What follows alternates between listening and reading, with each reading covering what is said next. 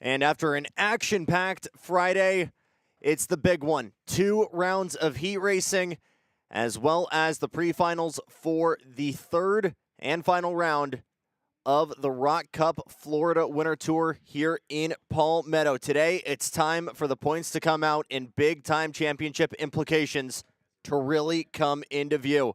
And that all starts right now with KZ Pro Shifter, your masters and shifter masters on ROK shifter equipment. With our producer Jason Larea, our director Brandon Hacker, alongside Jason Ewers. My name is Jackson Lambros. Happy to have you with us for the big show. Handful of rounds of heats, and as we mentioned as well, pre-finals today. Jason, nothing you can really hide behind anymore. If you've got pace, you got to prove it right here, right now. Yeah, and I think you got to adjust yourself to the changing track conditions. You know, we walked around and talked to a couple of the drivers today, and we talked about it yesterday too. Rubber is a real deal. How guys were actually raising their chassis because the cart was dragging through rubber and slowing the cart down. So that's only going to get amplified as the day progresses. You know, it feels a little cooler out today than it was yesterday. Not as humid, but we'll see what these guys will bring us as we get going because it's a long day of racing. It's a long day, and potentially rain being a factor as well as we work into the afternoon. And we'll go one more lap extra on the warm-up. I believe that was for issues from Matthew Sanford, the 502 TB cart, who might have been nursing a sick engine.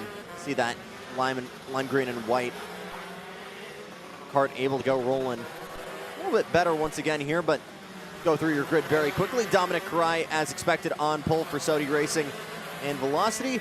After that, Joe Alves in the 421 Burrell will be alongside him. Then it's Gavin Ibby and James Andres to round out your field of 4 in Pro Shifter. Then it's Cole Mathewson and Skitchy Barnes. That battle we've been going back and forth between in Pro Shifter. That's 5th and 6th overall. After that, it'll be Morn Von Tak, Juan Martinez, Hector Sanchez, Matthew Sanford, Hector Campos, and Edgardo Ortiz rounding out your field of 12. Here's your first 4, though. The KZs coming out, all of them running TM motors, by the way. Again, one of the few divisions we've actually opened up where you're allowed to run something outside of ROK Vortex power. Everybody else further back on Vortex ROK shifter equipment. 3 different classes, each one about 4 apiece, with our KZs, Masters, and Shifter Masters. Split standing start here we need to mention. Hector Campos getting a little bit quick on the gun yesterday, and we'll hope for a more of a cleaner start here as we go green. That's your KZs off, and a great start for Karai. Looks like Andres able to get by, as there's the big pack. Masters and Shifter Masters get us started here on Saturday. Yeah, good start there for Skitchy Barnes. I thought he actually had an opportunity to get around Cole there on the start. If you notice, there is a delayed start because of the 2 different classes. Right. The big story yesterday, even with the delayed start, the ROK Shifter Master guys caught the KZ guys and was as fast, if not faster, than they were throughout the day. So we'll see if that pace will continue today and see if what Cole can do and Skitchy can do to get up there. And always, you know, the man we always talk about is on top. He's always going to be there, just a beast behind the shifter.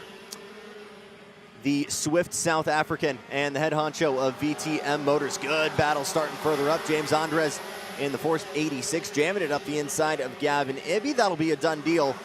And those 2 continuing to duel is going to keep Alves in the mix as well. A little bit further back. Good start for James Andres. You rewind the clock, it was really Ibby and Alves going at it for that second position, with Karai taking off. And that's what allowed the rest of the Masters and Super Masters to kind of work into the fray. But it looks like both Alves, Ibby, and Andres finding a little bit extra in these carts, at least for the time being. A very strong start here for that CL cart of James Andres just behind, as he starts to give chase to Dominic Karai. Further back, Skitchy Barnes able to get that spot in the Maranello over Cole Mathewson, the Rocket Racing OTK. Morn Von Tak, 7th overall, beat Martinez in his row. Then Sanford, Campos, Sanchez, and Ortiz. And the battle is on for your overall lead here, Jason. Yeah, right now it's kind of a little bit surprising. You know, Karai kind of checked out yesterday, so it's good to see people making their correct adjustments throughout the evening, trying some things different. You know, if you aren't on pace, you got to throw the kitchen sink at it to see what works. And obviously, Andres figured that out and right there on the rear bumper of Karai. Prime overtaking position here down the straightaway. Andres going to waste zero time. Purple lap will go to the inside. And your first new leader in what seems like the entirety of this tour. Move the CL machine. And James Andres to the point. Clean move into turn 1. Yeah, that Leclerc kart is definitely hooked up. You can see it's just a little bit freer than everybody else is out there. You can watch the kart actually rotate, which is something that we haven't seen with this rubber that's bit of premium. Bit of premium. So, yeah. So they figured something out overnight, which is good. And they'll probably translate that to the rest of the team and see what they can do throughout the weekend. I think something we also need to mention is quite literally 30 seconds after we went off air last night, it started pouring tremendously. Yeah. I'm not sure if that was enough to maybe wear down any of the rubber on track. I kind of doubt it, especially because we've been at work here since about an hour ago local time to lay this Levanto rubber back down on track. But did that potentially give these guys an opportunity to free up the car a bit maybe? I think temperatures being a little cooler today is definitely helping For out sure. as well. I mean, we saw racing yesterday in the heat of the day, and it was humid and sticky, hence the reason we had a pop-up storm at 4 o'clock. Right. Typical Florida weather. But yeah, it's definitely cooled down right now. We'll see if the reverse effect happens today and it gets a little bit warmer and hotter as the day progresses. I think we're forecasted for mid-80s today, so that's probably going to still be in plan there. But as you can see right there, Karai's just giving that kart everything he can to free it up out of the corners to see what he can do to stay on the back bumper of Andres right there. Both Andres and Ibi running the regional series here last weekend, so a little bit of time under their belt. However, very different tire compound, very different levels of competition. I think allowed the same power plant for the most part, but this has shocked a lot of people with just how gripped up this track was this from the start of the weekend. Again, first time we've been here as a series since I believe 2016. Back then it was known as Anderson Race Park, and very much still Anderson owned and Anderson operated. You've got all of their trailers still here. Again, very big family involved with USF 2000 and the road to Indy. But now known as T4 Kartplex, will be home next weekend to the Tillotson Nations Cup. And a very big part of Florida motorsports is growing here as level 1 for racing here in the Sunshine State. 4.5 minutes on the clock. Pace starting to go back to that Saudi kart of Dominic. Ride 41.758. You see it on the left-hand side of your screen. It's quicker than James Andres on track, but not by much. No, not by much at all. And I'm just looking back there at your ROK shifter masters with Sketchy and Cole, both running equivalent lap times as well. Pretty much. About 2/10 off of Karai's lap, but James Andres just went purple that last lap. So obviously feeling a little bit of pressure there from Karai and just responding. Had a really good talk as well with Lauren Mardan this morning about managing stress levels and making sure you're not overdriving the car. And as we mentioned, this place, very, very high mechanical grip, and it can bite you back pretty hard if you're asking too much from your machine this weekend. Yeah, that's what he was mentioning made a lot of sense. It has to stay calm. If you try to really force it, it just a reverse effect on it. You overdrive the cart, and the cart doesn't do what it needs to do. Like I love what he said. He goes, "Let the chassis do what the chassis is made to do." So set it up correctly and have faith and trust in that chassis. So with that being said, could we see for the first time in Anxious Dominic Karai, as this is pretty much the first time since round 1 he's had a taste of dirty air again. Was working with Mateus Morgado. He still is this weekend. Morgado on the wrenches and on the data for him this weekend. So the Brazilian's still very much involved, just not on track. I believe it was originally a motor tag for Morgado. He's got on board with him as well this weekend. That it was. And, round 1, Morgado ran it, and I would say he wasn't in dirty air because Morgado was 3 to 4 seconds out front. But, what an opportunity to have him on your wrenches and tuning and looking at your data. It's just only going to make you better. And I'm sure they're going to go back. He almost had a flawless race yesterday, so you don't know really what to do to the cart. Like, okay, you had the field covered pretty close by at least half a second, and you go back to your trailer. What do you do to your cart? So now they know that they don't have the fastest cart out there, so they have to start making changes. I'll say this as well because we heard it as well from the Katowskis, the importance of clean air here and dirty air, and a good chunk of our stuff on this track is really medium speed corners. What you're seeing right now, the penultimate and then the first corner, really the lone exceptions. So could that potentially be a factor as well? Obviously, we don't have wings, and we're not nearly going as fast as, say, Formula One levels. But again, your body work is doing at least something to push the kart down to the ground. Could that potentially be a factor as well? I mean, I think it always is a factor, and I didn't even realize how much the aero played an effect until last year when we talked to Gavin Bailiff, especially with the newest and latest of the body work. So, yeah, I mean, definitely, as we've heard that throughout, with everyone talking about how much of his body work is playing in aero. So, yeah, I'm just looking back. Skitchy Barnes got around Gavin Ibby right there, so he's moved up to 4th overall, 1st in class. Good run for Skitchy. Cole's right there. That's a close battle back there for 4th, 5th, and 6th. That was a really close battle, especially yesterday between Barnes and Mathewson. But now Scott has a little bit of someone as a shield between them. Actually, as soon as I say that, Ibby dropping down to P6 on track. Could there potentially be issues for the 442? Try to catch that on track here if you can. That 4th, 5th, see where that is between Barnes and Mathewson. I think Andres has got a pretty nice, comfortable gap. Alves, Barnes, then the rocket of Cole Mathewson, and then just behind you see that zebra-colored 442 of Ibby. I'm not sure if there was a missed shift or something he was trying to figure out, but Barnes and Mathewson able to make quick work of the 442. Yeah, Skitchy's got a comfortable lead right there over Cole. Cole, I think, got hung up a little bit behind Ibby. He's going to allow Barnes to get a little bit of a gap. Right there you can see that Cole was 2 tenths faster than Skitchy that last lap. 14 seconds ago, probably not enough time. And the 2 laps to catch on the back of Skitchy.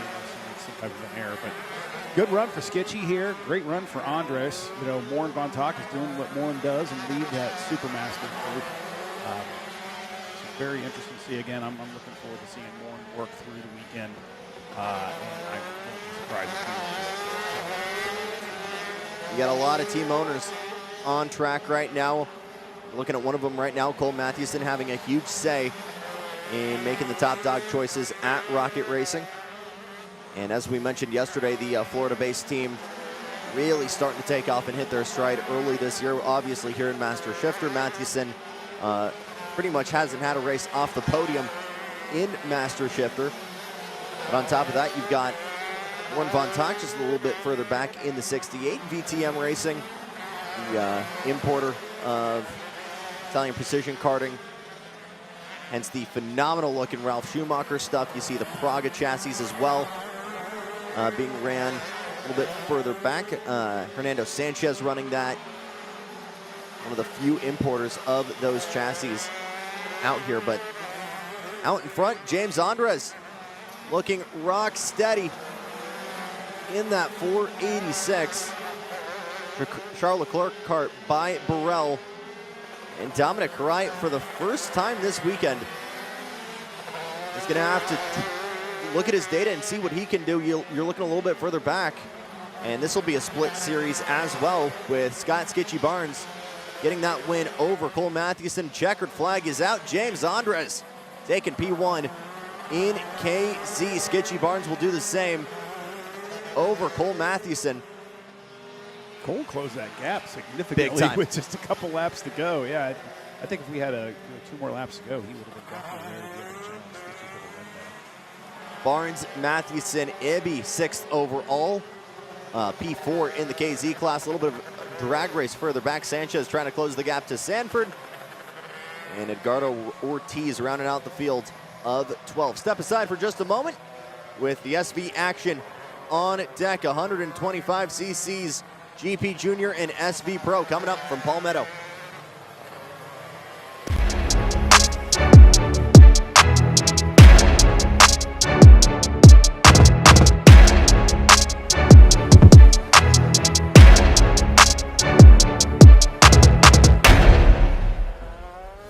When it comes to innovation on the track, Odenthal Racing Products leads the pack. From the highly popular EasyGP camera mounts to our tough case to GoPro case, racers everywhere trust ORP for strength, reliability, and precision. We're proud to be the #1 engine mount manufacturer in the USA. And with our new Easy Bumper Retainer System, you won't get caught out with a failed bumper bolt again. Odenthal Racing Products. Lead or get left behind.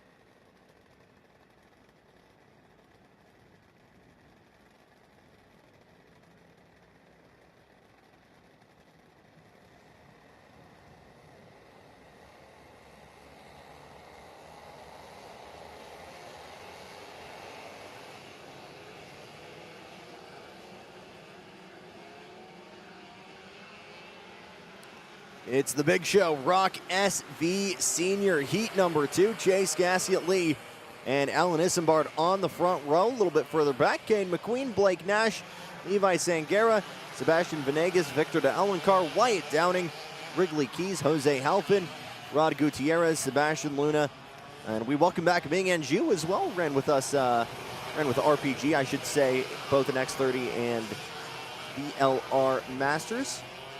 And after a long sabbatical, actually running the ROK Asia Series, comes back to America to get this final round. Very similar to what he did last year as well when we ran at Speed Sports in Houston. But it has been hectic out in front. Chase Gassiet-Lee going to try and go back-to-back here in the heats. Yeah, I mean, he went green to checkered yesterday, had significant pace, almost covered the field by a second. So, but I think the real battle is for the overall championship between McQueen and Isambard. Very much so. A little bit of verbal complaint from Alan Isambard this morning about some of the racing a little bit further back. But Caden McQueen also really needs solid results. He got dropped back to P5 earlier on. And Chase Gassiet-Lee has brought him down to a crawl. That's an early jump. And look at that. Isambard nearly going all the way down to the white line with Caden as we go green in SV Senior. Yeah, that was a interesting move by McQueen there, but almost made it stick. It's going to be interesting to see if there's something that's going to be said from our race directors on that one. But we will only know at the end of the race. But as we're working through this, as they're working through 3, by far the grippiest corner on this entire track, see how these guys have made those adjustments and what they can do to make sure if anybody can catch up with Chase Gassiet-Lee. McQueen able to recover quickly. He made mincemeat of Blake Nash. That's trouble, I think, further back. Alan Isambard very slow and offline. What has happened to the Rocket Racing OTK? That could be major implications. Further back, Blake Nash trying to make a swing on Venegas. Can't get there, but one of your major championship contenders has taken a major shot. Alan Isambard out on lap 2, leaving Chase Gassiet-Lee and Bennick uncontested. 8 minutes on the clock. Yeah, and remember that these are lottery-picked engines, so it's a completely different engine package than yesterday. So you got to take your whole engine off. You got to put a whole new engine back on. I don't know what happened there. He immediately looked down at the carburetor and started to try to make some adjustments. So, you know, when you take something apart, put something back on, although you did have a warm-up this morning, always something could have been overlooked. And now this is forced cooperation from second pretty much back to the remainder of the pack. Venegas and McQueen both trying to make moves. That's on Sangera and Alencar. Not able to make those moves, though. But these guys all are going to essentially need to go bumper to bumper if they have any hopes of closing this gap to the Florida, to the Miami native, just a little bit further up the road. Big dive further back to Alencar, able to put aside Venegas. He'll drop 2 as Nash goes through as well. So that's 2 spots dropped further back. Then it's Wrigley Keys. Really rough Friday, unfortunately, for the lone Norberg Karting Academy driver in this class, who was also nursing engine issues. Believe that was not only in qualifying, but as well heat number 1. But he's found himself back in the top 10 and trying to move on forward. How about this, though? Levi Sangrea doing everything he can in P2. He's going to be the one to try and close that gap to Chase Gassiet-Lee. Looking good so far, 42.9 even. That's your fastest man on track right now. And McQueen starting to break away with him from the remainder of this pack. Yeah, McQueen is either pushing him or pressuring him. Right. He's really laying down some fast laps right now. But, I mean, hats off to Chase on that Bennick out front. Just good, clean air and just laying down consistent lap times. They don't have to be the fastest, just need to be one of the most consistent out there. Looks so comfortable in that car. 42.748. So there you go. Still plenty of time. McQueen, another peek into turn number 1. Not going to go. Yeah, the question is you know, is Sangria holding up McQueen, and McQueen just needs to get around to see what he can do, get that kart in clean air, and have some fresh track in front of him to see what he can end up doing and catching, see if he can catch Chase Gassiet-Lee. I'm not sure if that is going to be the case. But again, I don't think there's necessarily a need for aggression right now from the Brit driving the Saudi. He knows his biggest rival on track right now has found his way to the scale lines. He'd obviously like to optimize that point output, maximize his chances of being on pole for the pre-final. But I'm not sure if this is a move he's really eager to get going. He'll try it again, though, into turn number 1. Third time, just barely going to be the charm, and that will be E2 for Caden McQueen. I'm sorry, you saw a little bit of a move further back there. Blake Nash going down to the white line. That's still trying to defend from Venegas and Jose Halfin. So a couple really good battles starting to develop on track. And Blake Nash actually with the purple lap, 42.546, could very quickly lead that triplet of carts behind and make this another 5-cart train. 2 seconds the gap right now between Sangera and CGL. Getting to the halfway home point here in heat number 2. But Chase Gassiet Lee, almost a carbon copy of what we saw Friday afternoon, uncontested for the time being.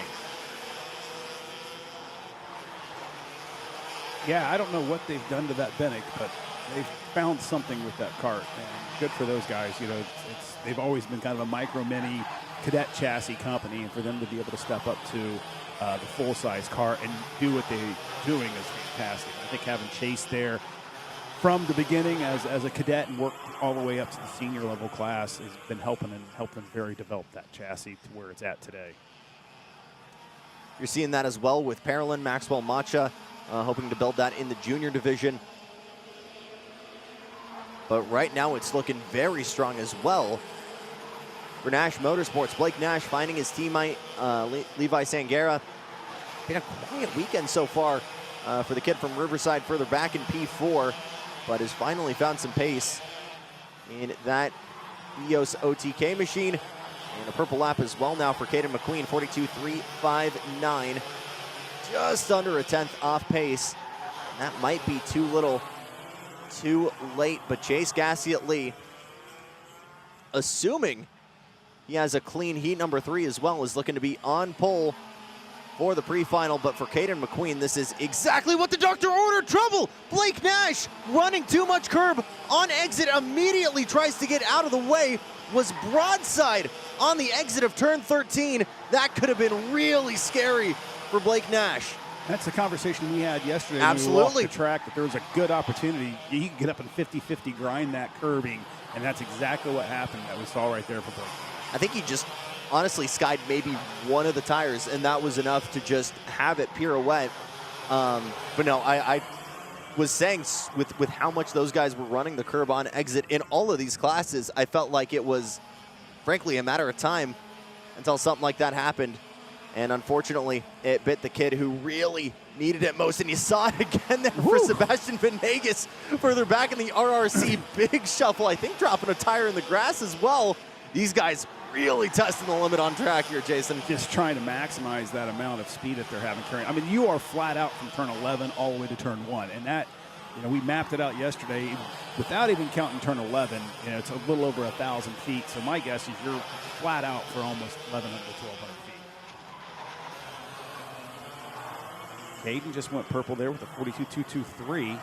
That'll bring the gap down to 1.7 on track.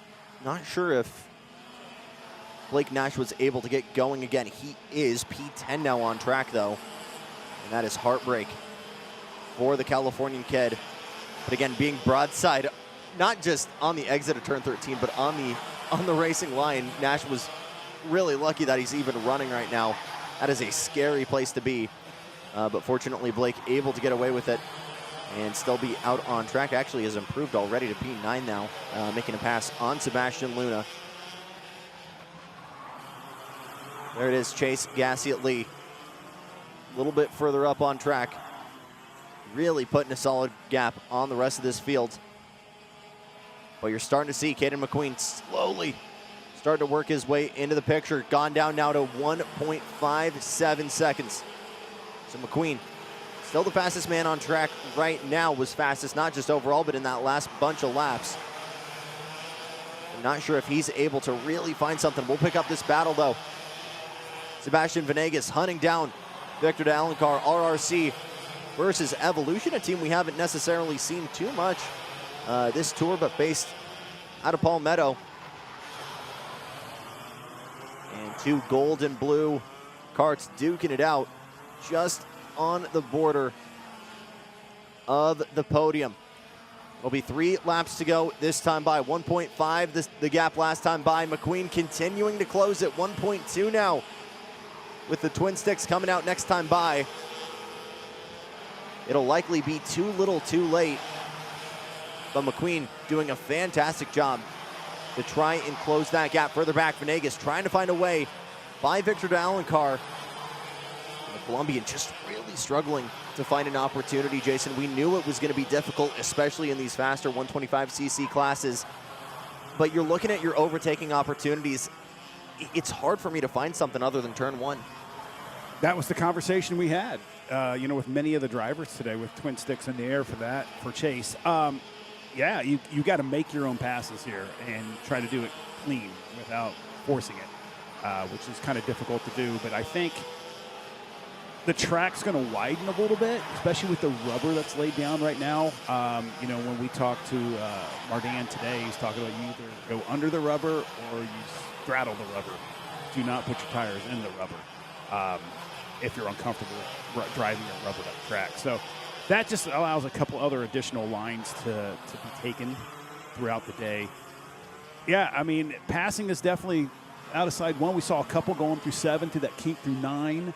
Where you can get set up, but like we talked about, it's a move that you've got to set up 2 to 3 laps ahead of time and predict it.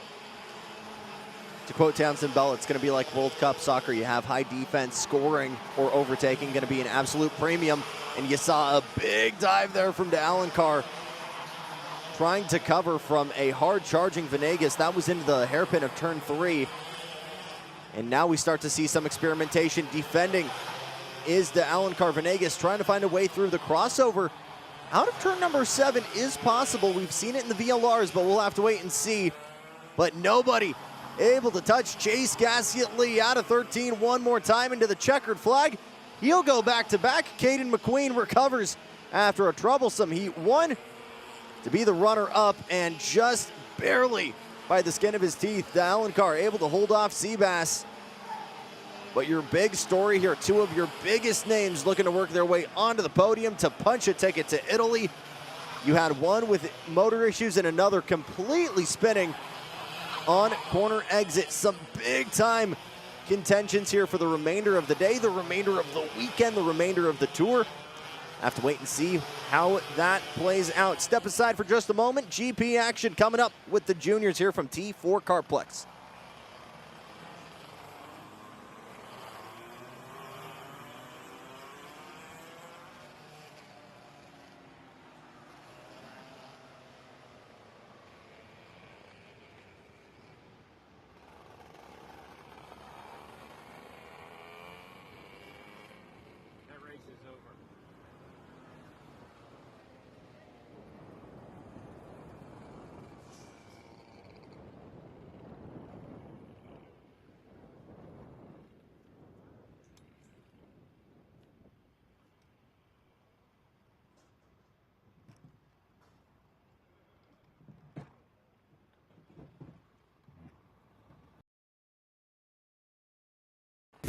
Odenthal Racing Products leads the pack. From the highly popular EasyGP camera mounts to our tough case to GoPro case, racers everywhere trust ORP for strength, reliability, and precision. We're proud to be the #1 engine mount manufacturer in the USA. And with our new Easy Bumper Retainer System, you won't get caught out with a failed bumper bolt again. Odenthal Racing Products. Lead or get left behind.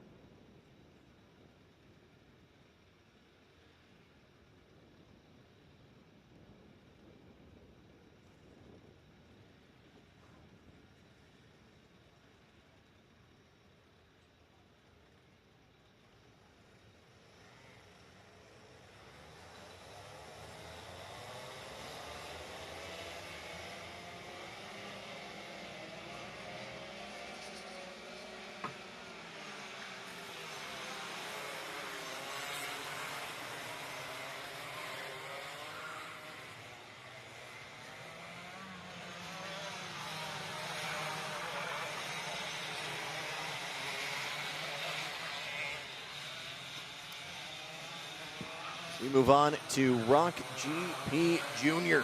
And Tristan Murphy on pole for Ryan Perry Motorsports. Then it's Nico Katowski in the Burrell Art for Trinity Karting Group.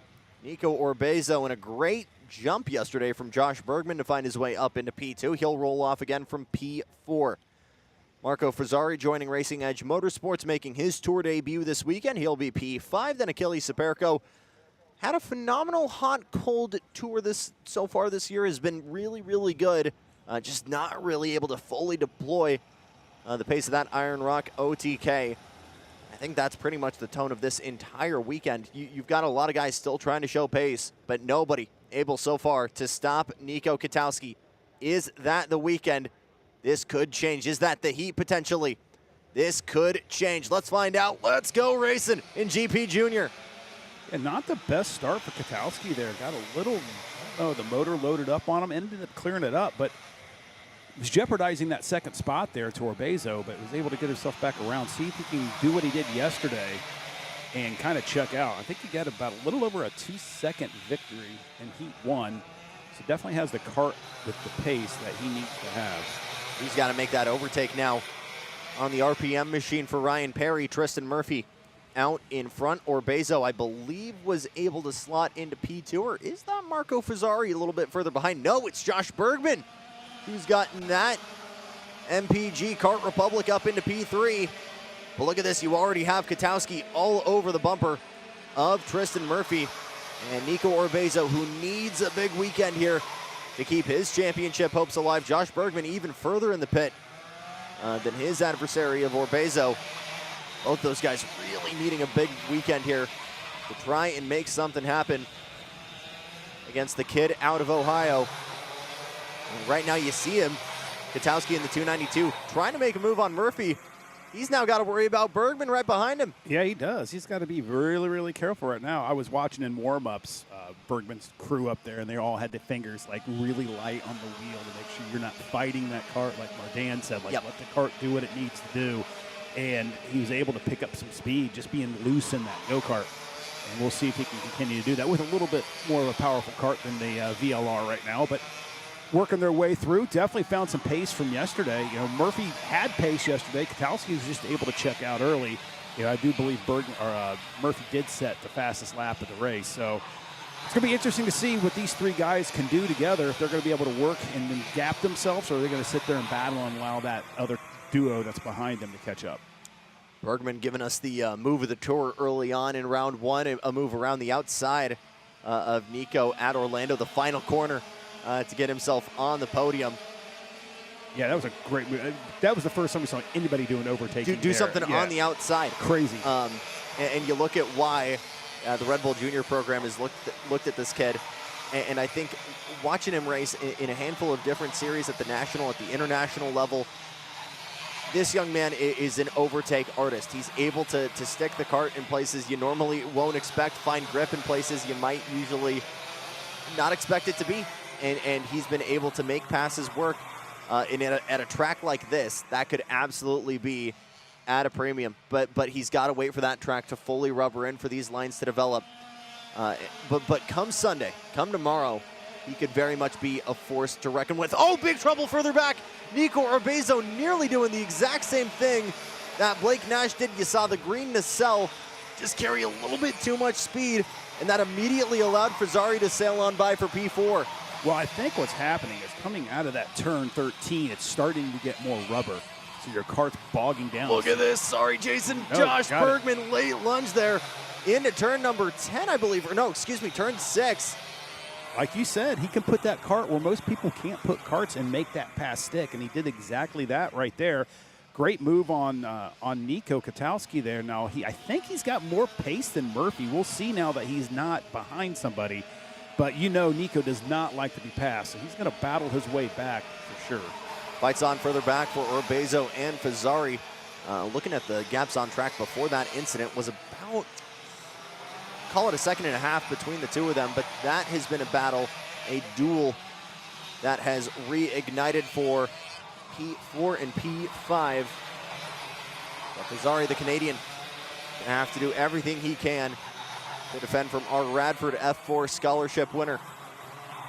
5 minutes on the clock. Murphy 1.3 seconds on the clock. And gaining 42.512 last time by. Not just half a second clear of Bergman, but the fastest man on track so far. And that gap continues to grow now. 1.5 the gap. Personal best from both Bergman and Katowski. But Tristan Murphy, that Ryan Perry Motorsports machine, is in a league of his own for the time being. And Katowski knows it. He's immediately putting the pressure back on the London-born American. Yeah, good run so far for Bergman. You know, we were able to go sit, and we've got an interview with him that we'll probably show a little later, which was a really good interview. But, you know, it's Chase Jones is on his wrenches this weekend, who's just, you know, well-established. I've known Chase since he ran juniors in the Midwest, and just have really developed a great little program team. Just moved down to North Carolina. He said he's only been in the shop 3 days. Wow. He moved before Christmas because of all the racing that's happening right now. So he's looking for some of the stuff to settle down so they can really get focused in on the true karting season, I guess, is how we wanted the traditional karting season is, I guess, what we should say there. But, yeah, as we're working through here, I really thought that Bergman was going to be able to pull away from Katowski and close that gap on Murphy, but that's just not happening, is it? I think that's just one, showing the power of the draft, and two, showing that there's still plenty of life to show in that Burrell just a little bit further back.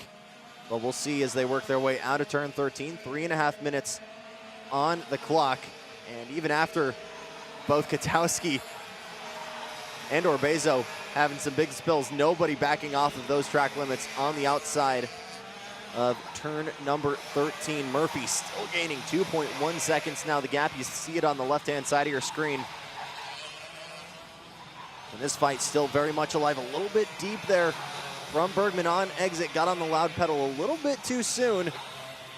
Again, I think you're maybe starting to see a little bit of anxiety growing behind Bergman. He knows he was expecting that gap to grow. It hasn't, and maybe you're seeing a little bit of over-aggression now on that Red Bull machine. That's exactly what Martin told us. Like, you get too aggressive and you start throwing that cart in.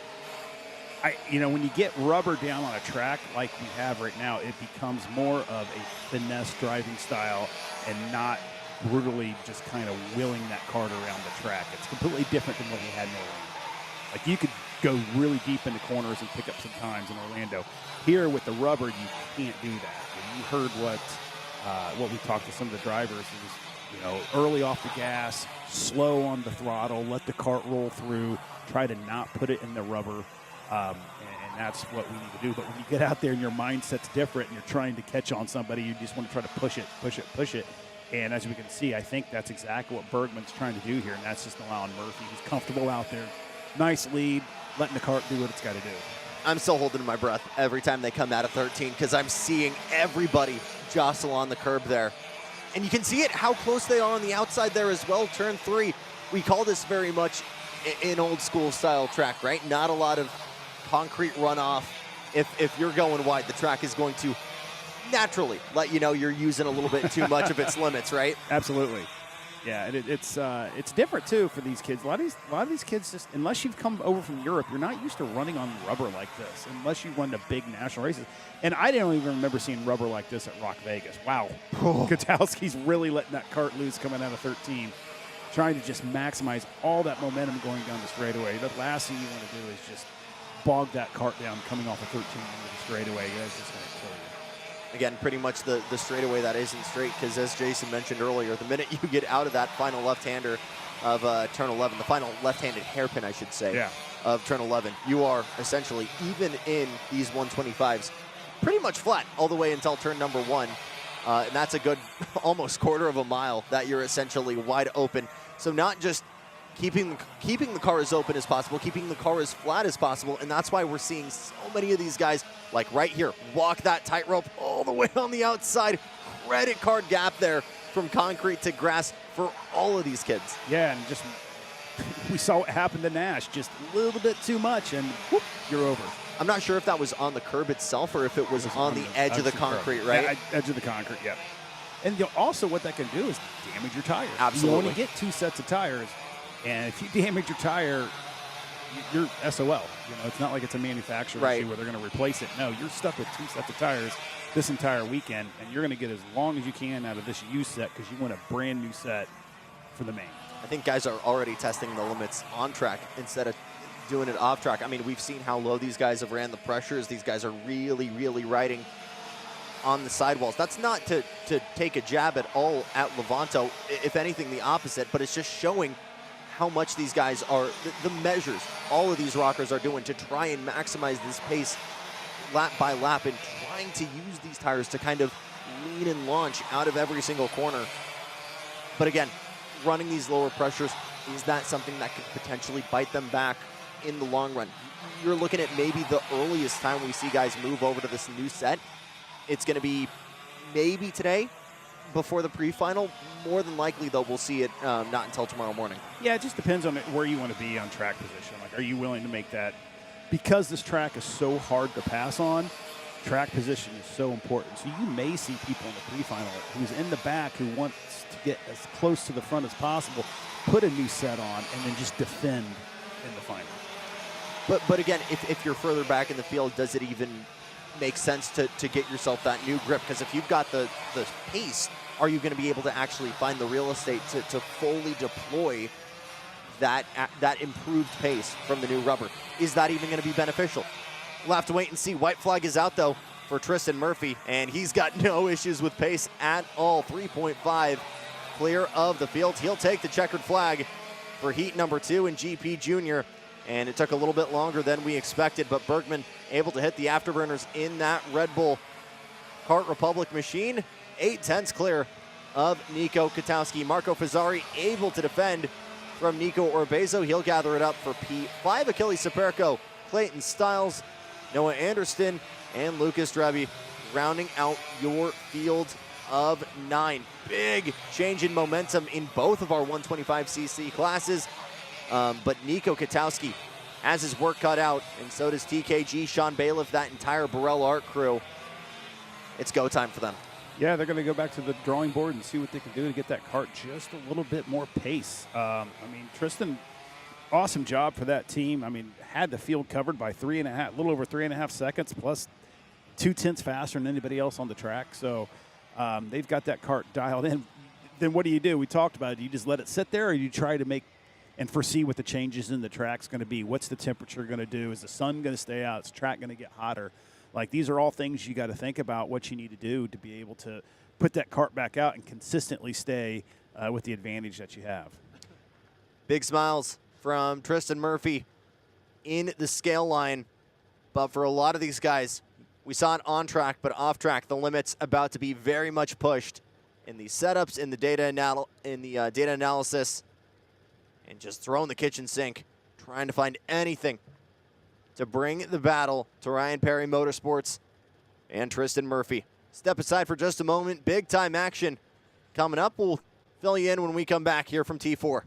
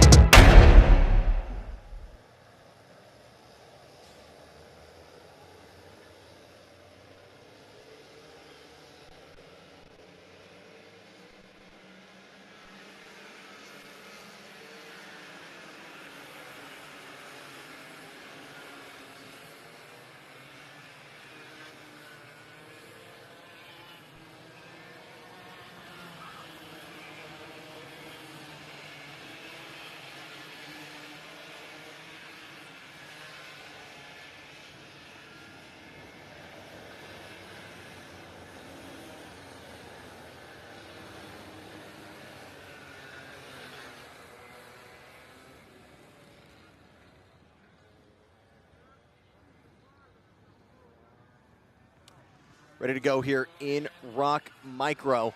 And Emmett Dalton, Enzo Botero, as we mentioned on the pole. Emmett Dalton really surprising us after a relatively incognito Florida Winter Tour, has really turned it up. And the Venom helmet, the number 11 on the pole. Oh, that's trouble further back. The 29, Cohen Scott. And both him and Chase Zolman were slow on the crawl out of the pit lane in Heat 1. You just saw it on the camera earlier on, Chase Zolman in the TKG having issues. That's a way to manually start it. You saw one of our ROK officials try to get the rear axle going. But that Kart Republic machine not wanting to roll. So trouble again for Cohen Scott. We mentioned it earlier, at the low RPMs, these guys struggle to go, and when all of these kids are down to an absolute crawl, like you're seeing right now, the absolute drudge that Dalton has brought them to. It's been rough to see some of them going, but we are looking good to go green. Dalton and Botero on the front row as we go racing in ROK Micro. Oh, look at the move right there. I think we do have the yellow out. Never mind. Yeah, okay. So I think that might have been actually not just because of... Did he get his cart fired? I'm not entirely sure what happened to that Kiddix machine. But Chase Zolman and Cohen Scott, did Scott get that number 29 rolling again? I'm not entirely sure. And, oh no, more trouble for Zolman. That might have been the reason for our yellow. And the Lando Norris helmet once again down to an absolute stop in the number 8 T4. And ROK officials trying to find a way to work it. Got on the... Clear it out, got on the starter. Yep, and I think we got him running again. We just got to open it up. Is he going to? No, I think it quit on him again. Look at that front left tire, though, and how much that's already started to... I think that's just picking up more than anything. Picking up the rubber off the race line, yeah. But that just tells you what happens if you go off the race line. Oh, just how much you're going to pick up. And that plays a significant handling characteristic on your car until you can, like, flip it off and rub it off, because it does take the tires and put them way out of balance. And I mean, even when we did the track walk Friday morning after a Thursday of practice and a Friday morning of warm-ups, it snacked up really, really well. And that's going to make overtaking even more difficult, because the minute you try and go offline, that's what you've got waiting for you. Yeah. On the high line. It's always a little bit easier. We've talked about it in these cadets. Obviously a little bit lighter, a little bit smaller. And we talked about it in a handful of juniors graduating up from the cadet chassis. Maxwell Macho, who we had in the first 2 rounds. Cam Johnson recently making that move halfway through last season. Handful of guys felt like almost losing a superpower, going from a fighter jet to a cruise ship. Smaller, way bigger, way heavier. Moves that were formerly possible, now far harder just because of that bigger size. So all these guys looking for a way. Zolman made it back. To maximize their pace. And I think Chase Zolman has had already an adventurous 2 laps here. Oh, no, and no, it's happened again. You've got to be shaving me. Exact same spot. That cart does not like to go slow. Well, they're going anyway, so. So we've got green in micro heat 2. Looks like Jack Katowski tried to go to the outside, got the inside move into 2. Good move for Jack. Look at this. Emmett Dalton trying to swing it wide to swing back on Botero. Will fully clear him. Good defense there. Knew the inside line was going to be dived on. Went as far to the right as possible for that hairpin and launched late out of turn number 3. That's how he kept on to that runner-up spot. You got a feel for the number 8. That Lando Norris helmet in the entirety of TKG. Doing everything they can to keep that kart alive. And unfortunately, that trouble continues from Friday afternoon into Saturday. First time to the stripe. And Katowski blocking early. Dalton going to try to go the long way around, maybe a cross-up into turn number 1. Not really too many opportunities for a switchback, but that defending from Katowski could give an opportunity to Dalton. Not just yet, as he went really wide. I think missed the apex in turn number 3, so that'll keep it. Katowski, Dalton, Ferrante, then the Norberg machine of Braxton Shiflett, Sam Avila, and Enzo Botero. Yeah, I think what's going to be interesting to see as the day progresses and we race, there's that defensive line that's going to put you in the rubber, which is going to slow you down. So you're seeing a lot of guys kind of swing wide, almost like a rain line, cutting through the rubber and trying to get that momentum in strategic areas of the track where you know you can get that inside line for the next coming corner. So I was just kind of watching Dalton. He was kind of doing the same thing as we're going through 3 into 4. Just kind of watch his line compared to Katowski's here. It's a little bit different. Wide swing. Right. and just kind of trying to carry as much momentum, maximize the amount of speed that kart has to be able to put it where he needs to put it. But we got an incident there with kart 20. That's the 20, Marko Mijovic. And another one down. We've gone down from essentially 16 to about 11 on track, and only 2 in contention. Late look there from Emmett Dalton, trying to find a way around Jack Katowski. But he has kept that tiny Burrell as wide as humanly possible. He's done a great job of keeping the remainder of the pack at bay, not just this weekend so far, but the majority of the tour. He's looking to lock this championship up. 12:52. His points coming into this weekend. Romero Ferrante, the next one in line. That's at 968. So really just needs to stay in the zip code of the front of the field. And he will look to be your Florida Winter Tour champion in micro. Looking good so far. Yeah, that's strategy at play. Do you want to win the overall championship, or you want to get yourself a chance to actually have a stop win? Right. Type of a deal. And what's the end game for you? And that's everything that has to be brought up and thought about, and I'm sure that's the team's talking strategy and what to do. And if the win is there, take it. If not, don't put yourself in a situation where you're going to not be able to take the overall win. So you look at that as well. You flip the picture, Romeo Ferrante needing everything he can to maximize his chances. And that is a clean move into turn number 1. Dalton with a monster run out of the final corner is able to get the nose fully ahead and take the lead before we even got to turn 1. Yeah, it was. Usually you see a late braking situation there. He had so much pace coming off of 13 that he was able to pass halfway down to the straightaway. Let's see what he can do right here. Definitely had the pace yesterday. Had a couple tenths of a second faster than everybody else on the track, and significant win too. I believe he won by over a second. And that is hard to achieve in a class where the draft is so dependent. Being able to fully clear it means you've really got something dialed in. But the Venom helmet has done just that. Looks like a little bit of a move further back. I think the 2 Orsolans going at it. It is Enzo Botero trying to make a dive there on Sam Avila in the 66. And those 2 continue to go at it. 2 wide on the exit there. That was for P5 and P6. Good running as well for Braxton Shiflett. GFC for Norberg Karting Academy. Was on the podium for round 2. Hasn't had a weekend where on Sunday he hasn't been outside of the top 5. But a win this weekend for the Florida native would be huge. Yeah, a little shout out to Caden Damani too. Dad came in, made sure we pronounced his name absolutely correct. Right. And we do appreciate that. Again, if you guys hear us butcher anybody's names, please put it in the comments or whatever. Absolutely. We want to make sure that we respect everybody's names. So, Katowski with the move there going into 1. Little payback from what Dalton did to him earlier. See if Katowski can continue leading this race or if Dalton's going to come back. But as we've seen through all the other classes, turn 1 is the favorite passing place. It's not uncommon for many tracks at the end of this long straightaway. Right. But they're definitely taking advantage of that. And it all starts with coming out of that hairpin on turn 11.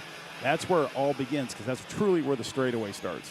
And that exit is paramount. Watch the steering wheel here coming out of turn 11. I'm not sure if it's as crucial with the... No, I'm seeing it right now. That little jerk of the steering wheel coming out. I think we diminished it to just a little bit of Rhino liner. That causes pretty much the whole chassis to grip up on exit. We've seen it with every single class. Oh, yeah. But with that Rhino liner, again, it's not consistent from corner entry to corner exit. It's patchwork for the asphalt. And what that means is you've got random spots of each corner that will randomly grip up. And that is another huge thing that really adds variety to each corner, adds challenge to each corner. Yeah, it definitely gives the track character. Yeah.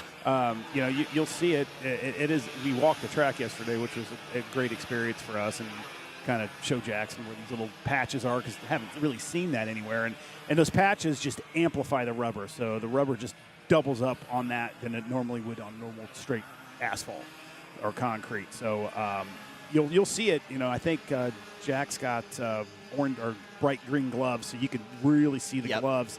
And it's literally the rubber grabbing the front wheel and trying to rip it out of your hand. So, over a long race day like today, that's grueling. We heard Mardan talk about how tiring it is to wheel these carts around in rubber. And are we seeing a pass right here? We saw an attempt there from Jack Katowski, but Emmett Dalton continuing to keep that Burrell at bay. The kink of turn 8 has actually been another big opportunity for a lot of these guys to make it pass as well. That kind of quick right-hander before the braking zone of turn 10. Neither of these guys really able to make it stick, though, outside of turn number 1.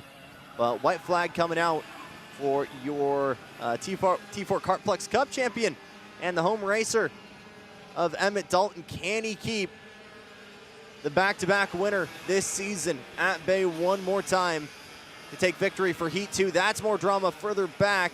I think that's still Mitrovic, actually, who was parked on the inside of turn number 3. But Katowski running out of time and running out of opportunities. That is Marco on the inside of 3. But only a handful of opportunities left coming out of turn number 7. His fast right-handed kink could have been a spot. He's not close enough to close the gap. Neither the case for Braxton Shiflett. But Emmett Dalton getting victory on Friday afternoon. Katowski within striking distance. This will be a drag race. Who's got more ponies in the run to the line? Bouncing off the axle. Dalton by 1. 14 thousandths. The gap between Dalton, but the Palmetto Kid taking victory here in heat number 2. We are no strangers to drag races in ROK Micro, and it only felt like a matter of time before we got ourselves another, but it's Emmett Dalton and Velocity Racing by Sodi to get victory in heat number 2. Katowski back by 14 thousandths. Romeo Ferrante 2 seconds clear after that. Braxton Shiflett, Enzo Bertero, Sam Avila, Caden Armani, Leo Yanklowitz, Franco Schiavo, and Ariana Denehauer rounding out your top 10. We keep the cadet action going as we roll on to ROK Mini. That's on the backside of this break.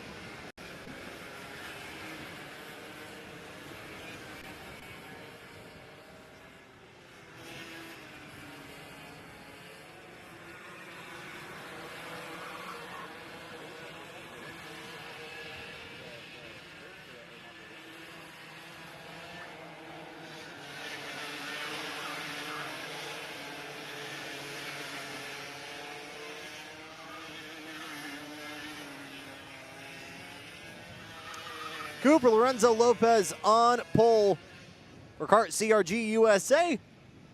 And Signetti Racing, as we get back into it with ROK Mini, he'll be alongside Vicente Aguilar for AM Engines, your championship leader. Hudson Howard just behind in the My Parents Garage KR. Nico Salazar, Caden Caldera, Kimo Ahmad, Dutch Westbrook, Ricky Romden, Liam Masilis, and Bautista Puglisi-Bassi for V Motorsports. 12 rockers deep. They're rolling and we're racing in Heat 2 for the minis. Oh, big look to the outside there. 104 Lopez hemorrhaging a couple of positions. I think Howard, Caldera, and Lopez able to get through. Who came out first on the other end? Was it Lopez? I believe it was. I think you're right. Yesterday, the biggest talk we got to talk about is Dutch Westbrook, though. Like, not a great qualifying position. Second overall. A name that we're used to talking about, Absolutely. too. So we were both kind of sitting there looking at each other on his qualifying times, like questioning that. But I'm sure Dutch will just work his way back up again to that front of that pack and maximize the amount of points he can to just have the best pre-final start that he can get. Again, I think like so many of these drivers new to this venue, and I think frankly has had a tour with a lot of pace that has not been proven just yet. Here's our first look for the lead. Hudson Howard trying to get through that J. Howard driver development machine, and will fully clear him.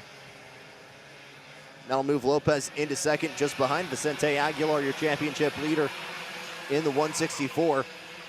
Looking to get to work. If I remember right, we had quite a few lead changes yesterday, right? You had three to four lead, but more than that, but got different leaders. I think we had 3 different leaders. So it would be great to see these guys sit back there and battle again and really kind of show how the talent level is with these kids. Like, right. It is amazing what they can do with these little karts. Not too surprising that it's first through third right now, each of your drivers who led in heat number 1.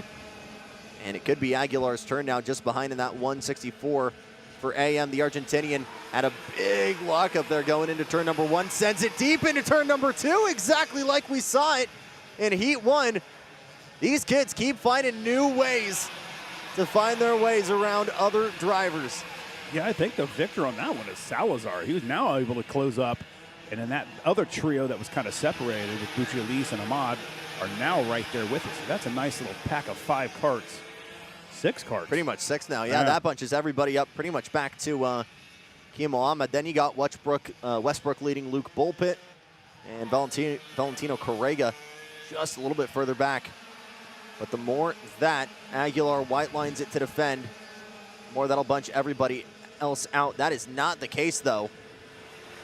Yeah, it looks like our Max Santana was able to get back on track. Unfortunate start for him, but hopefully he can get that thing wheeled up and catch the back of that pack. There he is right there.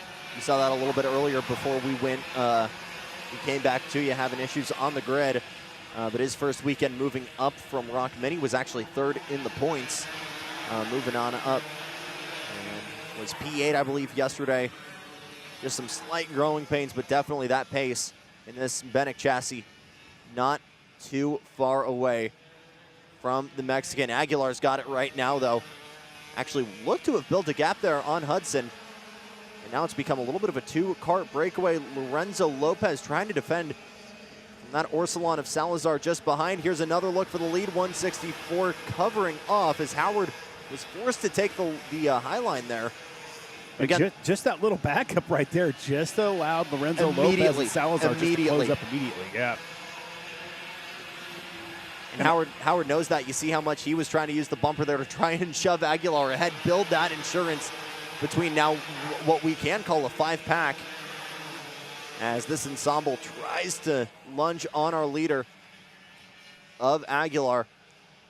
Well, Lorenzo Lopez continuing to defend just further back. Nico Salazar, the Costa Rican, now has another guy to deal with. That's Bautista Puglisi in the V Motorsports machine. And this is now officially 6 karts in contention for the lead. 3 minutes to go. Can anyone find anything for AM Engines and Vicente Aguilar? That really hasn't been the case so far this entire championship.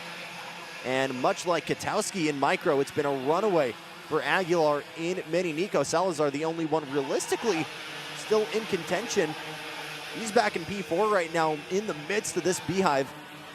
Matter of fact, struggling to close that gap. Yeah, the top three just seems if they don't battle, they have more pace than the rest of the field right now. So if they can just be smart, 3 minutes left, 2:30 to go. It's just don't get into that blocking. As I say that, Aguilar goes down low to block Howard going into one. Howard says no, thank you. Shoves it through on two. Oh, look at this late move. Lopez. Cooper Lopez getting it done inside of the hairpin.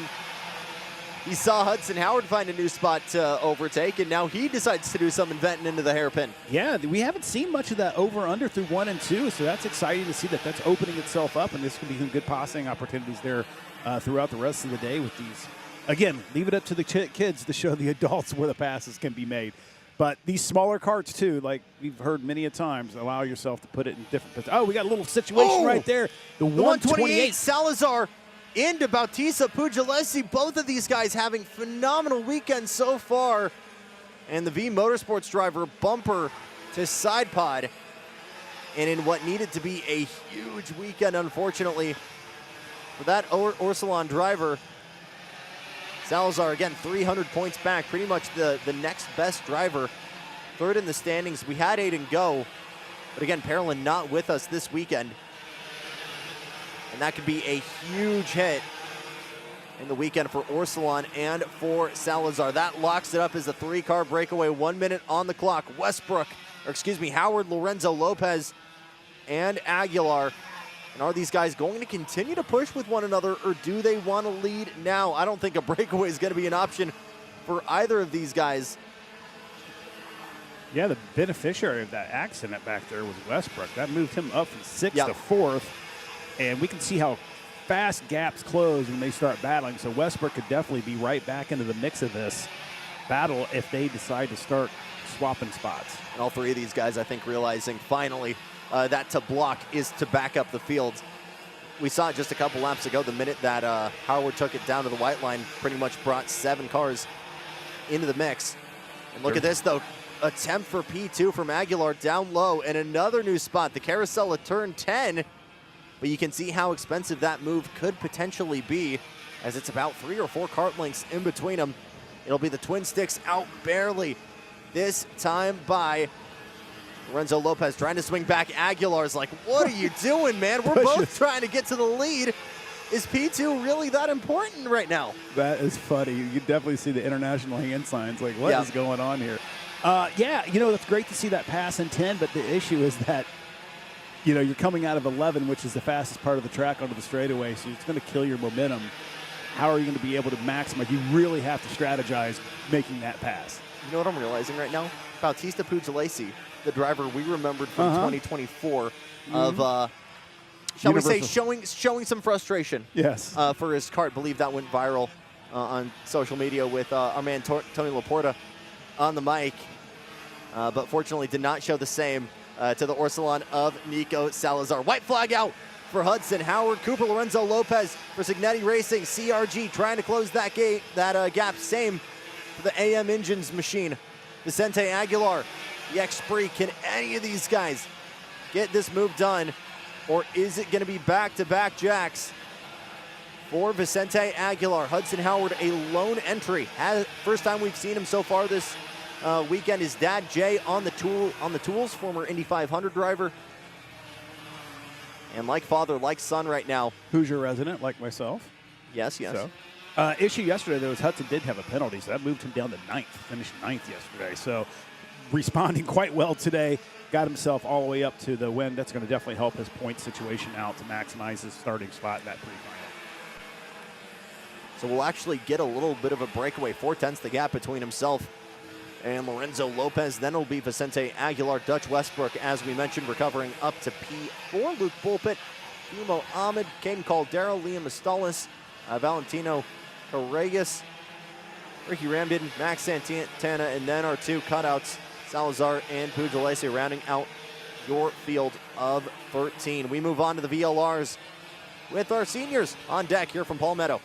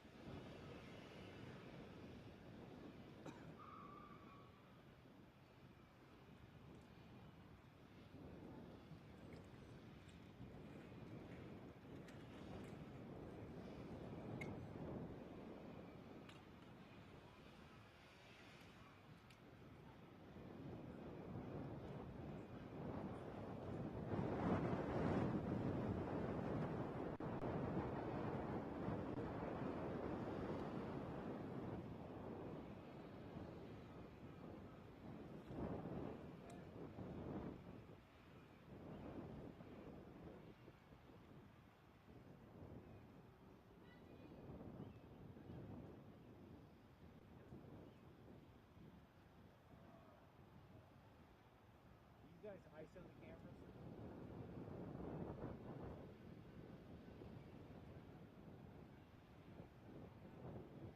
You guys ISO the camera. The kid you're talking about, was he wearing like a white jumpsuit with purple paint on it?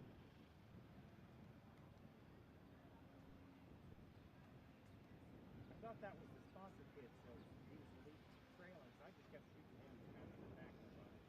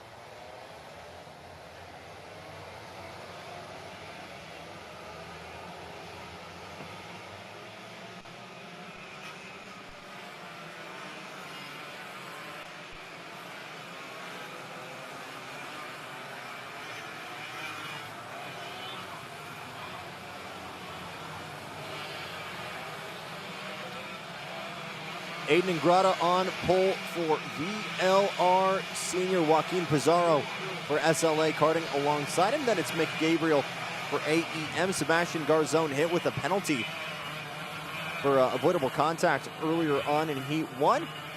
Will still start in P4, but ended the day yesterday P7. He's now alongside William Bouthier, Colin Lloyd in 6th, your championship leader. Santiago Fernandez, who had a mechanical after leading in Heat 1, starts P7. Victor de Alencar with Tiziano Rosso and Mauricio Hernandez, your championship runner-up provisionally, rounding out your top 10. Wrigley Keys running in the Nash Motorsports EOS. Then it's Jose Halfin, Lorenzo Kaufman, Asen Dromalev, Daniel Turbe, Frederick Manning, Jack Oakfee, Savek Sarkthi, Quentin Angeli, and Asher Torres Jr. rounding out your field of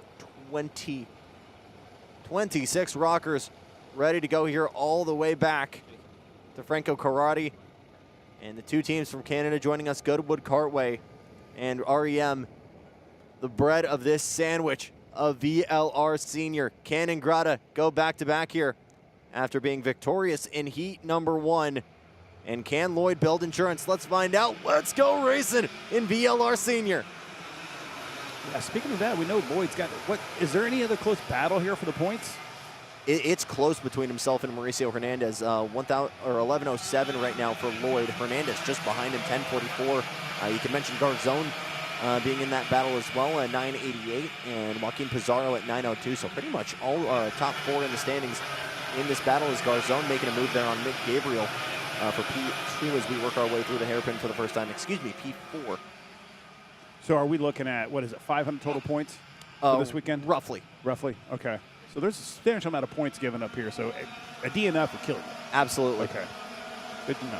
So Colin Lloyd absolutely needs to run consistently out in front. But again, the big problem with a lot of these guys is we've got a lot of tourists. And we had that in race 2 as well. Chase Hand coming in and doing a grand slam. Being on the wrenches for Norbert Karting Academy GFC. Got a free ride out of it. And absolutely dominated the second half of Orlando. And that has been very much a little bit of a wrench in the gears for the plans of Colin Lloyd. You'd say the same as well, though, for Mauricio Hernandez, who finds himself P9 on track right now. And your two championship contenders not even in the podium positions right now, way farther back than originally intended. Sebastian Garzone just at the bottom. Then it's Joaquin Pizarro, who has really not had a solid season to this point. Again, P4 in the standings, but could win big here on Saturday. But out in front, it's all about Aiden Ingrata, 5-time Canadian karting champion, 2-time ROK Vegas winner, and his debut this season from Florida Winter Tour has to this point been simply put phenomenal. Yeah, he's definitely had that Racing Edge Motorsports chassis just dialed in so far. I don't know if anybody really has anything for him.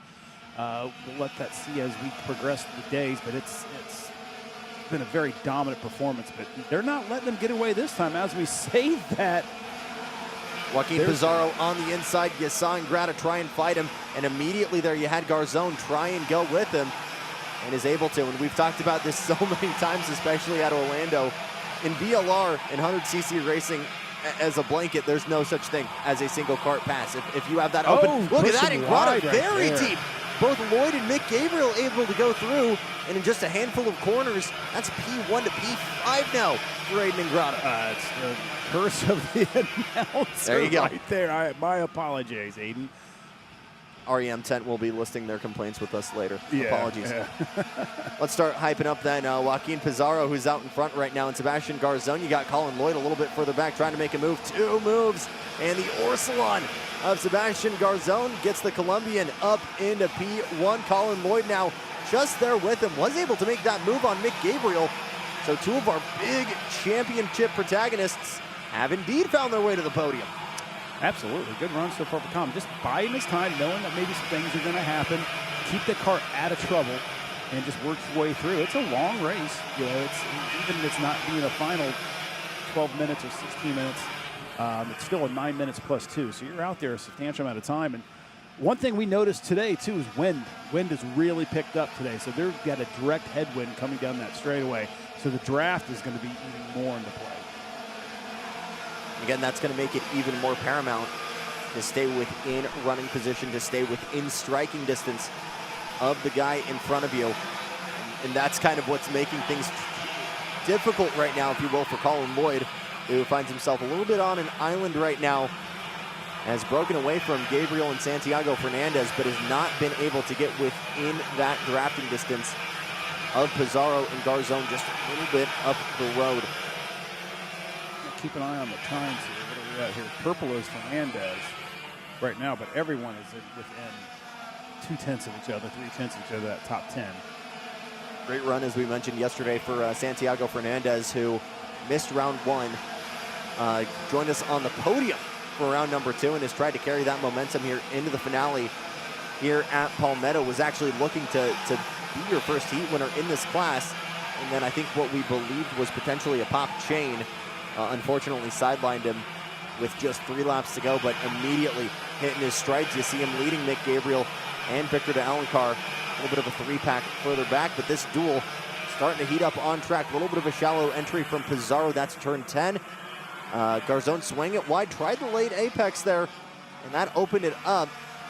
But Pizarro still not able to strike just yet. Could this be the time that changes?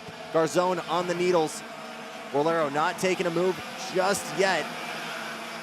Again, turn 1, kind of your main opportunity to overtake. We've seen a handful of switchbacks in turn 6 and 7, as well as the kink of turn 8. But nobody able to really find a way past your new leader, Sebastian Garzon, just yet. That could change here. A little bit of a shallow exit, a little bit of a look to the inside of turn 7. But Garzon still remains solid out in front. Yeah, took a look there. Probably realized not the best place to pass. Smart, put himself back in line. Look for another chance to go down. Be patient. Still plenty of time in this race. If your end game here is to win this heat, then you just want to be right in that position when you can. Make that pass when needed, because we know what's going to happen with Lloyd back there and then Fernandez right on the back end. Now he has a drafting partner. So they're going to be able to catch that duo pretty quick, is my guess here, as we're working our way through with just under 3 minutes to go. He's the fastest man on track, 49.642 last time by. So that Calcab machine doing potentially a lot to help, or could it be to hurt? Because now it looks like Fernandez is more busy fending off from the Evolution machine, or the AEM machine, excuse me, and Mick Gabriel just a smidge behind. And all of these guys still just a hair within. I think about 8/10 is maybe that threshold where you see the draft really come into effect. Closer you get, obviously, stronger it's going to be. Yes. But you really start to see that grab at around 8/10. I usually say that's the benchmark in 4-cycle. 2-cycle, I would say about the same. That's definitely not a problem, obviously, for Pizarro, but Lloyd, I think, just starting to get into that striking zone. Yeah, 7/10 behind right now. So his cart's very quick, but carts behind him are right back on his tail again. So, we know 2 carts work better than 1 cart, and that's what we saw right there with Mick and Fernandez. So see if they're going to work together as a team, do what they can do to get themselves into a challenging position for the end of this race.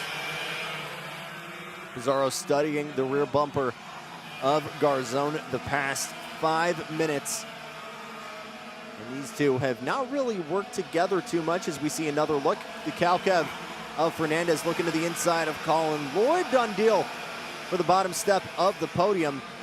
And that might potentially hurt him right now, but in the long run, Lloyd might be able to get some benefits here of the draft. Some relatively cleaner air now for Fernandez. And the guy who still has the fastest lap on track could potentially be the one to lead them to your top 2 here with just a hair over a minute on the clock. Yeah, my question is, I'm looking at Andrada's times. They're blazingly fast. He's 4/10 faster than Garzon. So if he was only up there, didn't get shuffled back on that one pass at the beginning of the race, I think you him up there in the front, really giving a challenge to Garzon. He's got a teammate just behind him as well, the fellow REM machine of Will Bouthier, but not able to fully push them. I believe, again, that 3-pack of Victor de Alencar, Andrada, and Bouthier just behind. Then it's the Flying Frenchman, Tiziano Rosso, who is definitely a driver who is well-deserved. His flowers has been one of the few senior drivers racing for NKA so far this season. at a top 5 in round 1. Hasn't had a weekend outside of the top 10, and there's an emphasis on that when we've had senior weekends with sometimes as much as 40 carts deep. But Norberg Karting Academy, again, we've mentioned it a couple times, continuing to try and build here on the East Coast in this partnership of two legends, Gary Carlton and Ryan Norberg, has so far been phenomenal, but still looking for that big breakthrough win. Twin Sticks out this time by, or excuse me, coming to the line this time by, and Sebastian Garzon still your leader, but this has very much now become a 4, 5, 6 cart freight train, as exactly the way we predicted. Santiago Fernandez has given a toe to the remainder of this pack, and the fight is on for the lead. Yeah, and he's a couple tenths faster than that leading duo right there. So is there enough time left to go with 3 laps to go, 2 to go here at the line? Probably not, but he's got some great momentum going into Heat 3. A little bit of a look offline. That is Ingrata, who I believe was able to clear Mick Gabriel for P5. Yes, he did. That'll put Colin Lloyd on the menu just behind. And 2 champions going at it just in the rear view of Garzon and Joaquin Galero Pizarro. AEM Karting, Orlando-based team, looking for a big flex. Same for Orsilon Racing, which looked so strong in 2025. Could Sebastian Garzon be the one to potentially break the momentum here of Colin Lloyd, of Velocity Racing by Sodi, some of Florida's biggest teams going at it, and the center point has been here in VLR Senior. Both Polero and Fernandez looking to the inside. Garzon with a late defense to the inside of turn number 1 is able to hold him off. Fernandez able to move through for P2. A little bit of a move. Garzon still in the lead, but a big jump further back for Colin Lloyd. Got off the bumper of Aiden Ingrata. Yeah, I think Lloyd realized right there that a DNF, just put that cart back in line, take what you can get, because a DNF is absolutely not what he needs. Things starting to come out now. Nick Gabriel would be next on the menu, but this is vital points, vital positions potentially for Colin Lloyd to try and lock this championship up. Mauricio Hernandez losing a position further back, second in the standings. He's 10th on track, but Sebastian Garzon, with the explosions of battles happening behind, will take victory in heat number 2. Santiago Fernandez in second, recovers, gets 5 positions forward to get that runner-up position. Joaquin Pizarro, Aiden Ingrata, who was, I believe, as far back as P10, was able to find his way back into the mix. Colin Lloyd, Mick Gabriel, Victor to Alan Carr, William Bouthier, Tiziano Rosso, and Mauricio Hernandez rounding out your top 10. And every single time we fly the green for VLR Senior, you get the feeling that anything could happen. You'll get that 2 more times throughout today. We've got a heck of a show coming up for you as well. VLR Masters and Super Masters coming up here from Palmetto.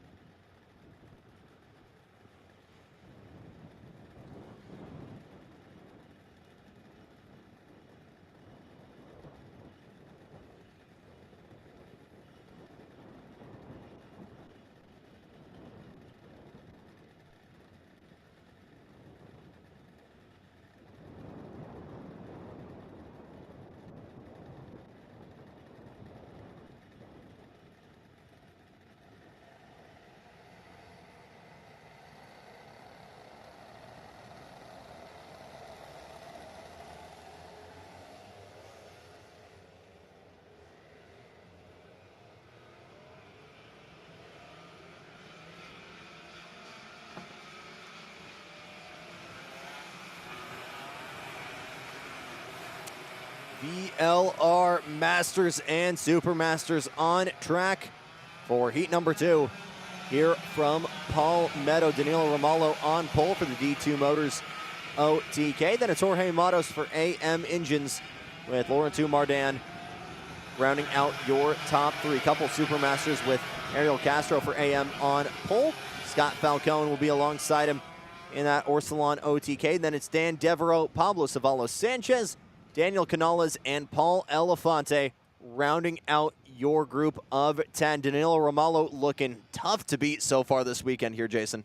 Yeah, but I think Mardan says he has something for him. We talked to Laurento today before everything started, so made some changes to the karts. He was fast in morning warm-up. Same thing with Elefante. Talked to Paul. They had some engine issues, had a new motor, backup motor put on, working out the carb settings on that. He was second fastest in qualifying. Romalo was third, or not qualifying, third in morning warm-up. So let's see what happens. Sometimes people throttle back a little bit in warm-up so they don't give it all out there. So we'll see if Romalo is just kind of playing a little bit of cat and mouse with him. Let's find out. Let's go racing. VLR Masters and Super Masters. One around already. Oh my goodness, that might have been Laurent Mardan. Mardan with Canales involved as well. That's the 58 of Jorge Matos. Yes, that was him and Mardan got into it, but Mardan was able to clear it. Matos immediately from the drop of the flag went down to the white line as quick as he could, and I think actually locked bumpers with Mardan. Falcone's now in P2 all over. So good start for Falcone right there. Got a great jump. Absolute chaos to get us started here. Actually, a little shocked. I thought Romalo would have been able to kind of check out with that little carnage happening back there, but Falcone just got through that flawlessly and is able to stay on that back bumper of Romalo with Mardan in tow right behind Falcone, and then Elefante and Castro. Elefante just able to make that move on the inside of Ariel Castro down low for turn 1, but you can throw a blanket over the top 3 right now. Romalo, Falcone, and Mardan. And the Colorado kid in the 99 getting a golden ticket after that early turn 1 carnage to get into the lead here. Paulo Elefante further back, continuing to battle with Ariel Castro. You got the Benek of Dan Devereaux further back as well. So a pair of triplets here to get us going for heat number 2. But already you're seeing Danilo Romalo starting to light the burners on that 718 and a breakaway. A little bit wide on exit there for Paul Elefante. I think that was a late dive from Castro to maybe make that move work further back.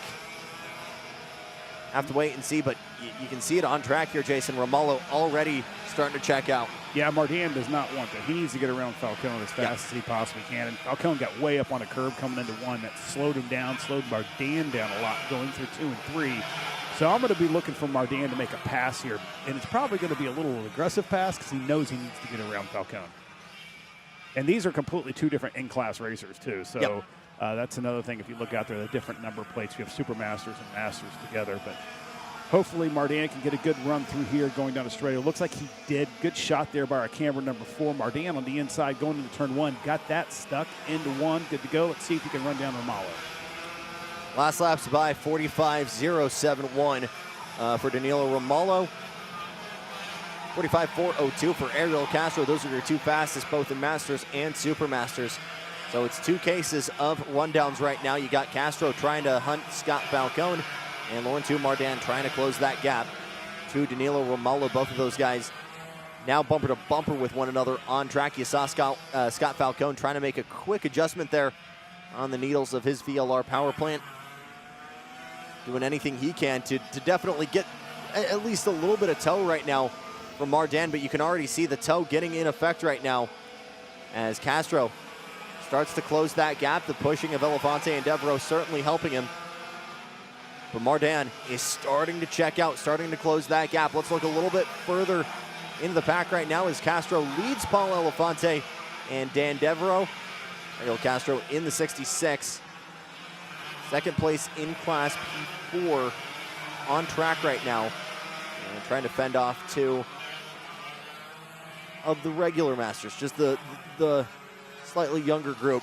The youngins. The youngins, if you will. Yeah, youngsters.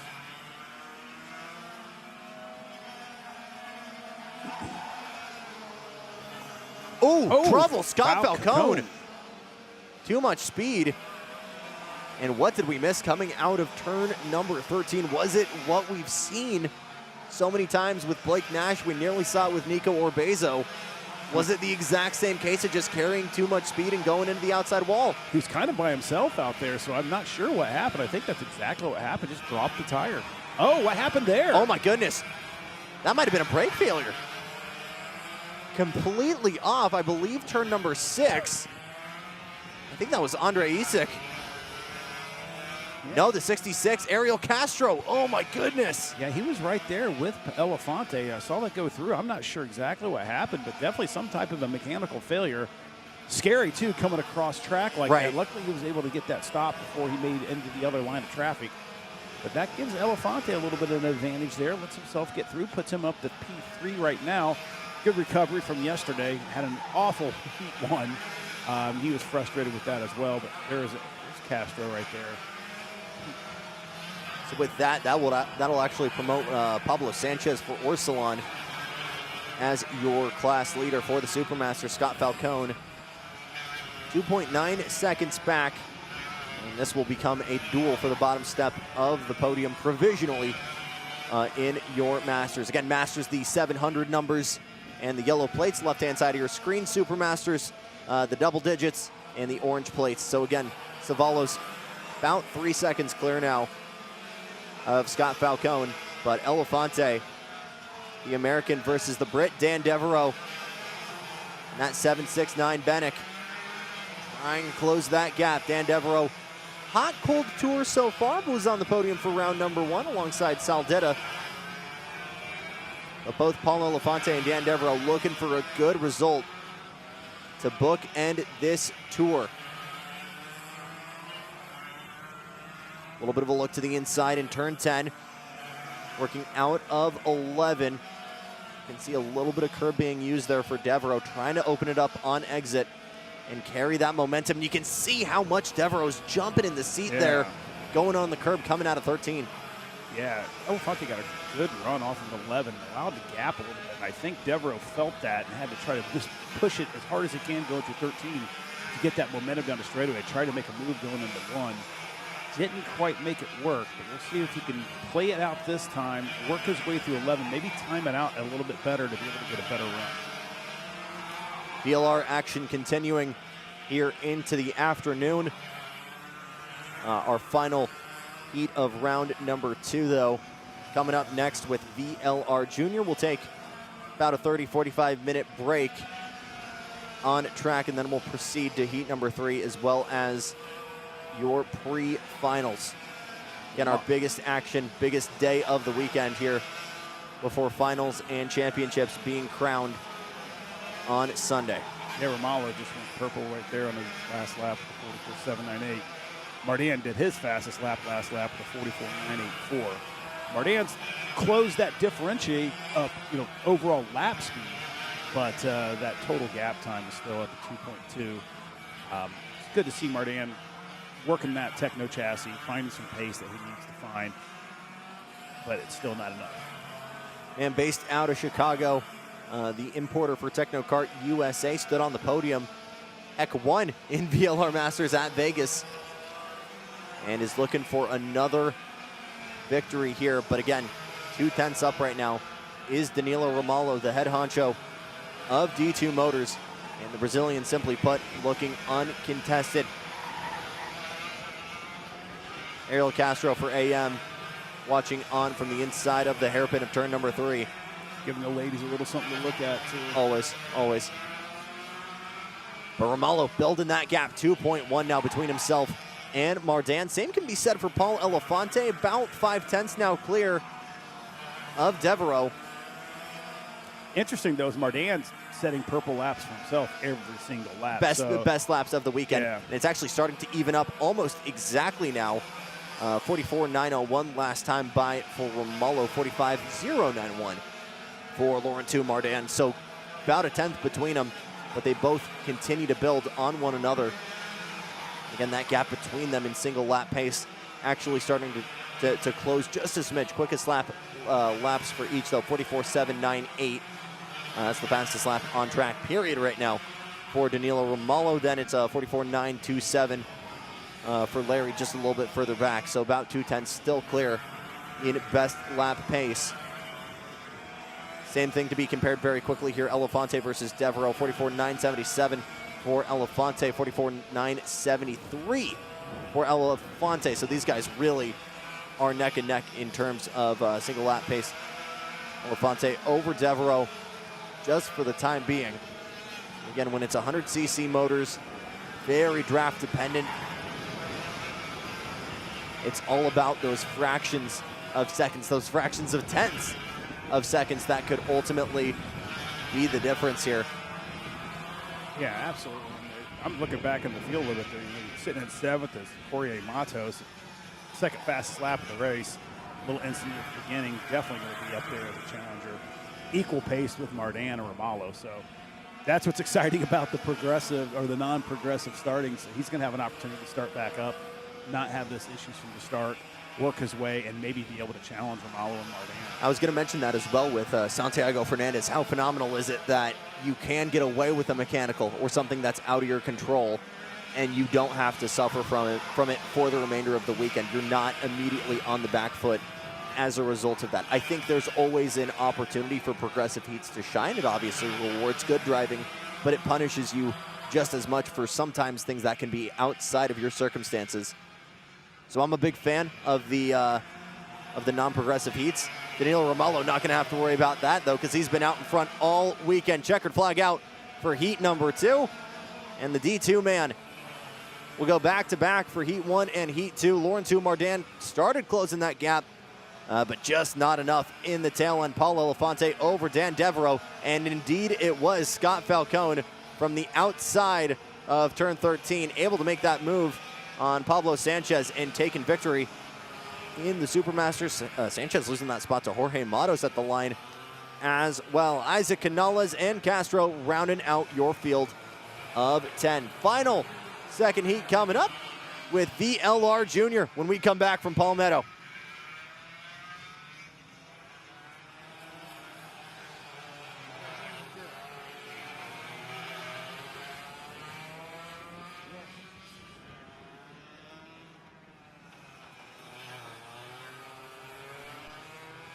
I can wait.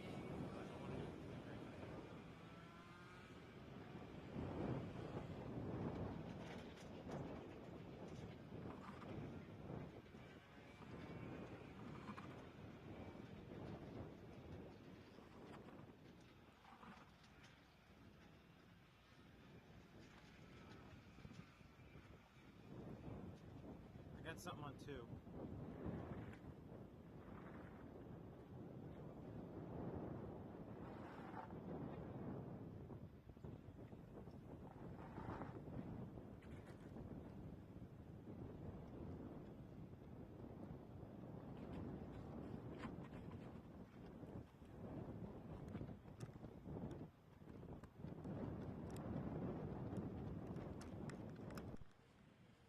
Yep, coming back on now. Just have to change the settings.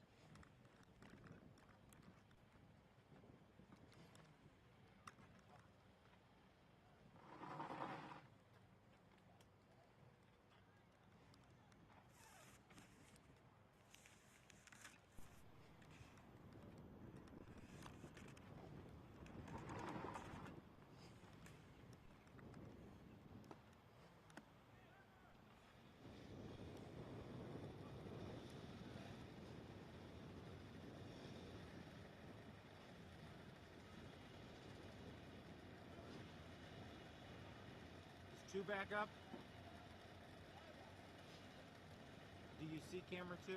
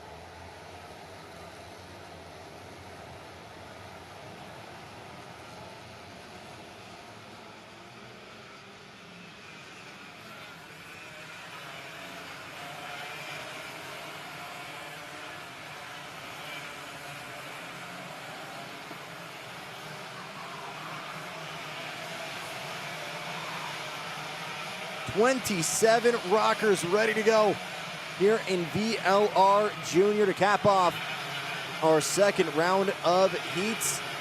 And it will be the Burrell of Nico Katowski on the front row. Isaac Malkut in the L1 cart for Mike Doty Racing will be alongside him. Then it's Santiago Orioli, Tristan Murphy, and Nico Orbezo. Marco Fazzari, Darren Kidd for MDR, Achilles Saperco, Luciano Dahez, Robert Tronchi Jr. rounding out your top 10. Was a really good race yesterday, but ultimately that black bumper and LN graphic Mike Doty machine of Malkut was able to not just get to the lead, but actually get a breakaway here. And for Nico Katowski looking to recover his championship hopes, he needs to immediately try and reverse that. ROK officials trying to bring them down to a crawl. As for the final time this morning, we've got the green. We go racing in VLR Junior. Big shakeup further behind. Oh my goodness, what happened on the outside? Going into turn number 1. That's the 836. Roy Chang, I think, made contact with Tronchi Jr. Both of these guys rushing to try and get themselves back out on track. But Jason, I think they locked bumpers coming out to the start. Yeah, I couldn't see exactly what was going on right there. That definitely something looked weird, like you said. It looks like definitely like they locked bumpers and got up on the back of them. Moroff further back, the 834. That's Nolan Carney. The Host driver development machine out of the Midwest trying to crawl back out on track. He's able to clear. That just allows Katowski just to get a little bit of the gap with a little bit of carnage right there on the first lap. Like I said, yesterday was some conservative driving, not a lot of action. To be honest with you, a little boring racing yesterday, which isn't uncommon for the first heat race. Still relatively having carts close to your chest, right? Yeah. But when we're, getting to 30 carts deep, this is more of what we're expecting, the chaos and carnage of a lot of guys trying to finally get used to the track and put that forward. Here we go. A little bit of a look further down, and Isaac Malkut, and I believe turn number 7 it was, able to work his way to the point. Yeah, you could see what happened right there. Katowski went in and had to really jerk the wheel to get that cart to turn through 6, and then that opened up the door for Malkut to come in and do the undercut going into 7.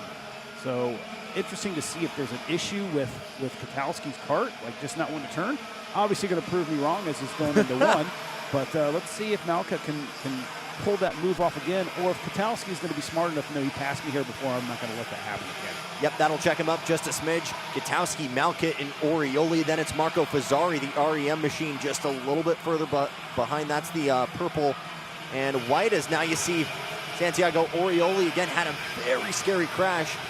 Race 1, getting into Lawrence Perriman, and fortunately not only able to work his way back on track, but work his way to the front, looking for his first podium of the tour, as the pair of Orlando rounds, simply put, have been unfortunate for him. But look at this. In all that battling for Orioli, we're getting a very similar breakaway, potentially big sidestep, and a major hit further back. Marco Fazzari locked the rears, and instant frustration. I think there might have been a little bit of help. Yes, absolutely. That's the hand gesture of that was not a isolated incident on track, but our first major shunt there into turn number 1. And again, when you're back pretty much all the way to P10, Luciano Dahez, you get the feeling that something like that was borderline bound to happen, Jason. Yeah, it's battling today. I love to see it happening here, and I think people understand the track can be, you can make passes here, and turn 1 happens to be the place where most passes are made, but it's set up coming through 11 into 13. Gloves coming off here in heat number 2, and Sandy Orioli is indeed on the scene. We've got another cart off right here, the hairpin of turn number 3. I think it was that Hots machine of Nolan Carney that was unable to get going. Actually, might have been Baxter Buchanan, the 344, who also had an incident. So unfortunate right now for Josh Hott's crew out of Chicago. Big lunge further back. I want to say Darren Kidd making the move there on Nico Orbezo. Again, Nico Orbezo, your championship leader, is very much in the pit right now, 6th on track, and needs to find a way in that 3-pack a little bit further back with Tristan Murphy, with Darren Kidd. You see him just behind there. He needs something, simply put, to get to the front and maximize this point output, because right now Isaac Malkut, Santiago Orioli, Nico Katowski are starting to run away with it.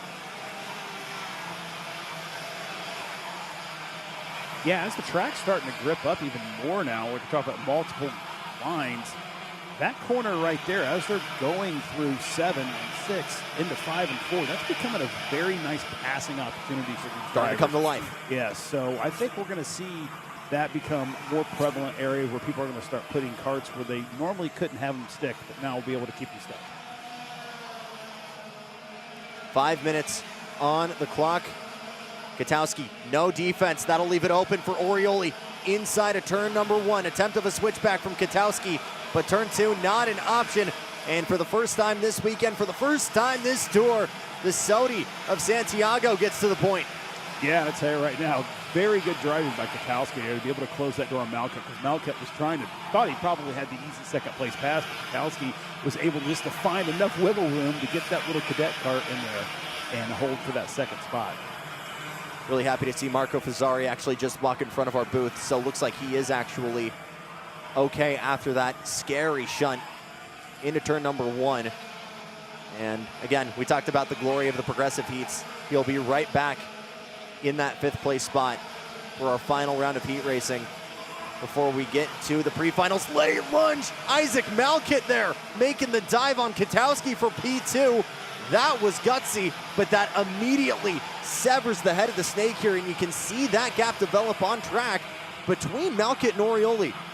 Yeah, it's a great move right there where you have to do it. If you feel like you're being held up by the kart in front of you, you've got to force a pass where it needs to be passed at. And that's a great opportunity too. It's a slow area, so if you do put your kart where you lose some momentum at, you're not going to get as such of a penalty as you would if you go as you're passing like turn 10 and 11.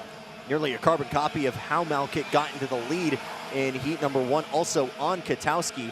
And I think maybe was watching the cadets run earlier today and yesterday and thought, my kart's a little bit bigger, but I can certainly find a way to shimmy it in there. And that's exactly what that LN driver was able to do. All 3 of your provisional leaders equidistant from one another right now. And our group a little bit further behind: Darren Kidd, Tristan Murphy, Dominic Mosoneko, Cameron Johnson, about 2.5 seconds clear. And unfortunately for them, it has not necessarily been bumper to bumper. It's been just as much of a beehive behind them. So not able to close that gap. 2.5 minutes on the clock. Here comes Isaac Malkut with a look to the inside of Santiago. Orioli will go late on the binders, cover down low for turn 2. Done deal for Malkut. Good pass. I was just looking at the timing and scoring. He's a couple tenths faster than anybody else on the track right now, so it's just a matter of time and for an opening to open up for him to be able to take that. Has that kart really rolling off of 13. Great to be able to maximize that speed down into turn 1, which is our number 1 passing opportunity on this track. Again, Malkut, your round 2 winner in Orlando, your ROK Vegas winner, not just in VLR Junior, but as well as GP Junior. Exclusively a VLR program here for this tour with Mike Doty Racing and Brandon Jarsarak. He was crewing with at ROK Vegas. And now that P1 spot is up for grabs. Katowski trying to go with him first to third from Isaac Malkut, but immediately Orioli gets back to the front. Yeah, I think with this wind that we're seeing out here, the significant advantage of being in that draft. And we've seen that play quite a bit where you can be a couple kart lengths behind coming off of 13 and able to close that and catch that momentum to get that pass on the turn 1.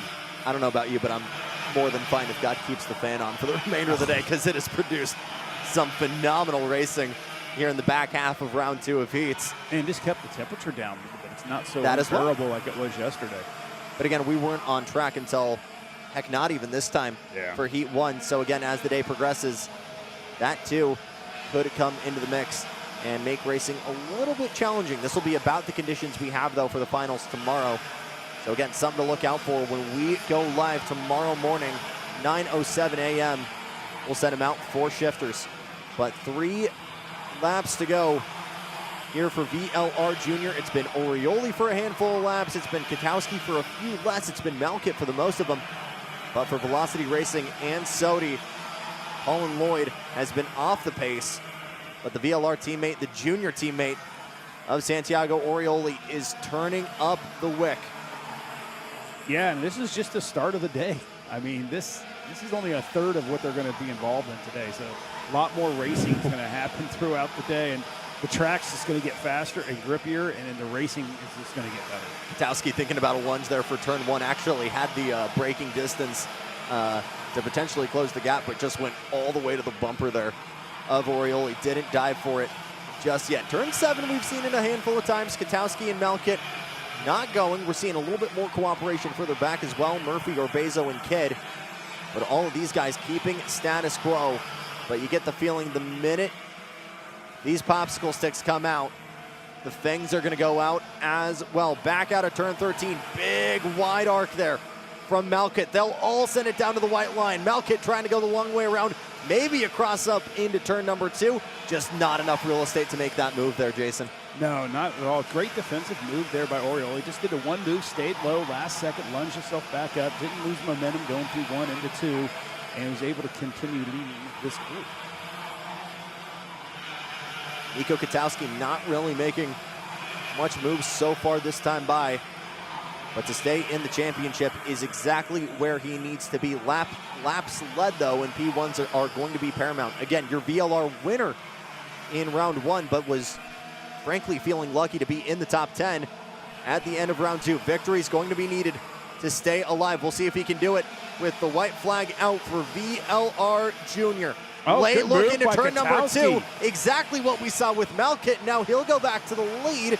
And Orioli able to patch it up for P2 for the time being. How much patience, though, does Isaac Malkit have left? He knows turn 7 is an opportunity. Will he try and send it? Both of them trying to arc it wide. We'll try that crossover coming into the kink of turn number 7. Everybody covering down low. Katowski will still lead him. Orioli trying to jam it on through. We'll get there, but the outside becomes the inside. Coming out of the final corner, the 803 of Orioli forced the long way around, and it'll be a drag race yet again in VLR Jr. White lining is Katowski, and in a drag race to the line, Nico Katowski by 55 thousandths. We'll get there in heat number 2. Wow, what a finish.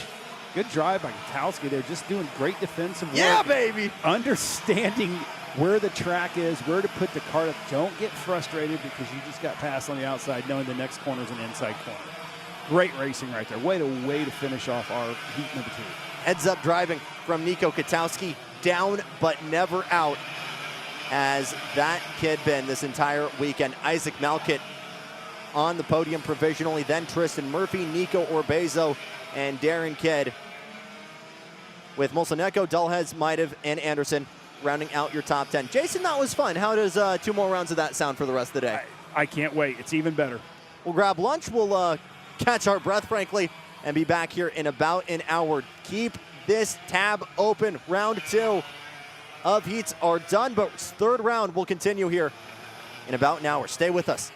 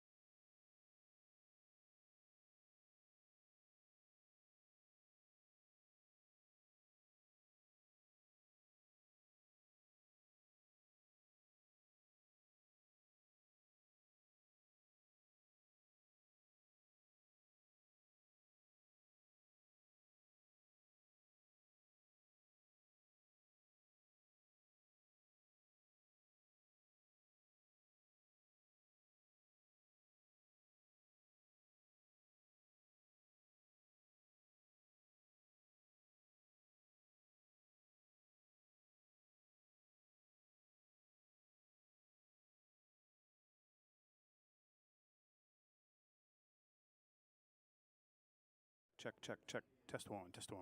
Okay.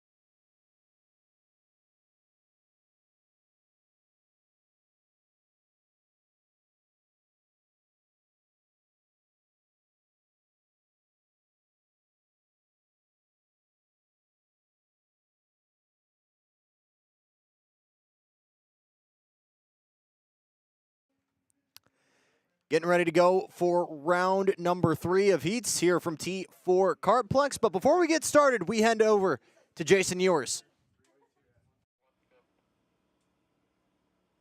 All right. Hey, Jason Ewers with ROK Cup USA Florida Winter Tour Edition. I have Adam Johnson from Corello Designs, also Corello Customs, excuse me, Lucky Designs as well here. As you can see, the beautiful helmets behind us. Every racer likes to emphasize their personalities based off of helmet designs. And for us as announcers, it's awesome because that's the way that we can separate drivers on the track and be able to defer who's who and who's doing what on track. But the question is, how do you go about getting these helmets and what's the process? Sure.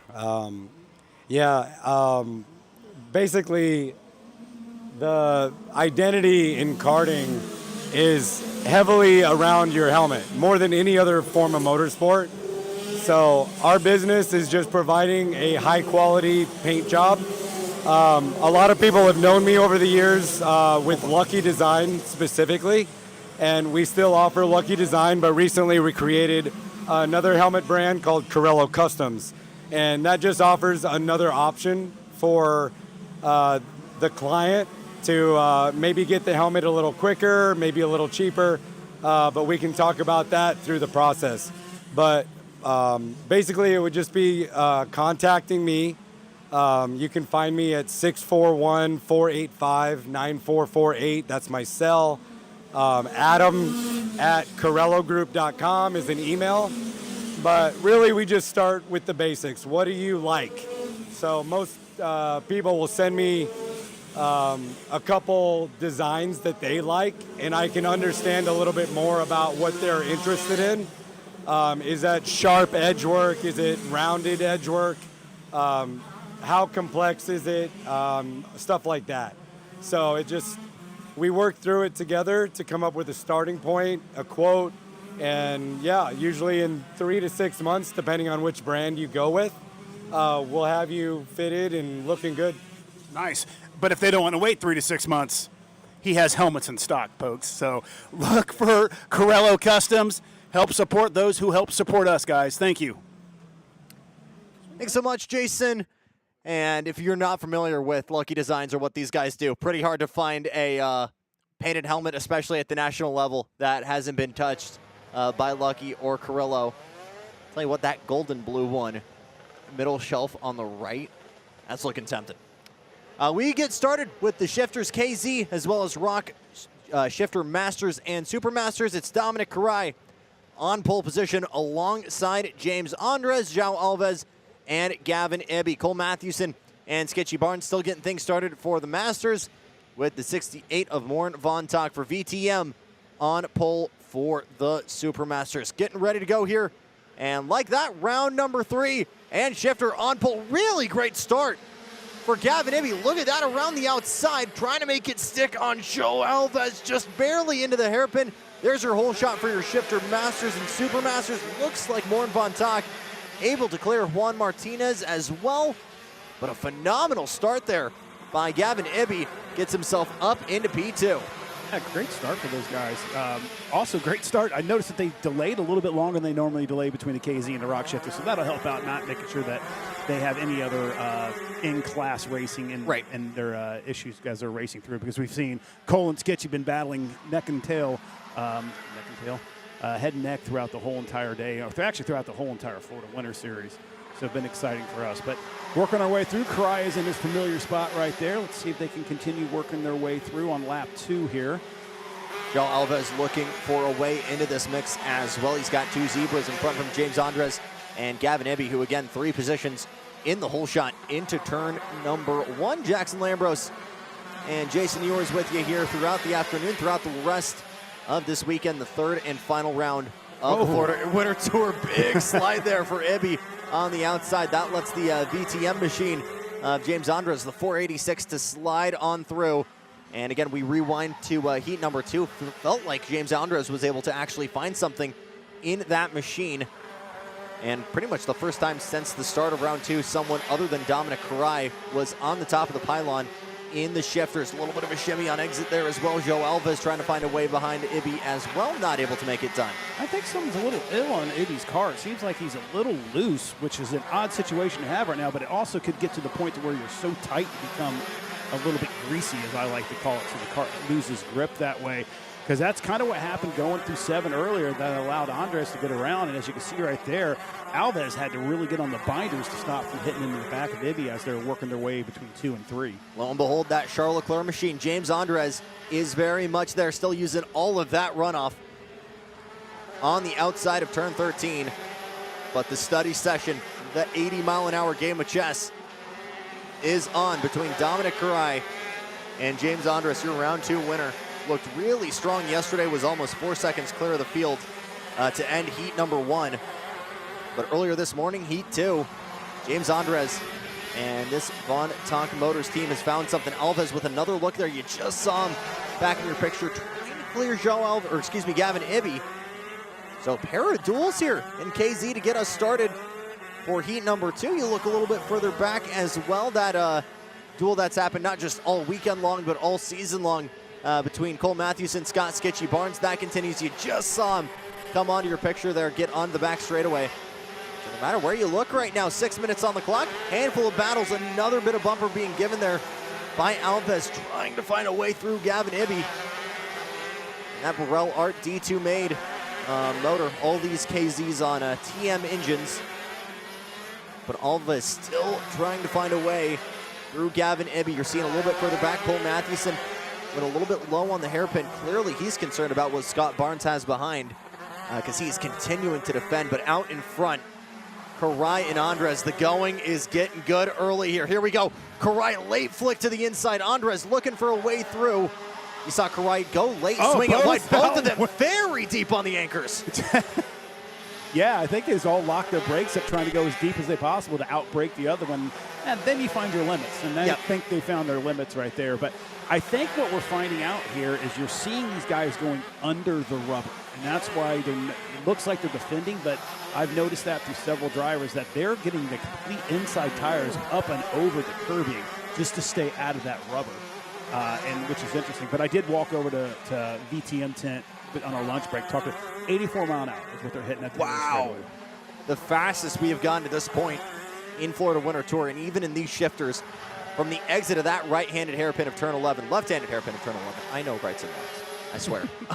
It is flat out. You go through that 90-degree left-hander of turn 12, through the left-hander of turn 13, and you are flat out pretty much from there into the braking zone of turn 1. It is high speed, high commitment. We've seen maybe some people get a little bit too committed coming out of turn 13. Blake Nash, a handful of others, Scott Falcone dropping tires, going around. So it has been a very big test of commitment and skill. Yeah, Falcone was like, I finally got my engine issues out. Now it's the driver issue. Right. So I was just cracking it. He's such a good guy. Yeah, but I've looked for him on the VLL Masters to do quite well. I think he's got his little bug hooked up. But defensive move there by Karai, obviously threatened by Andres, and he can obviously so because Andres is one of the fastest karts on the track right now. Seeing things darken up on track as well. Feels like the first time we've actually had cloud cover. We will gladly take that because if track conditions stay the way they were this morning. We're going to continue to have some phenomenal racing on track. Still pretty cool out, about low 80s, humidity way lower than yesterday it feels like, but critically we've still got that gentle breeze blowing, acting as a headwind, if you will, down the front straightaway, and that is continuing to set up these phenomenal passes, or attempts at passes, if you will, because James Andres keeps being forced by Karai to walk the tightrope and go the long way around into turn number 1. Karai continuing to white line it and park the bus on the apron there. Nearly contact once again, just barely having some overlap coming through turn number 4. But you can tell Karai is struggling right now to keep Andres at bay.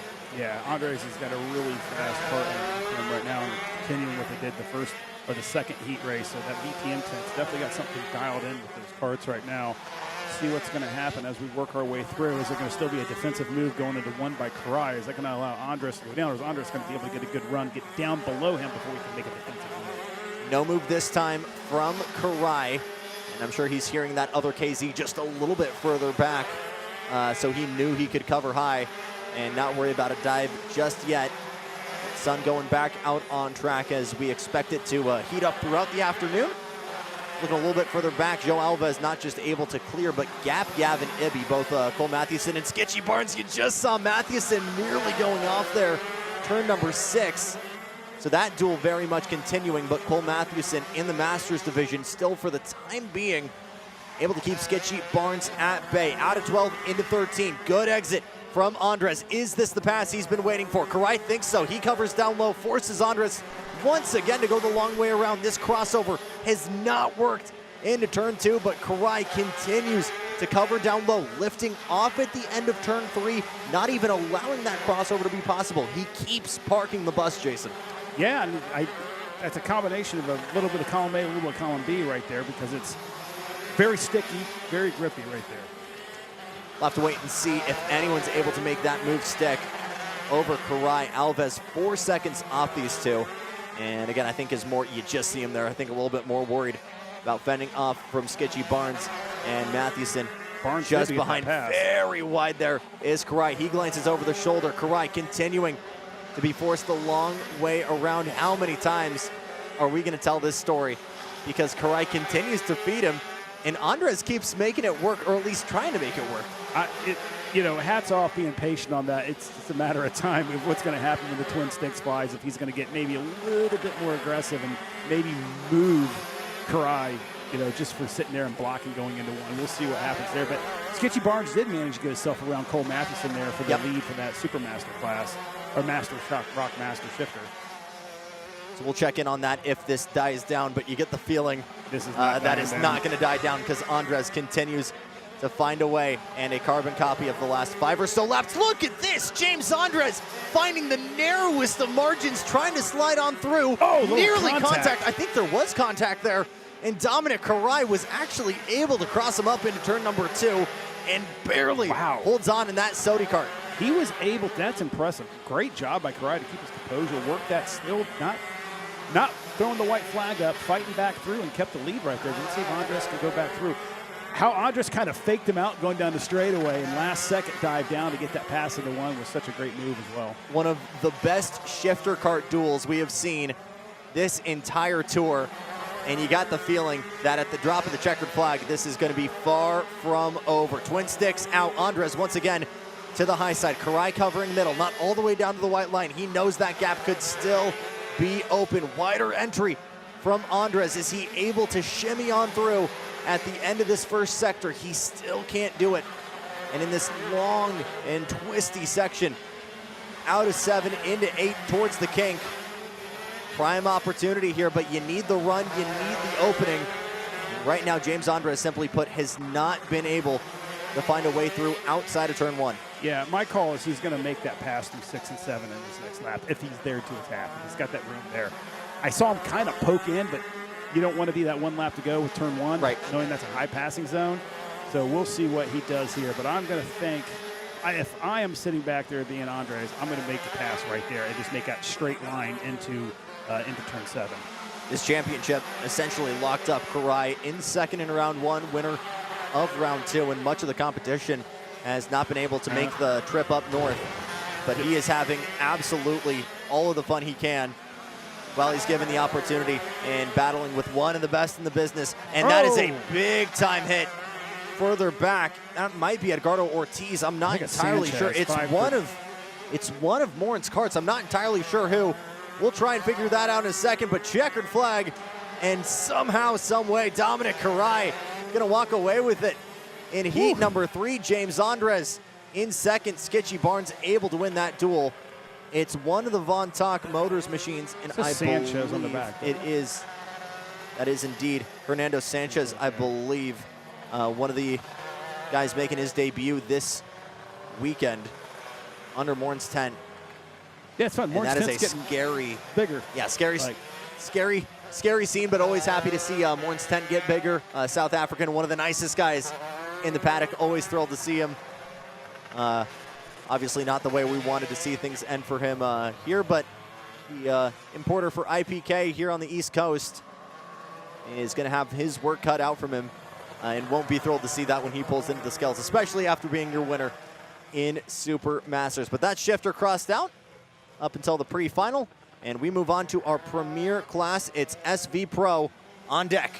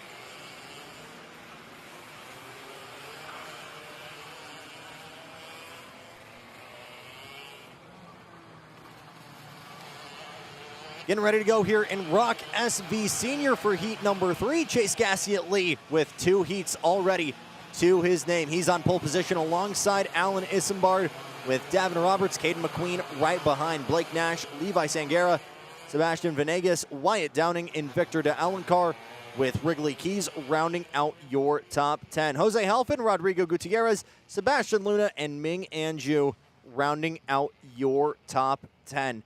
And it is all about the duel between Rockets' Alan Isambard and Caden McQueen, Jason Ewers, and man, big off for Caden McQueen, or excuse me, for Alan Isambard with a mechanical DNF, a huge hit to his championship hopes. Yeah, it definitely didn't help out the equation at all. That gives Colin a little bit breathing room there. So maybe not have to be so aggressive. You know, if the end game here for him is to be able to just get that ticket punched and win the championship, that completely changes your strategy. The balance of this SV has been phenomenal. Everybody relying on talent, not their motor, to win. They have called it the round table of karting, and its third session is green here from Palmetto.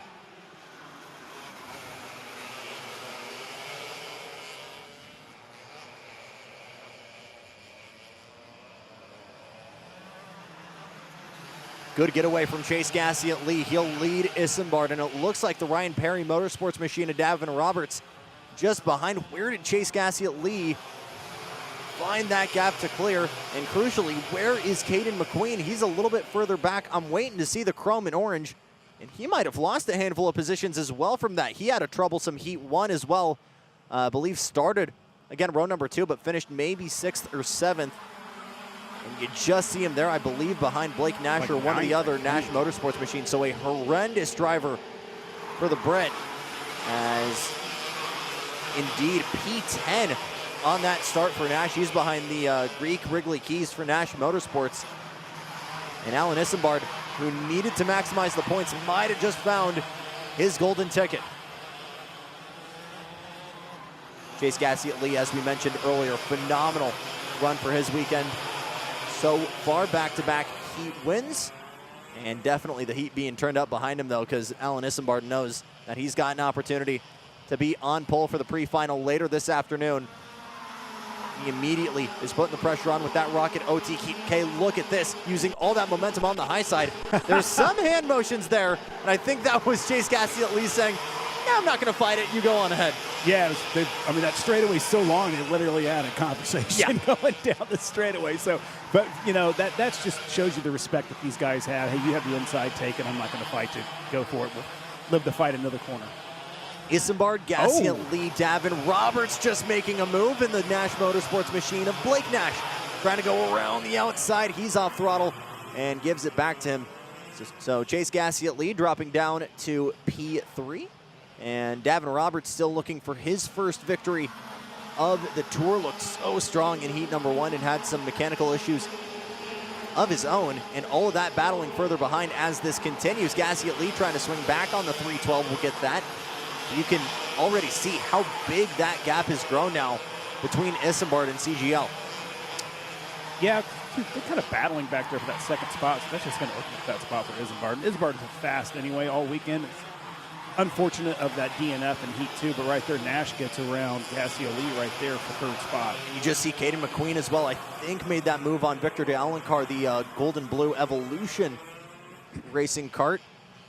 And he has very quickly, matter of fact, no, that was Venegas, so he's found his way up into P4, and he could potentially lead that train for the rest of this field. He needs it, and Sebastian Venegas has just swung back. Look at this beehive further back, P6. Major lockup there from Sebastian, trying to cover down low. McQueen given the opportunity, trying to cross over into turn 2, but not able to get there. But out in front, it is smooth sailing for Alan Isambard. Almost a second, yes, over a second clear now of Chase Gassiet-Lee. Yeah, there's Blake Nash. You know, I'm going to call him the comeback kid. Like, we watched him, had some issues in round 2, started from the back, made it almost all the way up to the podium.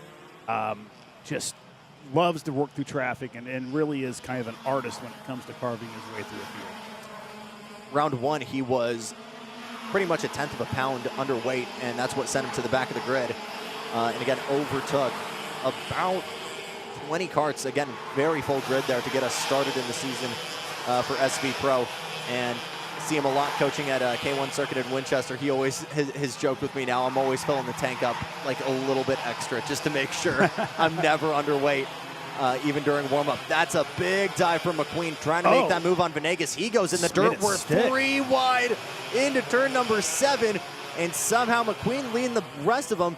Is that the Cosmic of Ming Anju? It might be. Oh my goodness, the Chinese trying to work his way through, but he has found himself in the middle of this phenomenal dual correction. That's Jose Halfin in P8 in a phenomenal battle, but a quiet weekend so far for Mike Rollison's group. Not really this entire tour having anybody in the top 10. A couple of guys really good at the start. Charlie Fonseca getting on the podium, getting in the top 10. Not here this weekend, but RPG group out of the Pacific Northwest. Relatively quiet season thus far in the Florida Winter Tour. That's another move there from Halpin, trying to make that stick on Wrigley Keys, and that'll be a done deal for P7.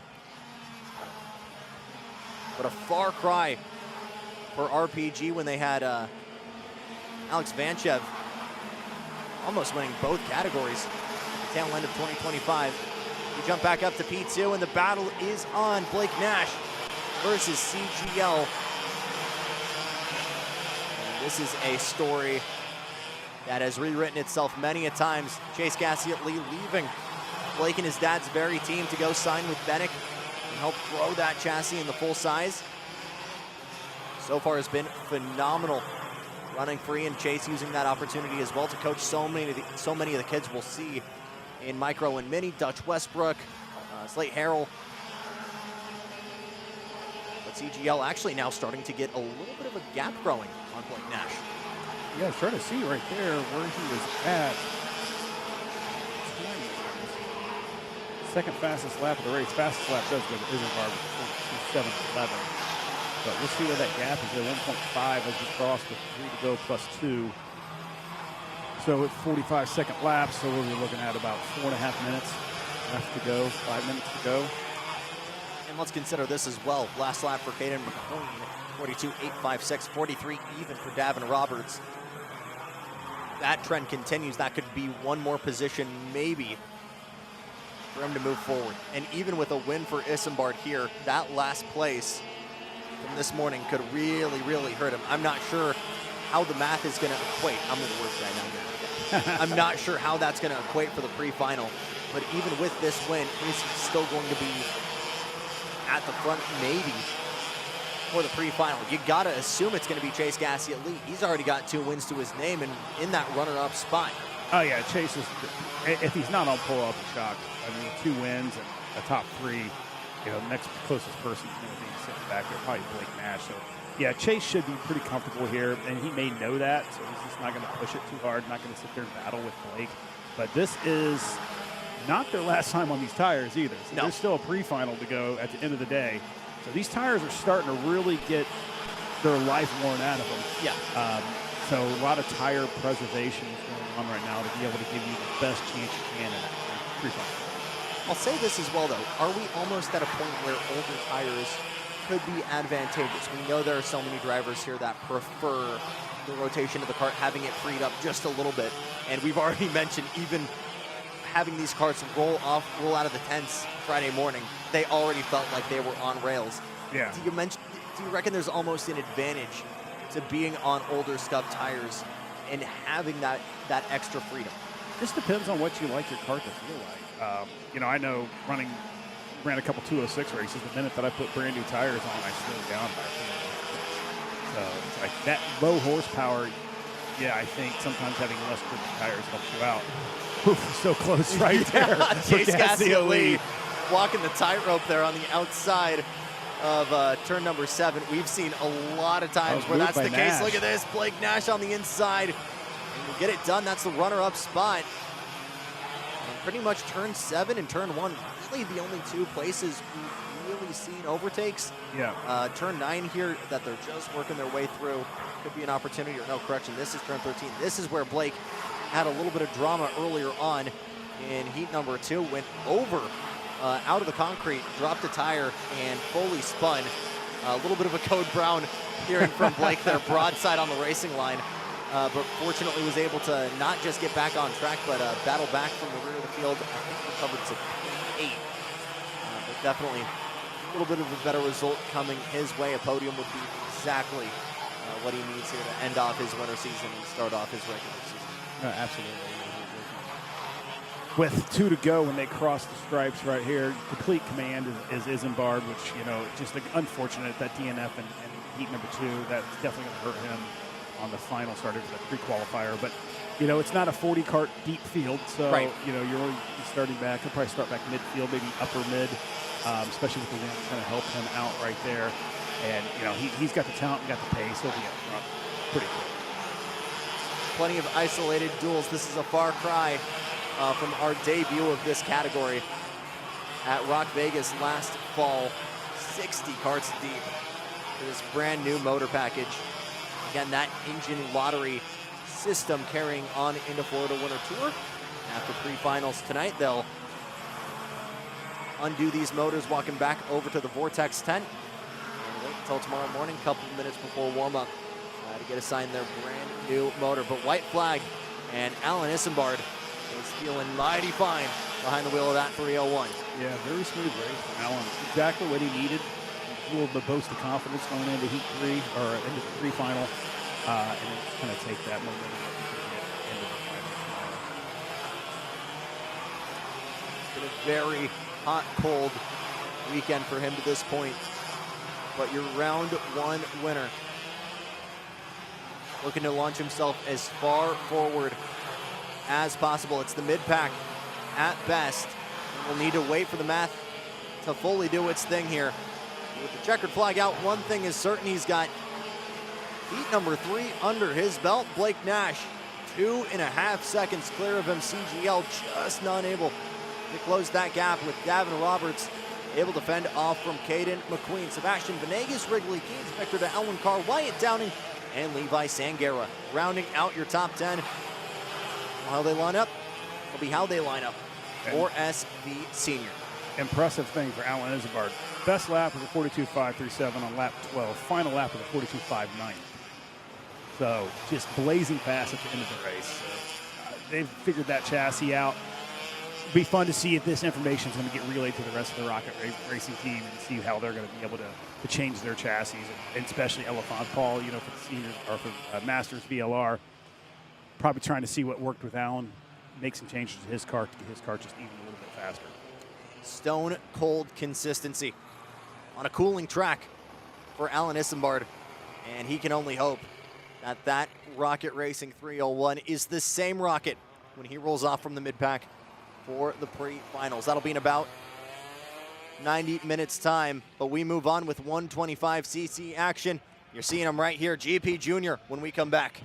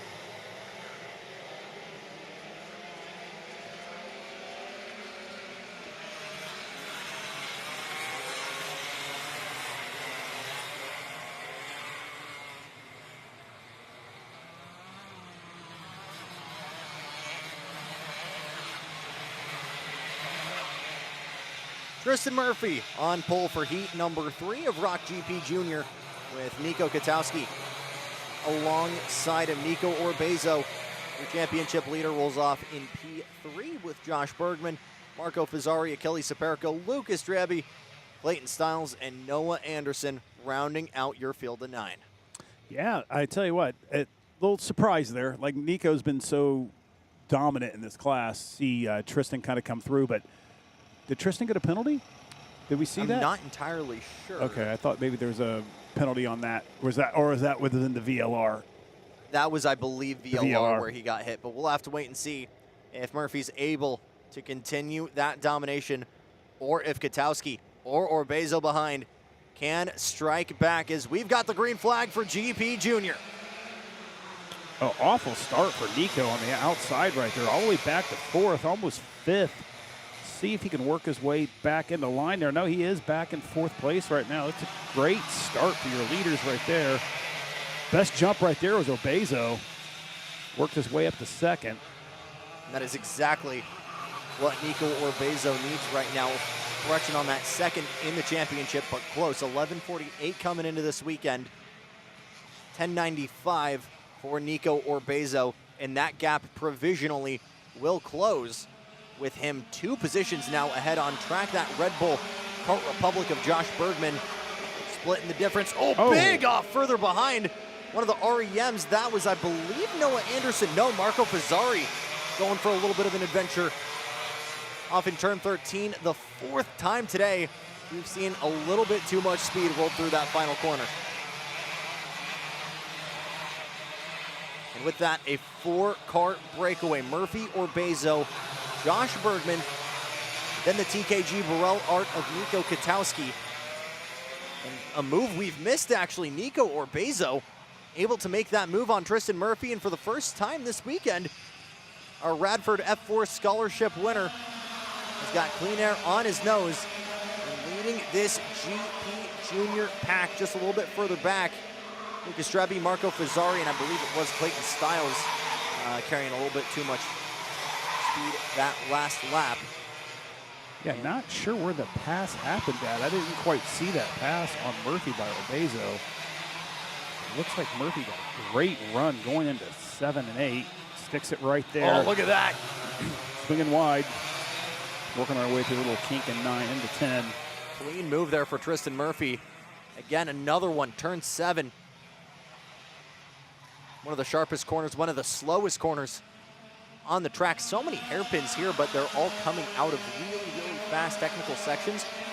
Turn 7, one of the few actual stop-go corners on the track. Turn 1's been a premium spot as well, as we've talked about. Nico Orbezo trying to make that move there. Has not gotten there just yet.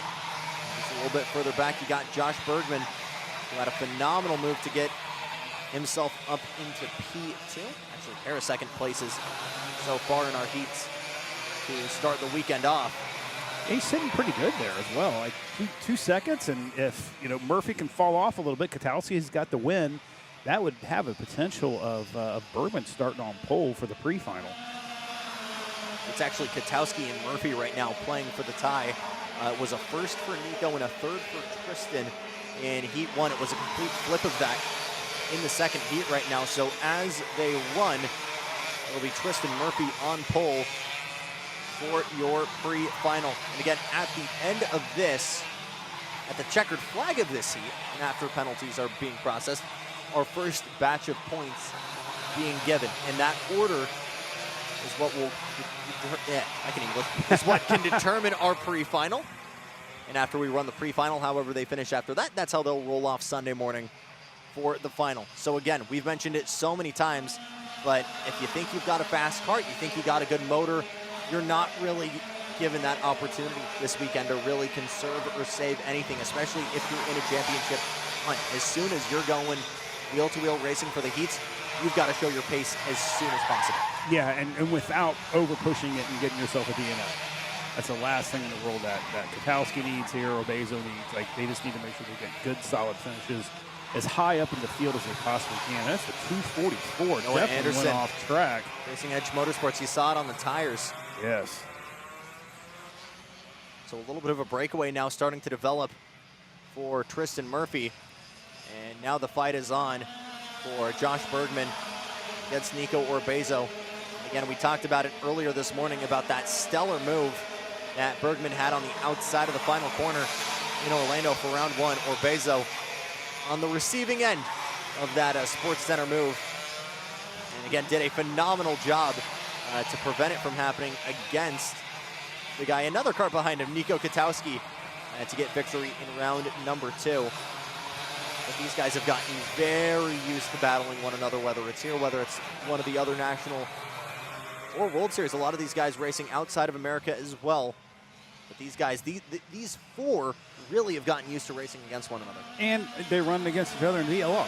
So, right. I mean, a lot of wheel-to-wheel time with this group of kids. So, right now, Katowski looks like he's fallen off a little bit, but Fazzari's now it's 1.1. So Fazzari's a lot faster than what Katowski is right now for that 4th spot. So that might be a battle that we need to be aware of and keep an eye on as this race progresses. Fazzari again having that really scary crash in heat number 2 for VLR that sent us out to lunch. I believe it was ironically, yeah, quite literally. I believe that was actually Tristan Murphy making contact with him. That was that VLR penalty we were talking about earlier on that sent him in the 100cc division a couple positions back post-checkered. Not having any of those issues right now, though. A full second and change now clear of Nico Orbezo and Josh Bergman. Let's see where that gap is with Kwiatkowski. 1 second right now, or 1.1, so it stayed about the same. All three of those guys pretty much equally spaced out once you get after Josh Bergman. But again, good to see Racing Edge Motorsports out here this weekend. One of the two programs we are seeing out here for the first time this season, for the last time as well. But two groups bringing a lot of new drivers in from Canada, the other being Goodwood Kartways, the home team for that complex north of the border. Joined us as well part-time. That was exactly a year ago, Speed Sports Racing Park in Houston, Texas, which to this date remains the only time Florida Winter Tour has not been in Florida. But happy to be back in the Sunshine State all 3 rounds. And our first time back in Palmetto for Florida Winter Tour since 2016. It's been fun. It's a nice track. I like the track. I think a lot of the racing, a lot of teams enjoy a little bit of change of venue. A lot of first-timers to this track. But, hats off to our sponsor, though, Nash Motorsports. Thank you, Nash, for sponsoring us, as we always mention. We can't do it without our sponsors.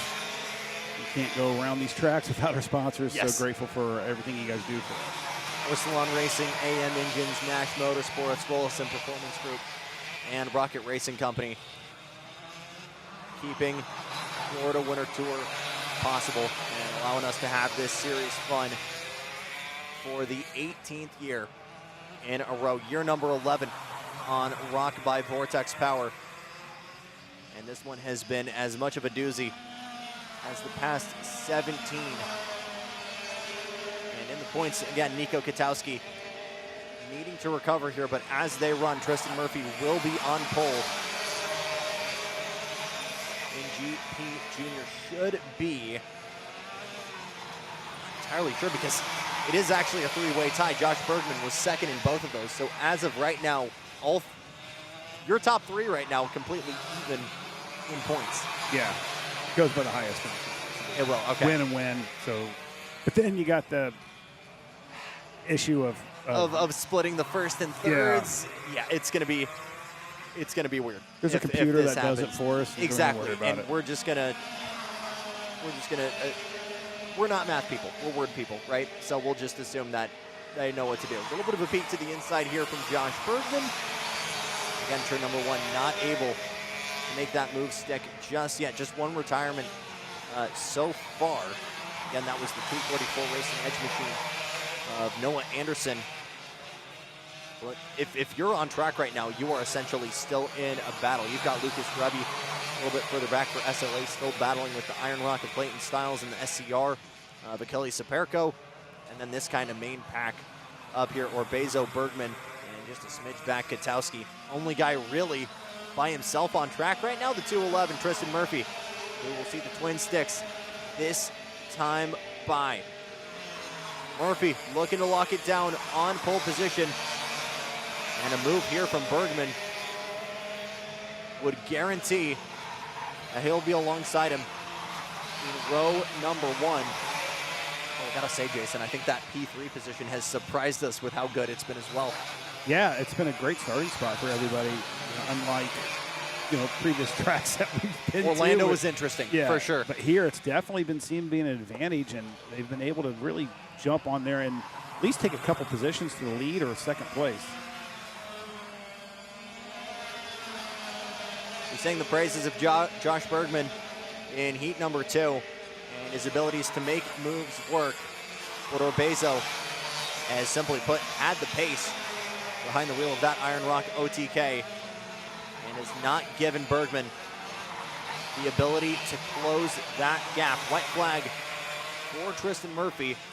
Last time by 42.652 for the Ryan Perry Motorsports driver.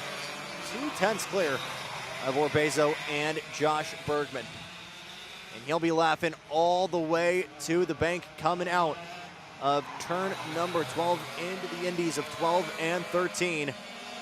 Tristan Murphy gonna run away with it to take heat number 3. He's on pole for the pre-final. It'll be Nico Orbezo, Josh Bergman, Nico Katowski, and Marco Fazzari rounding out your top 5. Couple of kart pickups on track as the remainder of the pack comes to the line. But we jump over to our little list with cadets, micro, and mini on deck.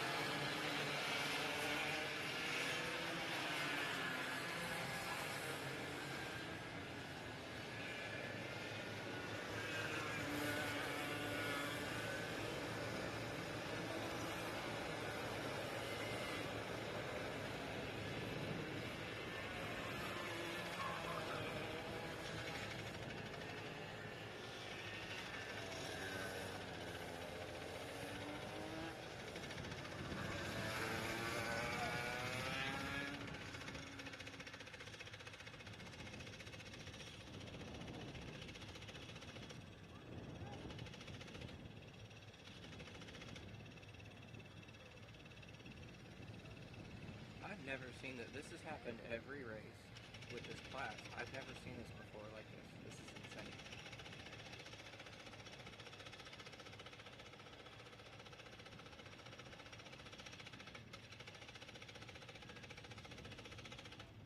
As of just now too, but I don't know, it's insane. Every race they haven't got going ever.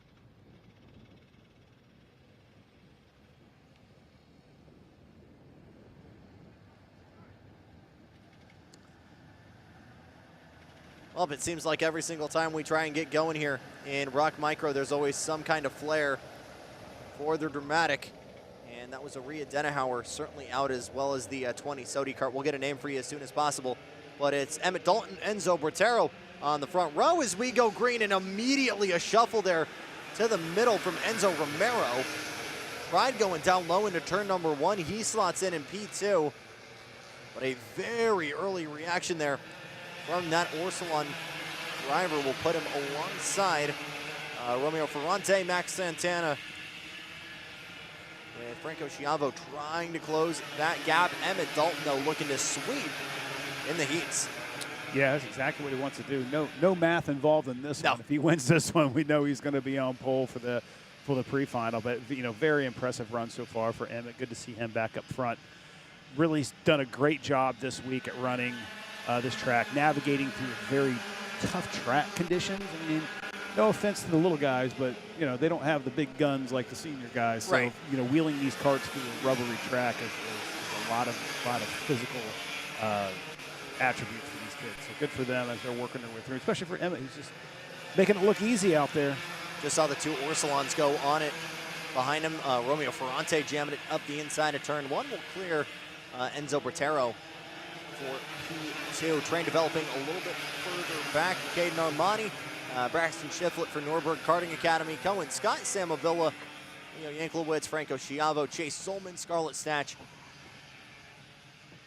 And again, everybody kind of in some kind of freight train at this point, but the party just getting started here.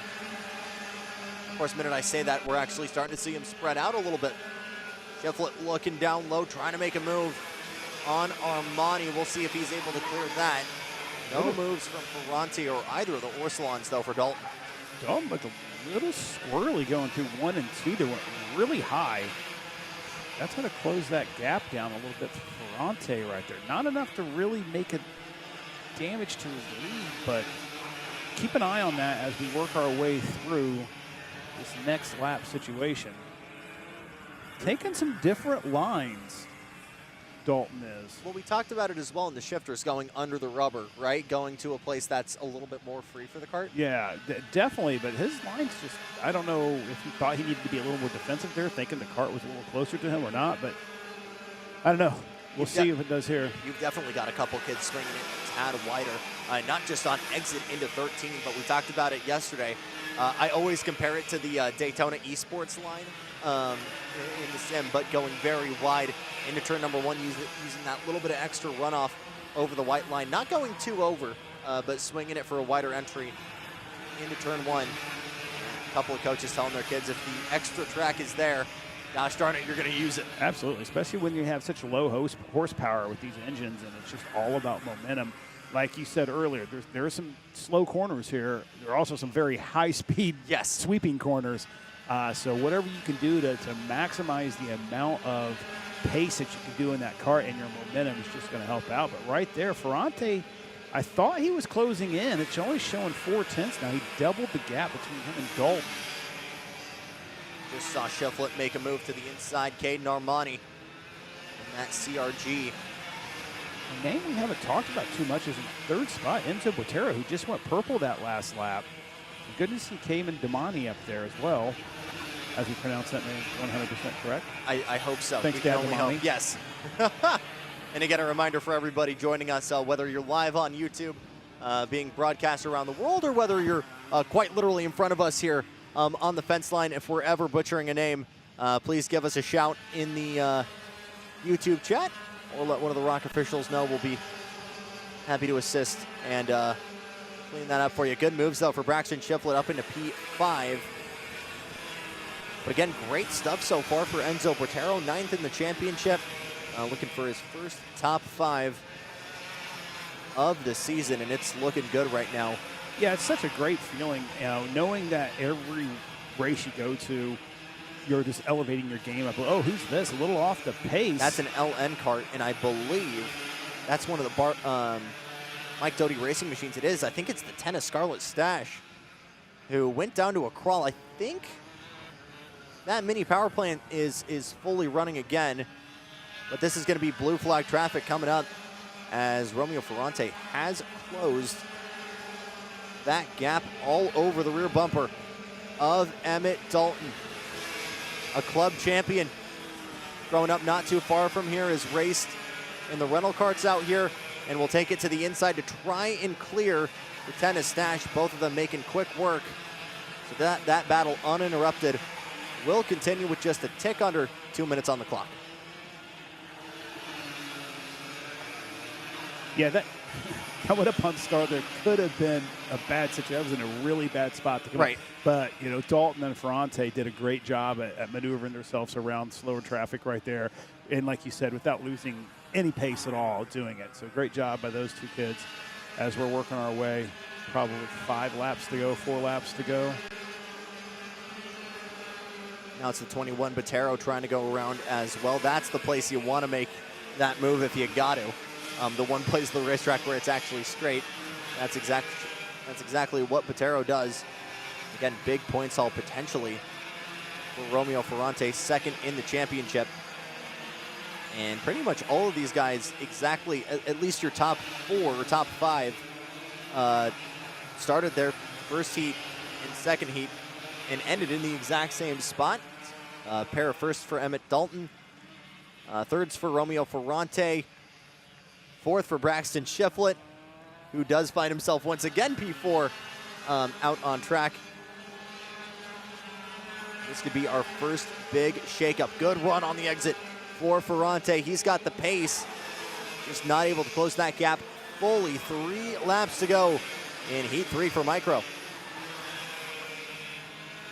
Good battle so far up front. Clean racing. Way to work their way through some slower traffic right there. A little bit earlier, a couple laps behind, but really didn't phase Dalton at all. He's feeling the pressure by Ferrante, but not making any mistakes, keeping it clean, keeping it straight on the track. See if he can continue to do that while we get the twin sticks next time by. Well, we talked about some pretty cool painted helmets earlier on, but there are some ways you can easily make yourself stand out as well, and Mom and Dad have given Emmett Dalton the Venom helmet. I'm not sure if that was custom work or if Mom or Dad worked on that in the garage, but it's certainly making it easy for us to identify since round 1 where Dalton was out on track. We'll see if he can defend Ferrante just 2 more laps. Yeah, it was awesome sitting there talking to Adam about that. I mean, helmets are such a personality thing. You know, Absolutely. I've always had, you know, painted helmets. It was always the exciting time when my helmet was up to be replaced with a new helmet. It's like a kid on Christmas. And it's like, okay, what am I going to do for my design? How am I going to do it? And then, you know, you go through 30 different pieces of paper with designs. Like, I don't want to mess this up because helmet paint jobs are not cheap. Yes. But it really is just a way that as a racer you can just really show your personality. And like I mentioned earlier, for us, it's really a way that we get to determine and separate each driver out there. Because goodness, if we both have done our fair share of broadcasting regional stuff, and it can get difficult when you've got, you know, essentially the entire field being ran by 2 teams, and then everybody's either in a plain black or a white cue ball. Yeah. So really hard to separate sometimes, but both Romeo Ferrante and Emmett Dalton making it easy for us. Obviously, Emmett proving the Marvel love with the Venom helmet, and then Ferrante in kind of that highlighter green, the smoked out visor, the red decal on the top. But Emmett Dalton, the Central Florida native for Velocity Racing by Sodi, is going to sweep here in the ROK Micro Heats out of turn 13 for the final time. Romeo Ferrante not able to get there. Emmett Dalton on pole for the pre-final. Enzo Bertero will make it 2-3 for Orsilon. Braxton Shiflett makes it P4 all 3 rounds. Caden Armani, Sam Avila, Leo Yanklowitz, Franco Schiavo, Chase Solman, and Scarlett Stash rounding out your top 10. Step aside for just a moment. We remove the restrictor. We add the ballast when we come back for ROK Mini.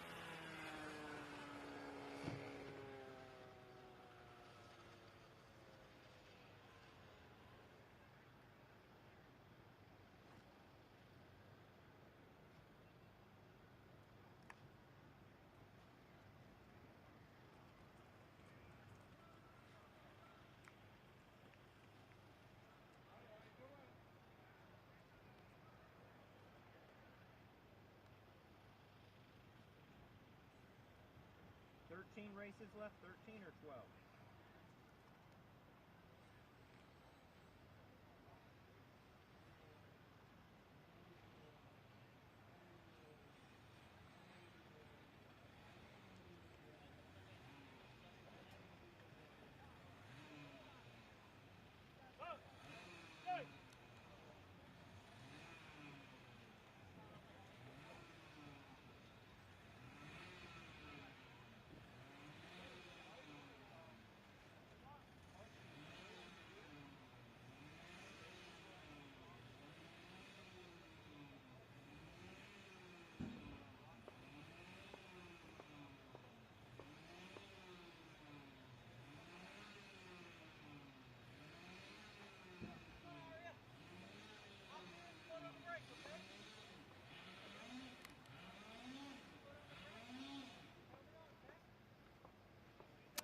Just checking in on points as they run. It will be Emmett Dalton on pole.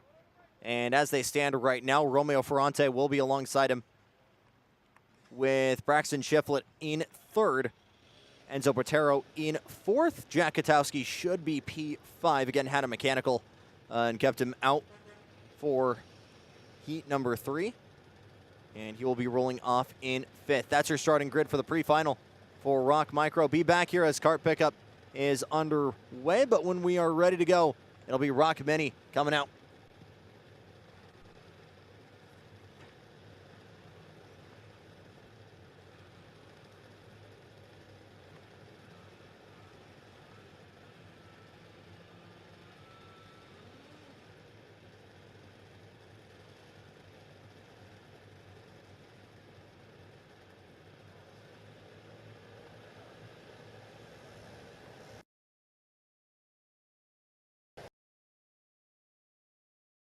From the highly popular EasyGP camera mounts to our tough case to GoPro case, racers everywhere trust ORP for strength, reliability, and precision.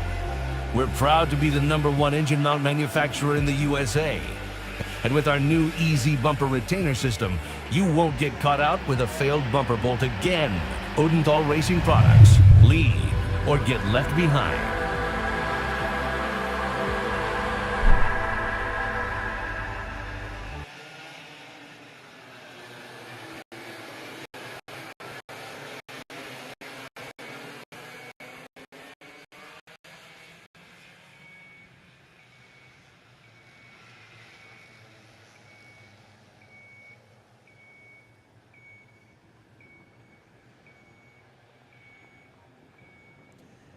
Getting set to go here in ROK Mini. Heat number 3, Vicente Aguilar, Caden Caldera with Cooper Lorenzo Lopez just behind.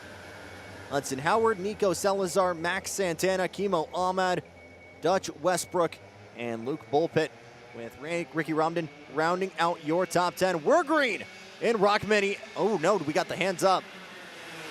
Are we green? No, we got the yellow out, so that will be waved off. So we will re-rack them and restack them. And again, I feel like you always get one of two flavors when it comes to the cadets. It's either a absolute crawl like we saw in ROK Micro, or in this case, some kids getting a little bit too quick on the loud pedal. Yeah, absolutely. That's what we see. It's maybe they know that when they come to the crawl, it's just loading these engines up, and we've seen quite a few. We saw that from the race before that. So I think there's a in-between pace that you need to hit. You know, we've seen Katowski's before, how slow he likes to roll these things up. But we'll see what these guys can do here. Yeah, that was a little fast coming out of 13 down to straightaway, and I think it was a little too much for the flag guy. So wave it off, make sure it's fair for everybody. A little gap right there between the second row and the third row, closing in right there. A little slower. Hudson Howard, your heat number 3 winner, or excuse me, heat number 2 winner on the inside. And still trying to check him up. Do we have the green? Believe we do, and we are racing for heat number 3 in ROK Mini. Cooper Lorenzo Lopez will lead them all into the hairpin for the first time. Aguilar in second. One of the Sodis nearly pushed off on the outside there. I want to say Caden Caldera Jason, we stay clean and green for lap number 1. Yeah, I mean, what we saw with heat number 2, kind of a trio of a breakaway of those 3 carts, just kind of separated themselves from the rest of the field. Really smart racing by the kids at the beginning because they didn't really slice and dice too much. They kind of just stayed together, built themselves a pretty decent gap there. Then, the latter starts of the race, they just started to kind of swap places a little bit, but built themselves up enough gap right there to be able to give themselves some room without having any issues there. I was just trying to see what was going on there. Hudson was so tucked in, I didn't even see him right there. That's why I was looking to see where he went, but no, definitely tucked in right there. I mean, it's been great racing, as we always see with the minis and micros, but this trio right here has been exceptional. And all 3 of them have led at some point in the first couple of rounds. Hudson Howard again getting that win in heat number 2. It was Cooper Lorenzo Lopez who you see leading right now in that CRG. Minute I say that changes. Here comes the AM Engines Esprit. And Vicente Aguilar is going to get to the point. And another big off. That's the 190 of Max Santana carrying a little bit too much speed in that Bennick and going way off in between 10 and 11.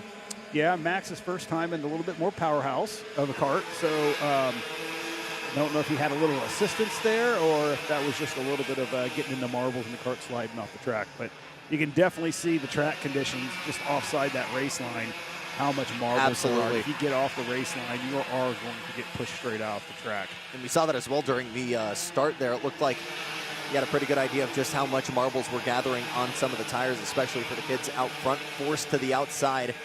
And now forced to the outside, Cooper Lorenzo Lopez as Hudson Howard able to just mosey on by there for P2. And yeah, I need to actually kind of go back to a couple laps earlier when Aguilar got that pass on Lopez. That's a place we haven't seen. He did it through the horseshoe, and worked that cart down below and was able to just kind of undercut Lopez for that pass. And again, the kids are showing us places pass on this track that we haven't seen anybody else pass. We've seen it a handful of times in the VLR, at least as a setup corner almost, right? We've seen that kink of turn number 9, at least, someone trying the inside but just not able to roll that pace. But as you mentioned, Hudson Howard, the first one really to make that stick correction. Vicente Aguilar making that move on Hudson Howard. And that AM Engines kart trying to go all the way. That championship all but locked up. As well as we mentioned, more trouble, 133 around. That's another Bennick. Is that Dutch Westbrook? It is. Oh my goodness. And after a 4th place in heat number 2, again, one of our top drivers from past rounds looking to really unravel the pace for Team Bennick. Finds himself deep in the field now, I believe, back of the pack. Yes, P12.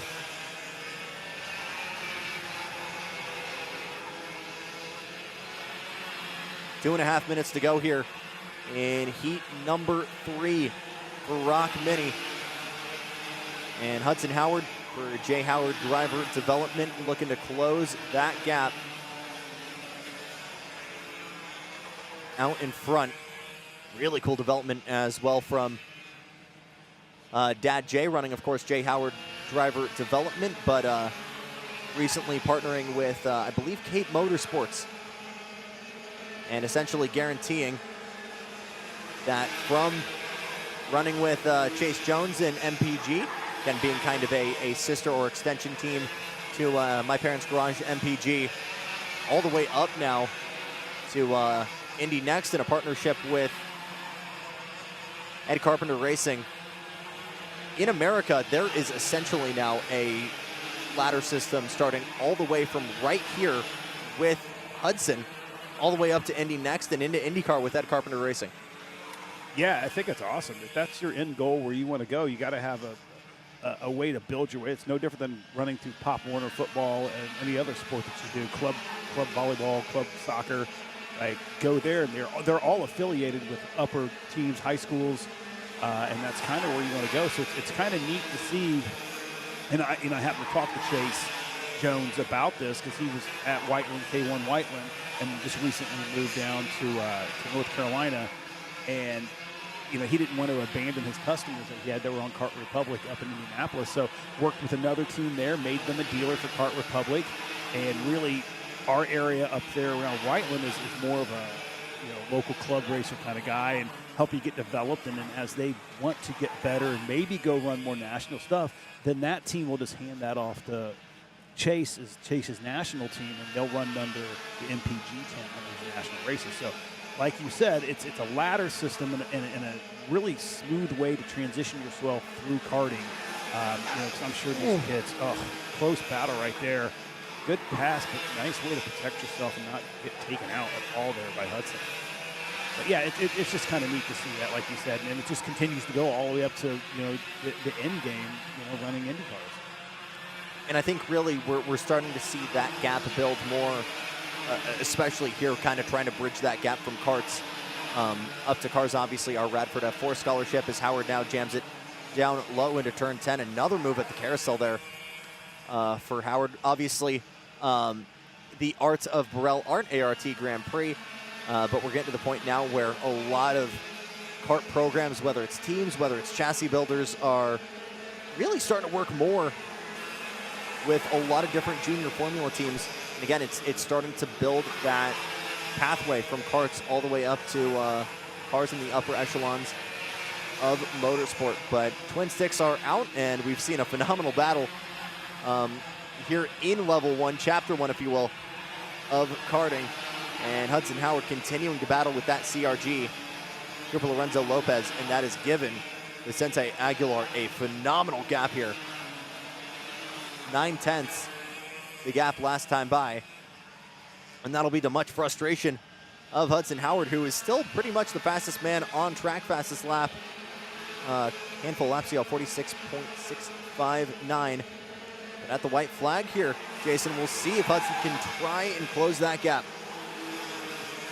Yeah, I don't think he's got enough time, but it's just taking that momentum into that pre-final. Hudson's had some great finishes here, so nothing to be discouraged at. You're going to be up front. It really is just a 3-kart breakaway in this class so much, just from what we've seen from just today. So these are the 3 kids that he's going to be racing with. These are the 3 kids that the other 2 kids he's going to be starting right next to. So that front line is not going to change up too much. So, we talk about that in past races. It's, because this is a non-progressive system, you've been starting next to the same person through 3 heats. Now you go to a pre-final and things get jostled a little bit, so now you have a new person to race against.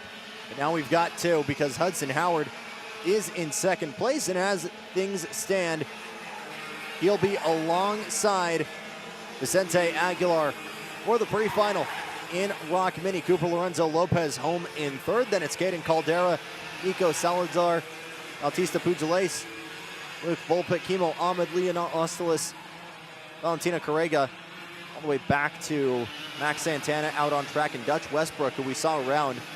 And the 2 Bennicks, unfortunately, have their work cut out for them. We'll step aside for just a moment for kart pickup VLR action, though, when we come back.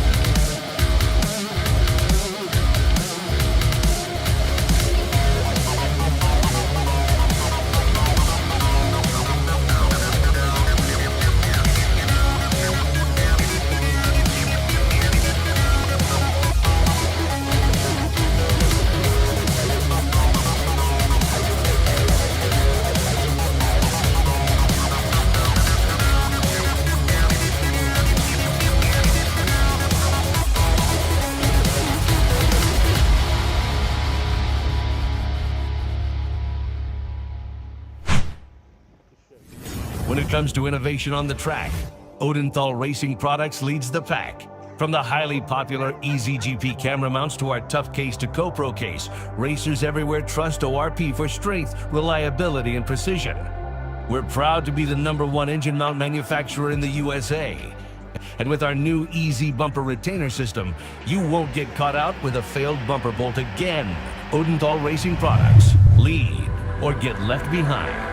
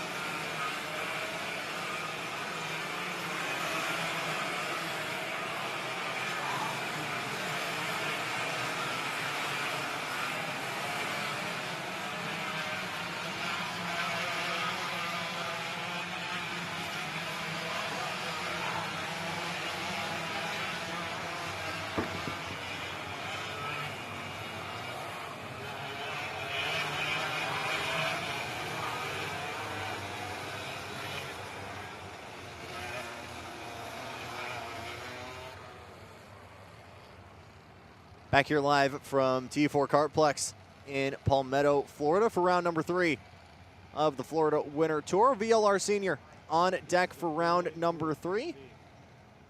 Chuck Yoder, race director, watching on from the Crow's Nest as we get ready to get this party started. Aiden Ingrata on pole position for Racing Edge Motorsports, then Joaquin Pizarro, Mick Gabriel, Sebastian Garzone, William Bouthier, Colin Lloyd, Santiago Fernandez, Victor de Alencar, and Tiziano Rosso rounding out your top 10.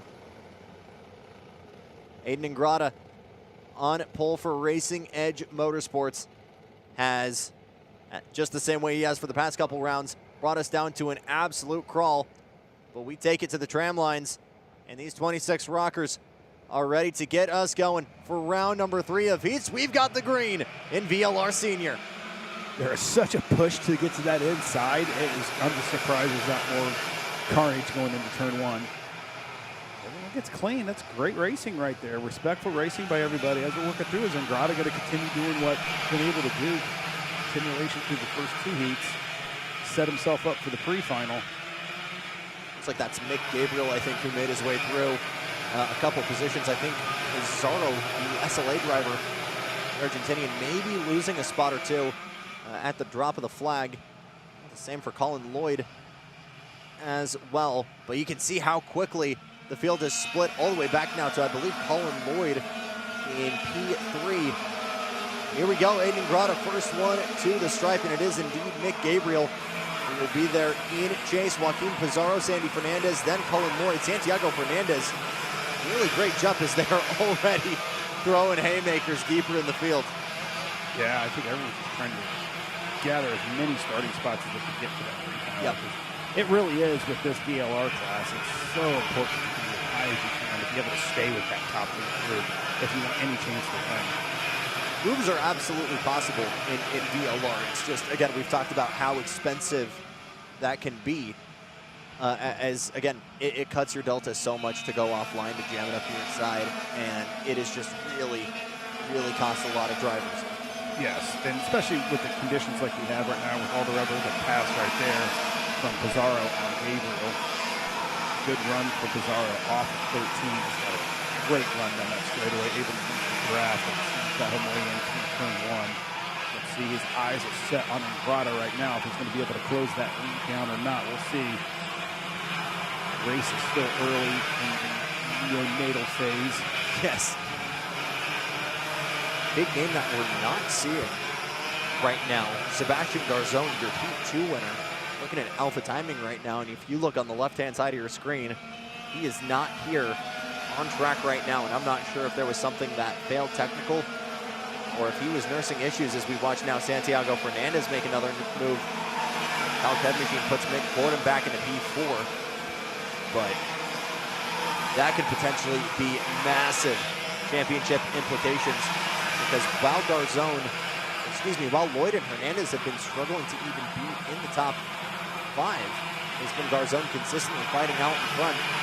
Now for heat number 3, he has simply put been a no-show, and that immediately diverts our attention over actually to the man in second right now, Joaquin Pizarro, the Argentinian driving for SLA, 4th in the standings, about 300 points back from Colin Lloyd.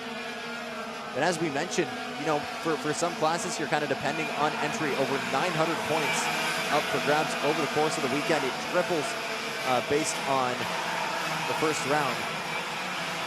Yeah, so for a lot of these guys, really anything is possible. A lot of points are up for grabs today. So it's, or this weekend. You're not, you know, being a couple hundred points out with some luck is not out of the equation to be able to put yourself, you know, in contention to win this. Just like that, Santiago Fernandez up into P3. And again, found the money to go give round number 2 a shot. And he said this was never originally a race that was going to be in the cards for him. But Dad asked him if he wanted to do it. And he said, I'm not doing it unless my mechanic's going to be there. Because I don't want to wrench on my cart. I definitely don't want Dad wrenching on the cart. And he said, let me see what I can do and see if I can find him. And sure enough, they got the opportunity. And Santiago Fernandez getting behind the wheel in his own words, the last time for a long time.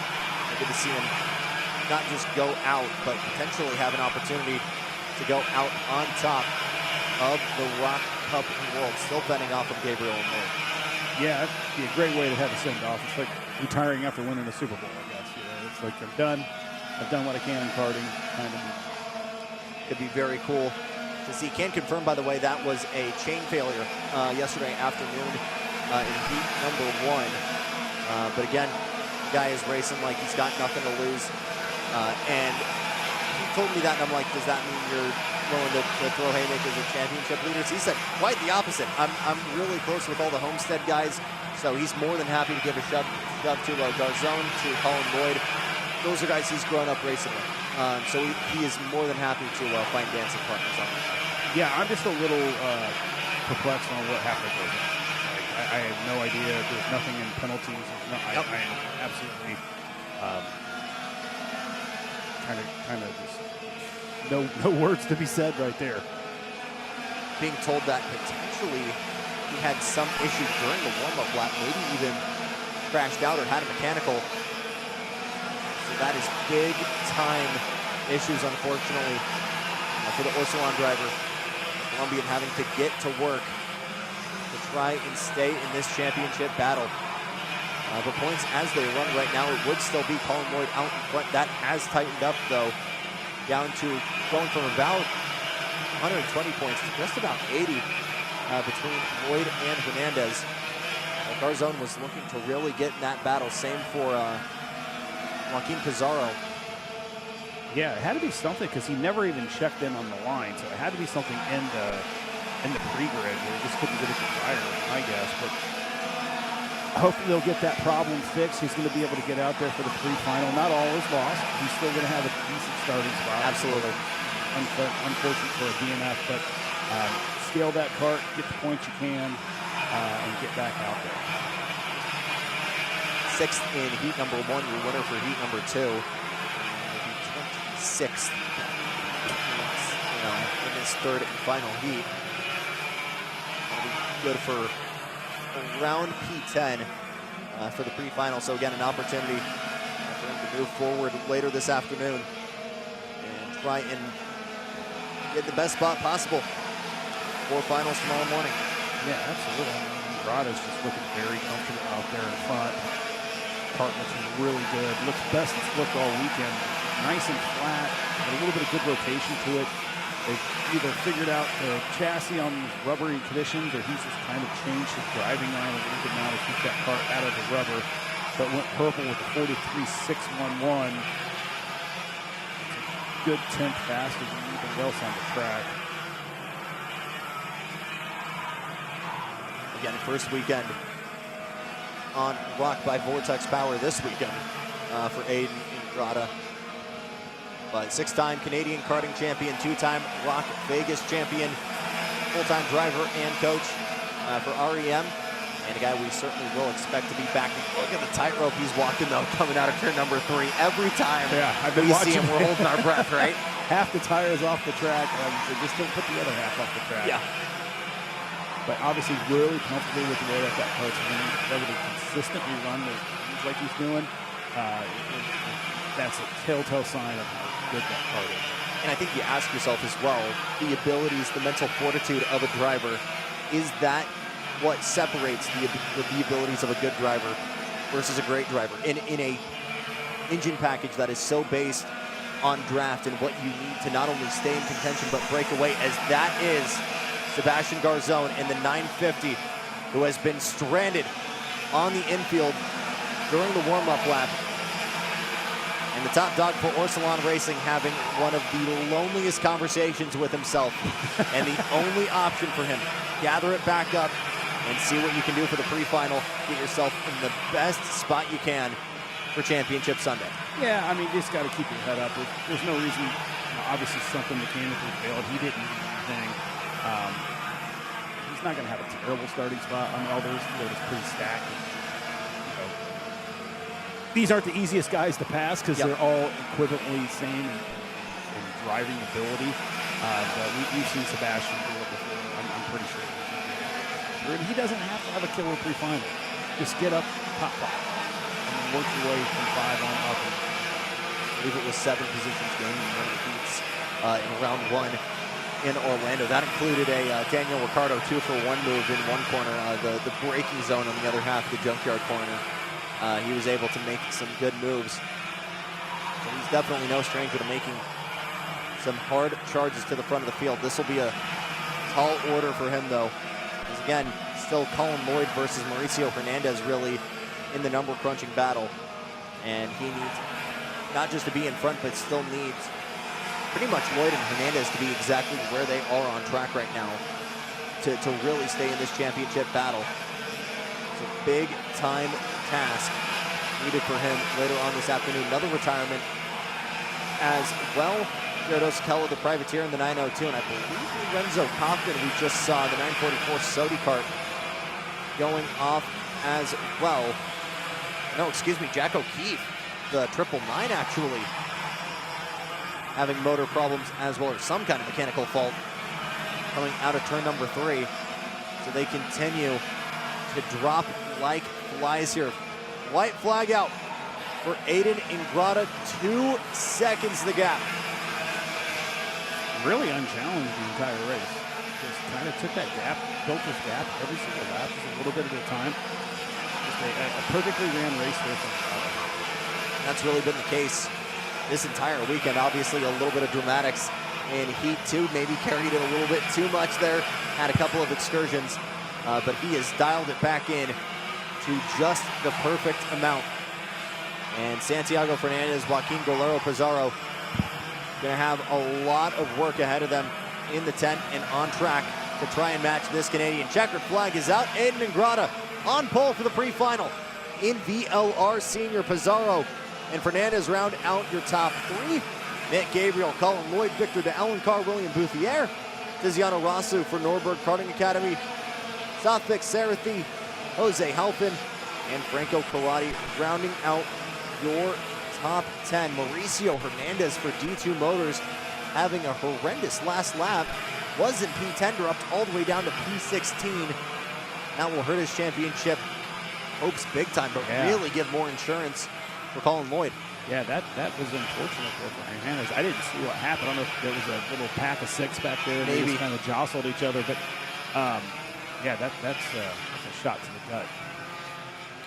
We'll have to wait and see and let the math do its work. But we move on to the crazy old men coming up. VLR, Masters, and Supermasters on deck here in Florida.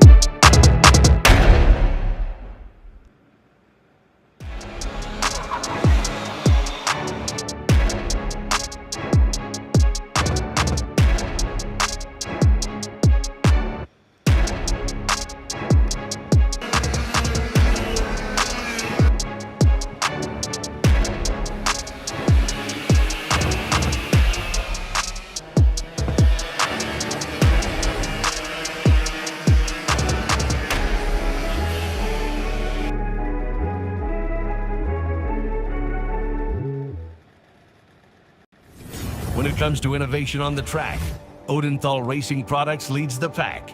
From the highly popular EasyGP camera mounts to our tough case to GoPro case, racers everywhere trust ORP for strength, reliability, and precision. We're proud to be the #1 engine mount manufacturer in the USA. And with our new Easy Bumper Retainer System, you won't get caught out with a failed bumper bolt again. Odenthal Racing Products. Lead or get left behind.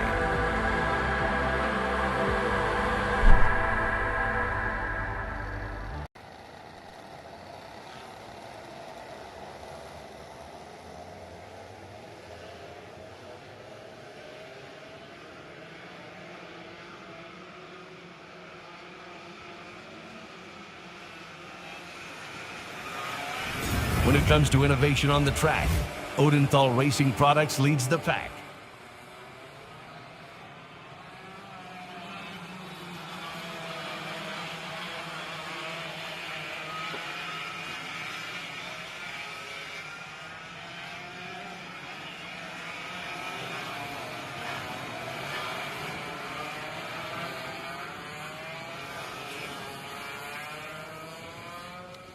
Danilo Romalo on pole here for ROK VLR Masters. Jorge Matos on the outside of row number 2. Then it's Lauren Mardan and your pole sitter in Supermaster, Scott Falcone, Dan Devereaux, Ariel Castro, Paul Elefante, Pablo Cevallos Sanchez, Daniel Canales, and Andre Isaac, rounding out your field of 10. And the question on everybody's mind, does anyone have anything, Jason, for Romalo? Oh, that wasn't the question. My question was, does Castro own a shirt?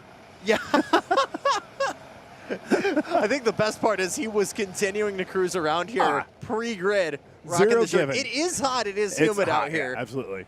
I was just joking. But no, I don't know if anybody has anything for Romalo. You know, I looked at Mardan. Mardan was matching speeds, just got gapped. It's like Romalo's cart came in quick and stayed quick, where it took Mardan a little bit to get that cart in, and that might have been something on Lorento to kind of be able to work. Man, that is a really early jump. What was going on with Dan there. Devereaux? I'm not sure if that was slow enough for me to think he might have thought he was in the wrong tram line. I don't know. But this is exactly what Mardan needs right now. Stay on that back bumper of Romalo and see if you can hang with him through, the 9 minutes.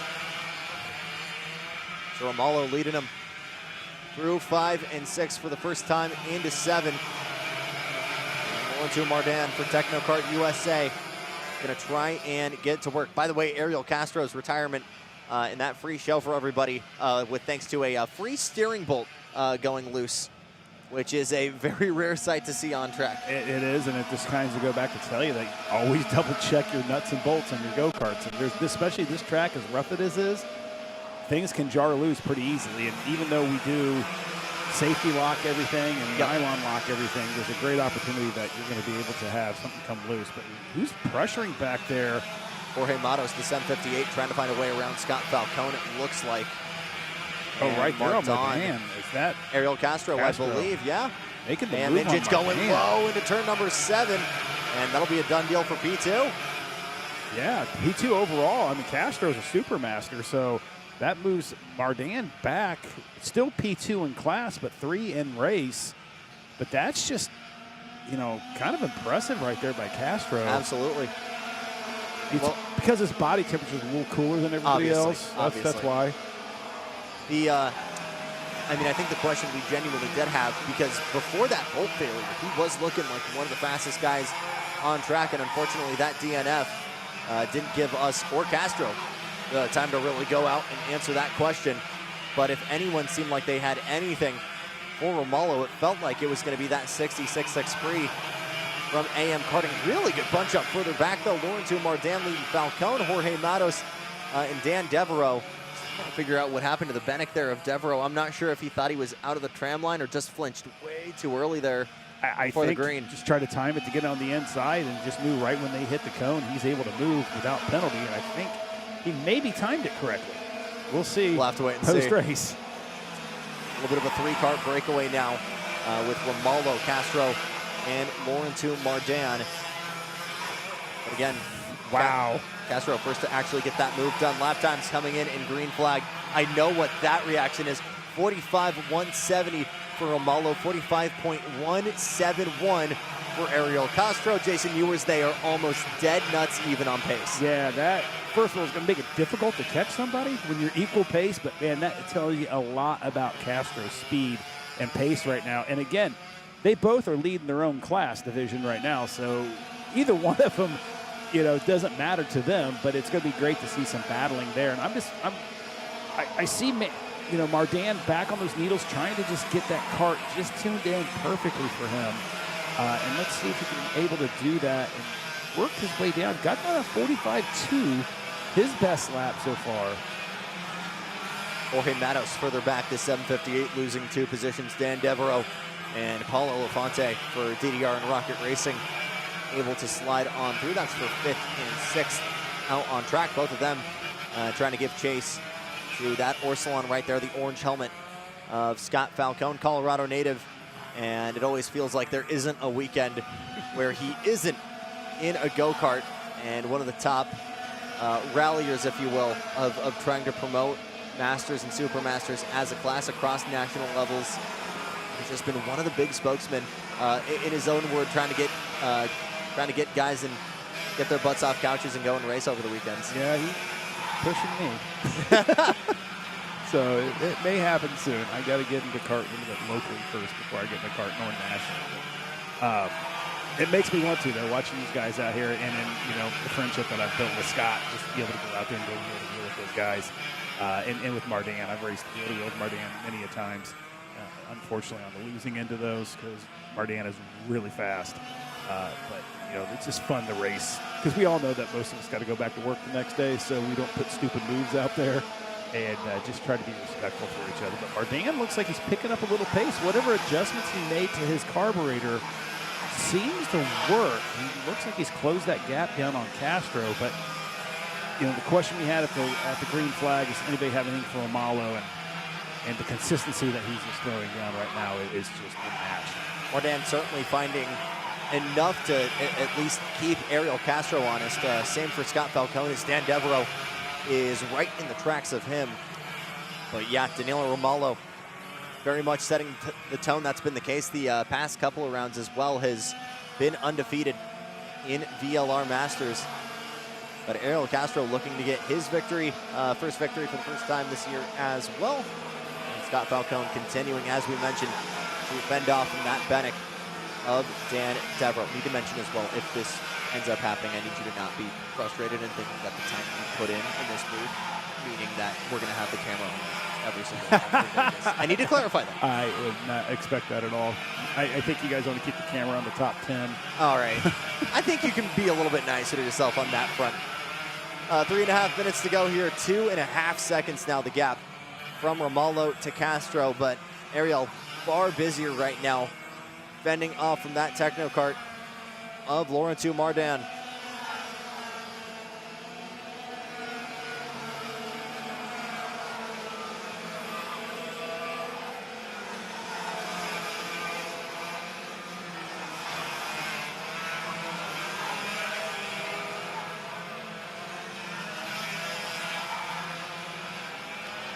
Picking up this battle still between Castro and Laurentiu Mardan. Further back, Scott Falcone, Dan Devereaux, Paulo Elefante. Again, not sure what Elefante's schedule is for the full season. You get the feeling Scott Falcone is going to continue to do Scott Falcone things and just run wherever he can. But for a lot of these guys, not only is it a warm-up for the season, but you look at guys like Elefante, especially like Romalo. These guys are team owners, first and foremost, and they see this as an opportunity, to get behind the wheel of the go-kart when they still have the opportunity.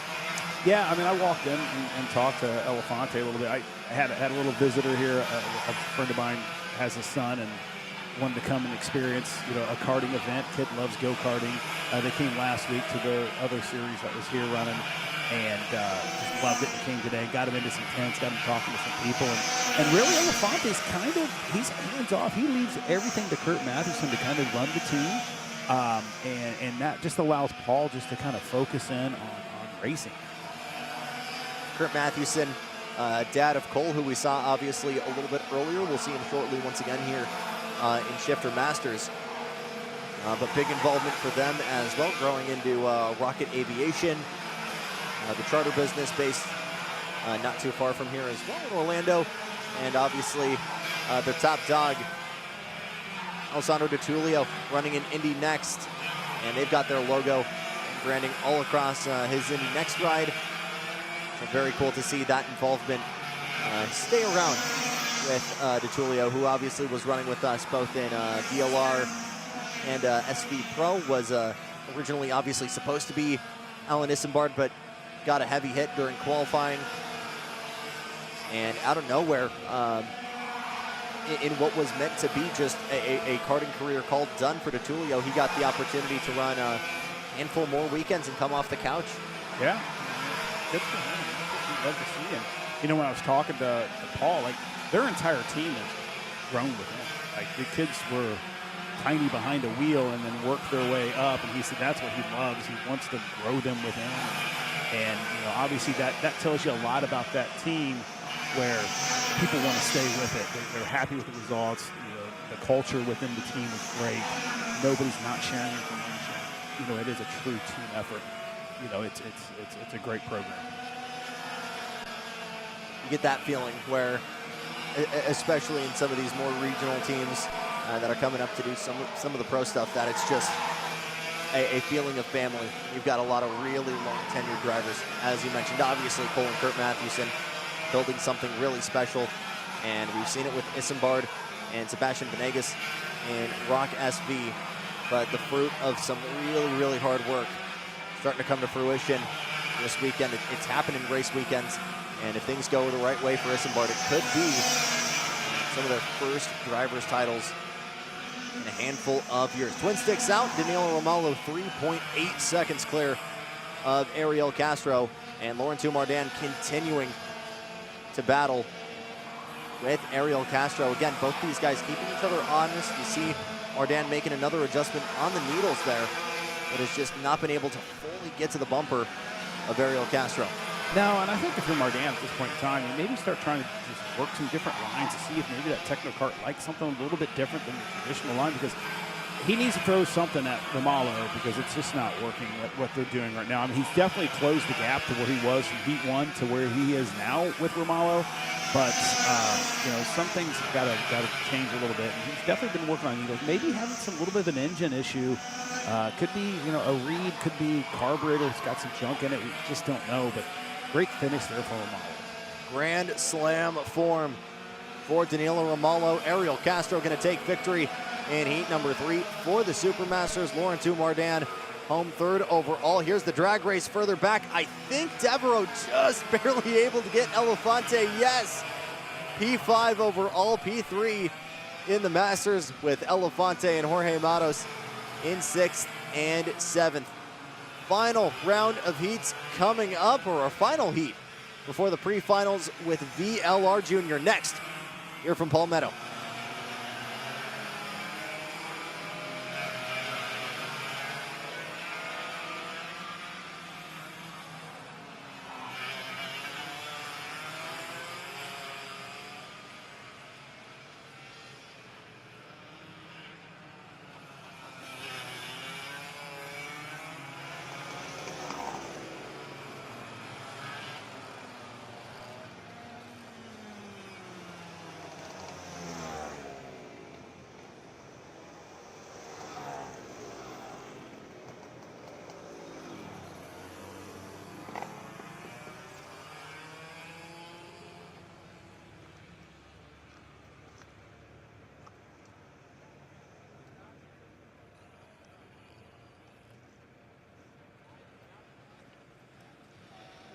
On this time.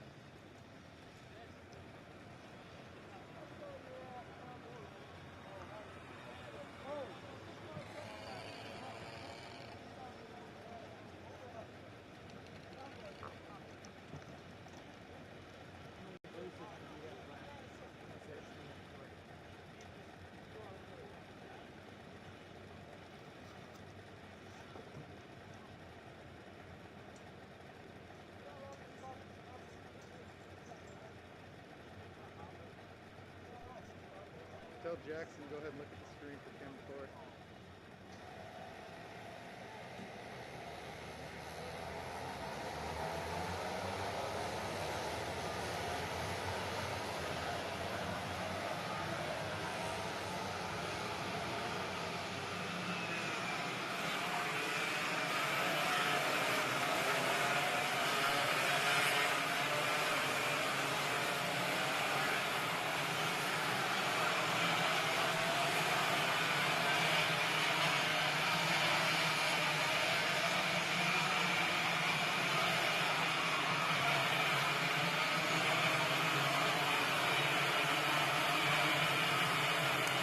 Biggest field of the weekend to bring us out of heat racing and into the pre-finals. It's Nico Gutowski on pole for Trinity Karting Group and Burrell Art. Then the Mike Doty machine, Isaac Malkit with Santiago Orioli, your Heat 2 winner, with Marco Fazzari, Nico Orbezo, Tristan Murphy, Darren Kidd, Achilles Saperco, and Luciano Dahez rounding out the top 10. And the big story, obviously, Tristan Murphy for avoidable contact sent to the back of the grid.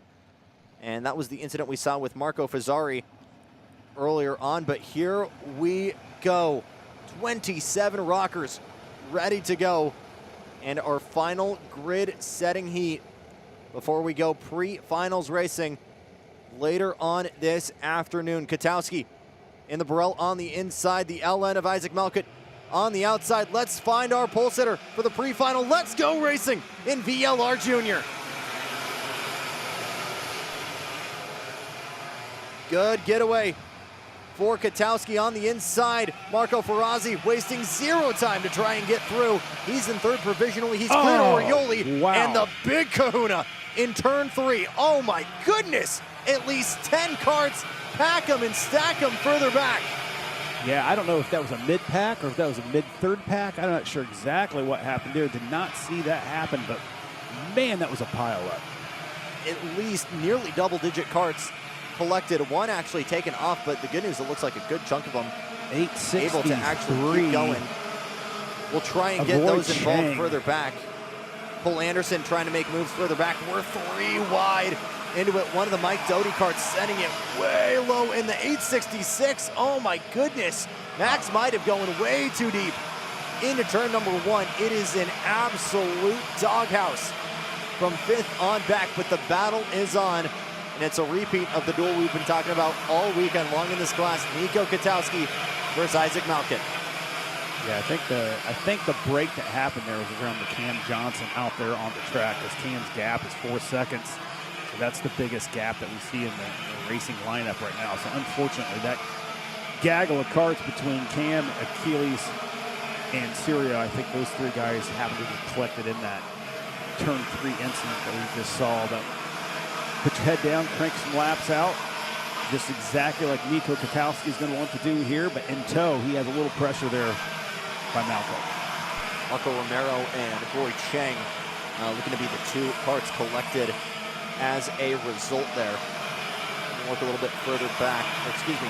Snow Katowski versus Malkut. Santiago Orioli able to clear Nico Orbezo for the time being. Marco Fazzari still in this. Again, had that very scary moment in turn number 1. Made contact with Tristan Murphy.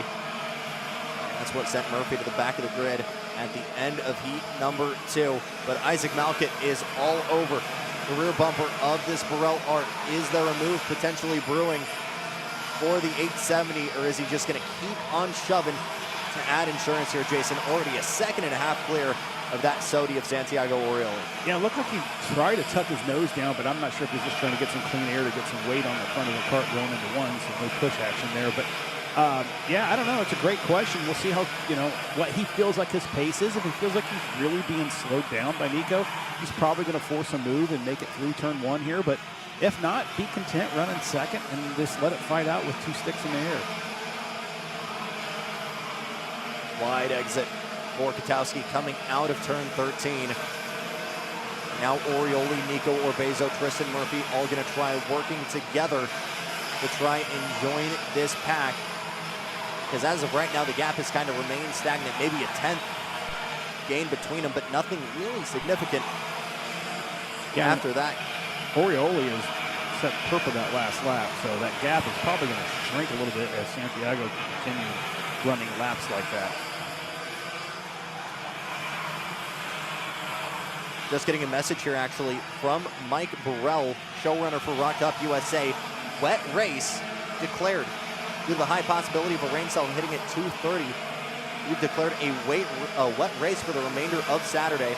And for everybody in the scales listening right now or on the fence line, it is going to be up to each driver or team to choose wet or dry tires. The tools to change them are going to be allowed on the grid. Jason, viewers, we are at the crossover point potentially on the horizon. And in terms of strategy, in one of the most influential points of the weekend, this could be fun. The great equalizer. Right? Absolutely. Yeah, track where a motor needs a lot, rain takes that out of the equation and puts it on the driver's hands. So, again, we escaped the rain yesterday. Mother Nature's going to pay us back for the most crucial period of the day, the pre-finals. And hopefully, I am excited to see it because it really is fun to watch race racing. That'll be fun. And again, it's our last round of heat racing, but don't you dare touch that tab at the end of this. A 10-minute break, and the game plan is we will be right back into the action to get into the pre-finals and set your grids for the main events tomorrow. Again, rain on the horizon. The Floridian skies finally looking to open up on us. Nico Katowski just a hair over a 10th clear of Isaac Malkit. As we talked about, Santiago Orioli, fastest kid on track. Still trying to close that gap. Really, it's working, but it could certainly be too late. 4 minutes on the clock. And crucially, doesn't really have anyone helping him out right now. He's had the pace to clear Nico Orbezo further back, but that means he's not getting any shoving from behind. No, Malkit just went purple that last time. In the last lap, before the last lap, Katowski and Malkit were the exact same lap time to the 1,000th, which is incredible. So again, carbon copy of one another. Katowski, Malkit in lockstep, out in front with 3.5 minutes on the clock. So if you're watching, watch the nose of the karts, how bumpy it is. Absolutely. Remember, these karts have no suspension. So what you're seeing that bumper do is just modified inside that go-kart. And your teeth are jabbing, they're drawn together. Almost probably need to wear a mouth guard, right, with how much bumps and especially with the rubber laying down, it just makes it even worse. Potentially something the rain could help out with. We'll have to wait and see. But just a hair under 3 minutes on the clock, and Orioli again slowly but surely chipping away on that lead. But we want to remind you of our championship here in VLR Junior because it continues to be a doozy. Isaac Malkit is your winner, but as they stand right now, it was less than 10 points over Nico Orbezo. Tristan Murphy was in third. Nico Katowski is in the top 10, but he came into this weekend 7th in points. Again, needs a really good result here to keep his championship hopes alive. He's in that spot to at least do it for the time being. But you look at Isaac Malkit, a move has been brewing. This could be exactly what we saw in heat number 2, which is just watching and waiting for the right time to strike. Shades of oval racing, Indy 500 racing, just striking and going for the lead and making sure that the guy behind you, after you get that move done, doesn't get the time, doesn't get the opportunity to swing right back. Yeah, and Malkit, I think, probably could force the move at any point in time. He's just been content sitting back there in second. Knows there's plenty of time. Knows that if he's going to battle, it's just going to bring Orioli into that equation. So just sit back, be patient, and then, 2 to go, gloves off. Still a tip of the cap here to that Saudi kart further back. Sandy Orioli, 8:03. And it's not just that he's putting in purple laps. It's the fact that he's doing it, simply put, lap after lap. Last time through, 43.446. That's a solid 10th clear. And here we go. Move for the lead. Isaac Malkit down low into the carousel of turn number 10. Done deal. Isaac Malkit for Mike Doty Racing, just like heat number 2, gets that move on Nico. Yeah, I don't know if Nico just got a little wide on that and just opened up the door, and that's what Malkit was waiting for, was just for a little bit of an opening to take it. Way to be patient throughout this whole entire race for Malkit. But again, even that was an expensive move because Santiago Orioli within a 10th now. Keep an eye on that gap on the timing tower to the left of your screen, because the more these two continue to battle, the more that's going to bring Orioli, Orbezo, Tristan Murphy, Darren Kidd, and the whole squad further back into the mix. Twin Sticks coming out next time by. These guys just might get to the threshold here. It's going to be close. But with clean air for Isaac Malkit, is this gap going to be able to build now between Malkit and Katowski? 3 laps to go in heat number 3 for VLR Junior. And you're looking at our weather screen right now. It's coming. It's just a little pop-up that's going to dump a ton of rain. So, oh boy. There's one behind it too, but it's Florida. Yep. We know it rains. I told you that yesterday. It's just about an hour ahead of schedule today than I said it was going to come. Yep. But yeah, it's no surprise that we have some rain in the forecast here. But love the call from our race directors. Wet racing, let's go. No postponement. Let's get this thing rolling. Rain racing's racing, and that's part of it. Talking to Race Liberante, almost wishing that we did racing in America here like they do in Europe so often, and just keeping the slicks on and enforcing that practice. But again, I think that might be doing a little bit too hard on some of these kids who have never ran in the wet period, especially a lot of these guys coming out from California. So this is going to be absolutely something you're going to want to stay tuned for. But that being said, we've got a heck of a show on track right now because, yes, Isaac Malkit was able to snatch that lead from Nico Katowski. But this ball game is far from over.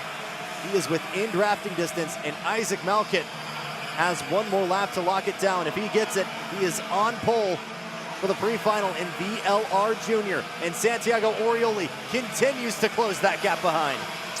Yeah, we've got a little bit of the back marker equation that might come into play right here with just one lap to go.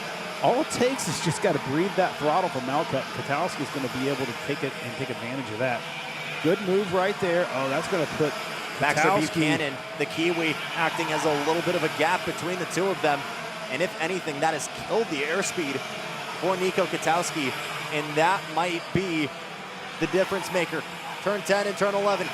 For the final time, Isaac Malkit did exactly what he did in heat number 2.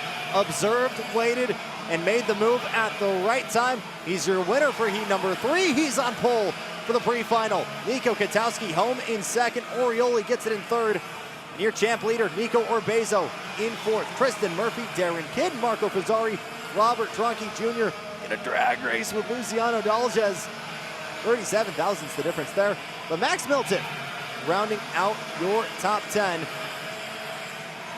This is going to be something fun when we come back in just a couple of brief moments. Yeah, good run for Cam Johnson. Got in that battle, worked way back up to 10. Should have a decent starting spot for the pre-final, so not sure if they've got quite the pace to be up there with Malkut and Katowski and Orioli, but that's why you got a little bit of break here. Rain comes in, complete new ball game. The skies are set to open up, and we've got grids to set for Sunday. Don't you dare touch that tab. Back in 10 minutes for pre-finals from Palmetto.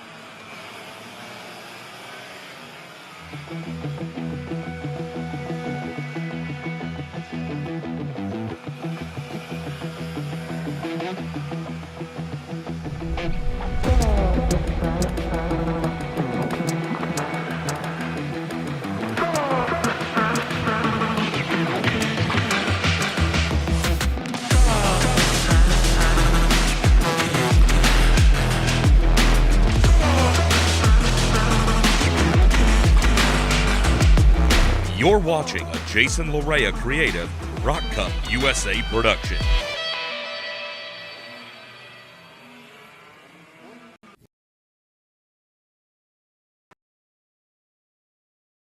The pack.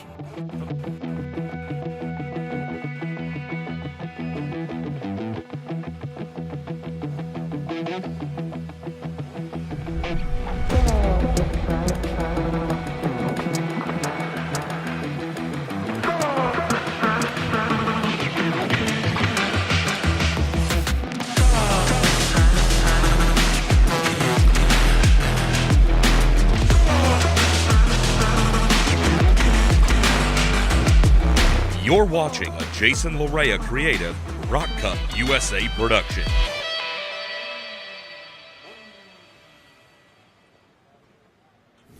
When it comes to innovation on the track, Odenthal Racing Products leads the pack. From the highly popular EasyGP camera mounts to our tough case to GoPro case, racers everywhere trust ORP for strength, reliability, and precision. We're proud to be the #1 engine mount manufacturer in the USA. And with our new Easy Bumper Retainer System, you won't get caught out with a failed bumper bolt again. Odenthal Racing Products. Lead or get left behind.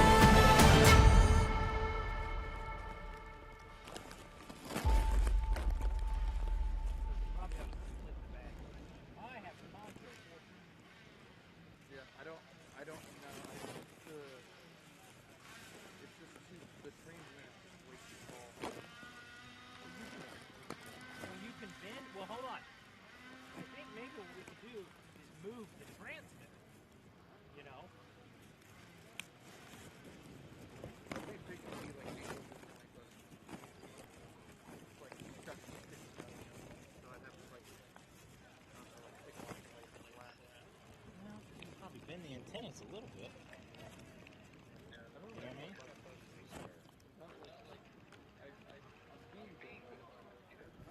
There's a few things that almost look like baby love balls, but there's like 50. Oh, I know what those are. There's like 50,000. I know what those are. They're like very blank. They're queer kits. What are those? It's like a cricket, but they only get on you when you're queer.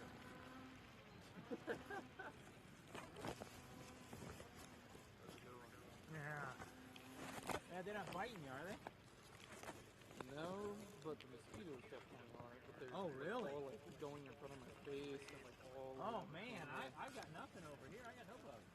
There's like when I say 50,000, there's no exaggeration. It looks like Moses released one of the plagues on me. Did you put bug spray on? No. Well, they got it. They brought it. You went and bought it last night, remember? I do now. I'm starting to feel a little sprinkled. Yeah, I haven't felt it. Little sprinkled. I had a Dr. Pepper having a bunch falling off.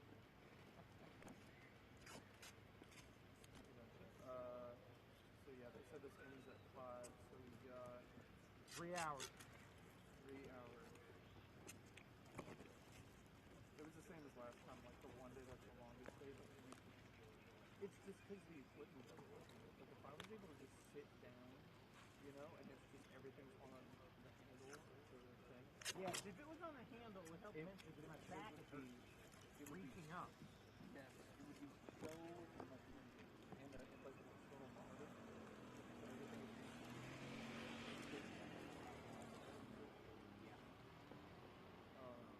but yeah, I think I'm just gonna start having something for the for sure.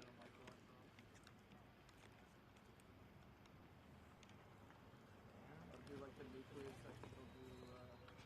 I'll do like the handle thing and like attach it. Some sort of attachment thing. So I'll get 2 motors so I can actually mess with the keys. You also need a longer arm. A longer arm would help immensely. Yeah. Yeah, I'll do that as well. Okay, I forget this guy's name, the cowboy guy. He's walking over here to help me.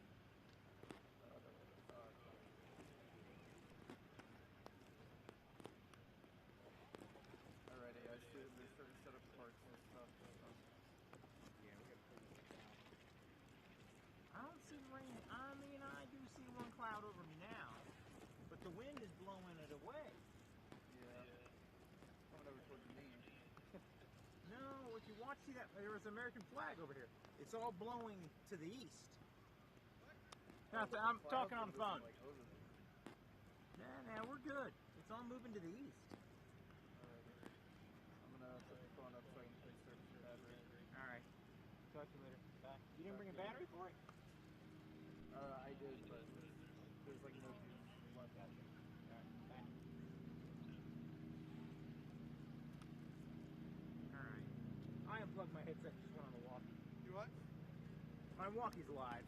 Oh, was it? Well, no, I just pulled the headset out because I was trying to wear it. Oh, yeah. My brake. Oh, that's even better. Yeah. And then I'm going to quickly tape it up so I can run this over to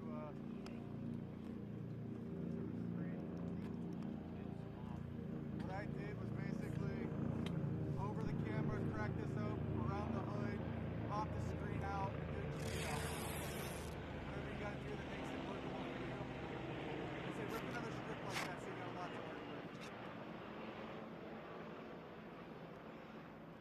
I like your little sandbag. Yeah, it's a shot bag. Very heavy. Yeah. Because if you get up here and start moving that front, I thought it's not heavy enough. No. Thanks, sir. All right. If you need any more, let me know. I'll come back. Sure. Nah, I think I'll be good.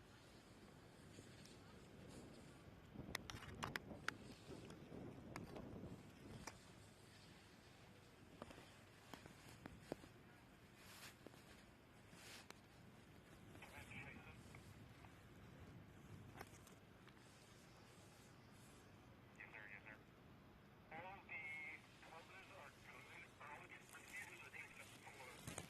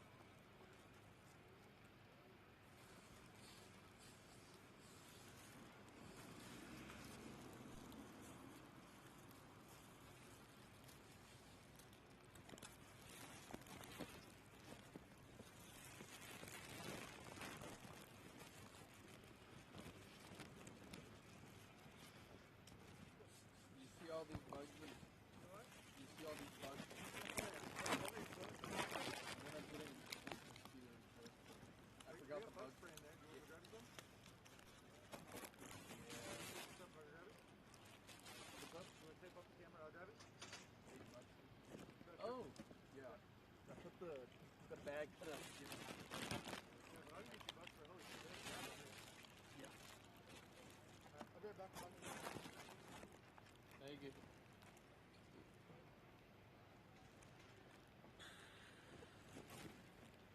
Am I leaving like an opening? Am I leaving an opening here? Yeah. So that doesn't put the back there, but that's in the bottom. Then a hole and then shape the hood. Okay. I got you.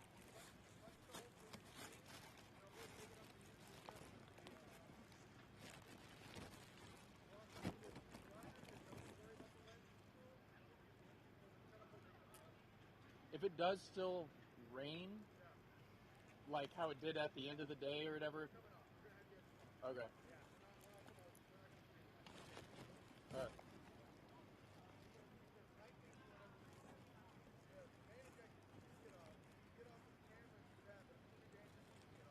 All right.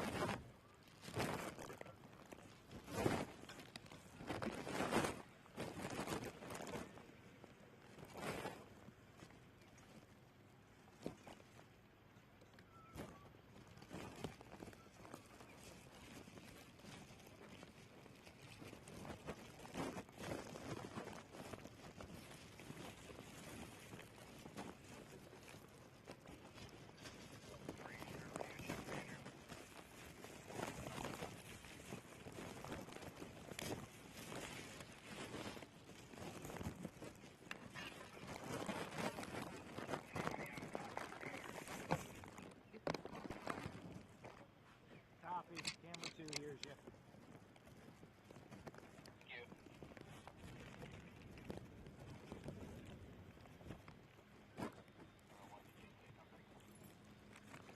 Yeah, I was doing an audio check.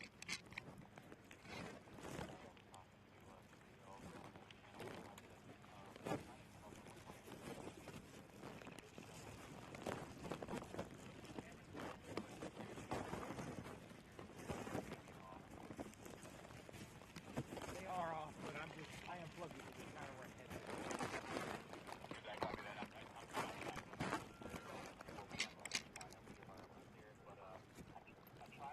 I'm trying to work in real time on whether or not it starts pouring super heavy.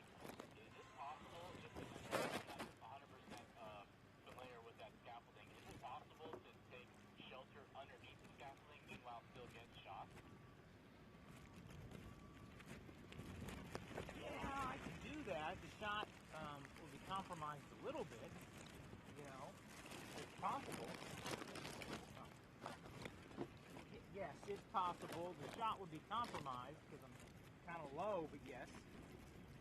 Okay, yeah, I'm mostly concerned with I don't want it to just dump on you and you just get fully soaked and things like that. Because if it starts to dump and we have to make a change, it's a little harder to do it than to kind of plan for it now. So, what are your thoughts? I know that big old X there would compromise the shot for sure. Is there anything that we can do? Well, I have a poncho. I brought a poncho in case it rains. Okay, so generally speaking, you're comfortable if it starts to rain a little bit right there? I mean, if it's a deluge, I'm sure they'll stop the race. Copy that, copy that. Okay, so you're comfortable just taking the wait and see approach, right? Yes.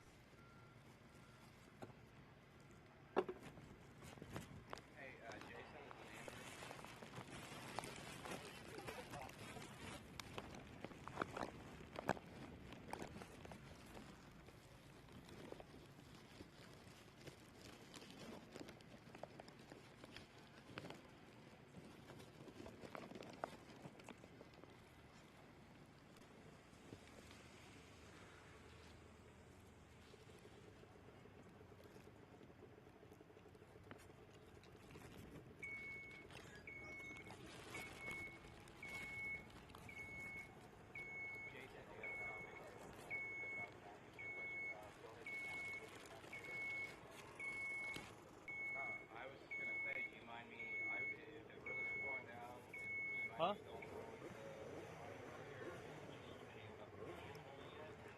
What were you saying?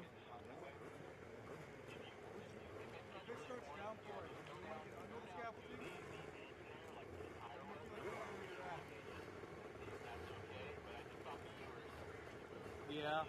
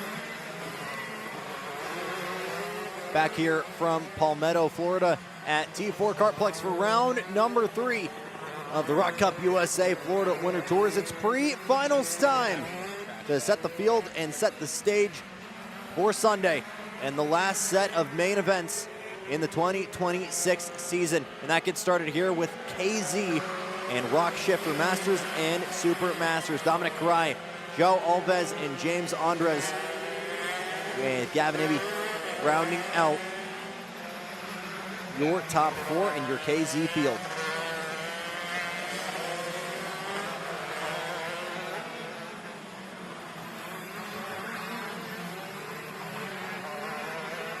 Looking further back in ROK Shifter Masters, it's Skitchy Barnes, Cole Mathewson, Juan Martinez, Morn Von Tuck, Matthew Sanford, and Hector Campos rounding out your top 10. My name is Jackson Lambros. We're happy to have you with us here as we're starting to wind things down. Well, not really, because things are about to heat up, but the last set of finals getting set on track as the KZs are booted and suited. Booted and suited. Trademark that, sir. I stole it. Most of the things I steal from someone. I just more frequently than not forget who. This is going to be great, man. It's fastest karts we have all week. 80+ mile an hour down the straightaway. Tires are worn. People are tired. And some of these guys are old. It's going to be a good show. Here we go. Karai and Alves on the front row. Green flag flies. We're racing in KZ, and that's a very slow getaway. Oh, my goodness. Dominic Karai to a crawl. Yeah, his exhaust blew off. Oh, Lost his no. header or something. You could hear it from in here, which is never a good sign, but there's your green flag for Masters and Super Masters. Looks like Matheson just able to get by. No, Skitchy Barnes has it through the whole shot. And for the first time today, it'll be João Alves leading the pack in KZ. That battle starting to develop. But we talked about weather potentially being a factor here. Jason Ewers, you've got the weather radar out right now. It's certainly looking like maybe more of a 50-50 as we watch Andres go to the inside of Gavin Ibby. Yeah, we've got some pop-up cells happening, but I'm not sure if anything's going to stick around. Looks like everything that we thought was going to hit us pushed up north. So as of right now, hot, sticky conditions. Yep. So we can continue on with that.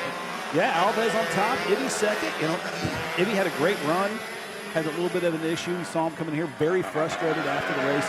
Very worn out, like wet towel. You could just see how tired he was. So, I mean, these guys are really giving everything they have out in these karts. And shifter karts are just demanding in general, but you add a ton of rubber on the track and hot conditions, it just even makes that work.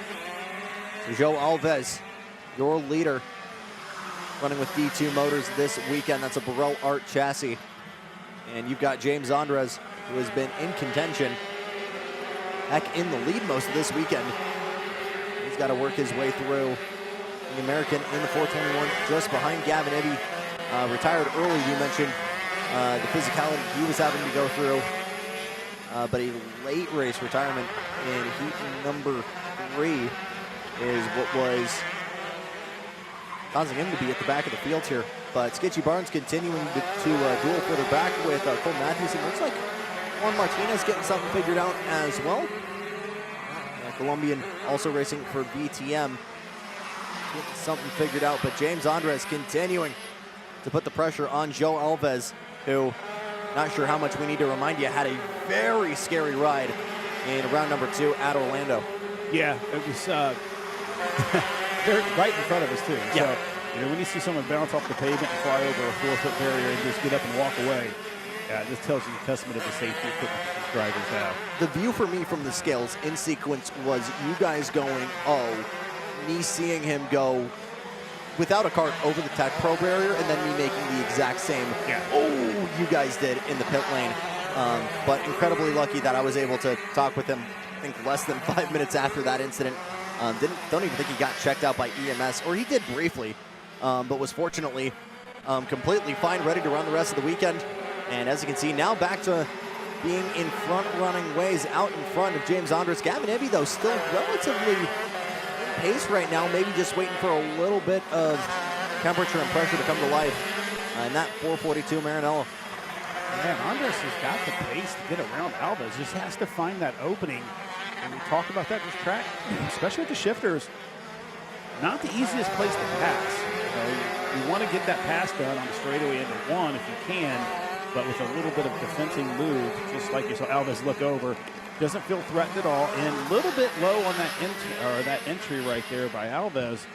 And we'll see if Andres can do something going into 6 and 7, that little short shoot right there where you kind of shoot it straight. And if you can get close enough, a little defense, Andres took that, or Alves took that dead straight to kind of block that, knowing that that's a good passing opportunity. Again, added time as well here for our pre-finals. This will go from 7 minutes for our heats up to, I believe, 9 minutes plus 2 laps at the end. Micro and Mini going to keep it at, or excuse me, no, 11 minutes for our main events. As you just saw the pass on track there, James Andres into turn number 1 will work his way back into the lead. He's done it 3 times this weekend so far, or twice this weekend against Dominic Cry. He gets Alves now for the first time this weekend. Yeah, I just think he has a little bit more pace than Alves has, so that's going to probably allow him just get that gap. We'll slowly see him kind of check out from Alves, and I think what's going to happen is we're going to see maybe catch the back of Andre, or as Alves as the race goes on. I think that he's pushed him a little too hard there. Tires are heated up. We'll see if Ibby has anything. Question now, because Karai was able to keep him honest. How's this clean air going to suit that 486? Is he able to stay in touch? Will that IPK chassis be able to fully take off that Charles Leclerc machine? Already see a pretty significant gap right there. Delgado walk back to the pits. Yeah, that's knowing that his man, unfortunately, is out. Again, some kind of loose or leaked suspension, or not suspension, excuse me, exhaust at the start of the race. And with that, we'll unfortunately start at the back of the pack, at least in KZ, for the main event come Sunday. All 3 of your KZs equidistant from one another. James Andres, João Alves, Gavin Ibby starting to close up, though, between Skitchy Barnes and Cole Matthewson. And Scott Barnes were first time we've seen him pretty much since 2024, I believe. Last time we had Master Shifters in Florida Winter Tour. But the guy based out of the Bahamas, full-time fisher. Not a big fan of sea legs, if you will, but definitely will prefer as much of his time on land, if you will, in a go-kart. Yeah, when he's on land, he's in a go-kart, pretty much. That guy is like the Falcone of shifter kart racing. I mean, he'll not even that. He'll run 206 stuff. I think he's running CKN or National, so yeah, he definitely loves to be in a go-kart. And that's the battle right there. You mentioned Kurt Mathewson earlier from Rocket Racing. There's his son Cole in the 533 OTK. They're still in that Vegas special livery for that OTK. Both of these looking very good. Yeah, I mean, it's this has been the battle of the whole entire Florida winter. Yeah. These two guys. So, you know, Morin was there. He's kind of been inexistent, battling these guys, you know, dominating his Supermaster class. But been there through Orlando, not so much here. This track just may not suit Morin's driving style. Right. And Orlando more suits his driving style. But these two guys right here have been equally matched the whole entire season. And again, for Morin, even if it isn't racing wheel-to-wheel in class, one, he'll take racing any flavor he can get. Two, again, head honcho of VTM in that tent since he's announced his regional campaigns throughout the Sunshine State, with plans of doing maybe some more regional stuff, some more stuff on the East Coast. Any track time is going to equate the data he can get for the full-time engine builder. So anything he can do as well to try and maximize his data for his team, his product, will be very much appreciated. Yeah, and three, one of the nicest guys. Absolutely. Dear God. Big shout out to Morin. But 90 seconds on the clock, then we'll run it for 2 laps. Just a reminder there, after that interruption from the move from James Andres, it will be 11 for all of our senior and junior divisions, with 9 minutes for all of our cadets. So both micro and mini running 9 minutes. I'll go up to 15 and 10, I believe, from the finals. 12 and 14 for the finals.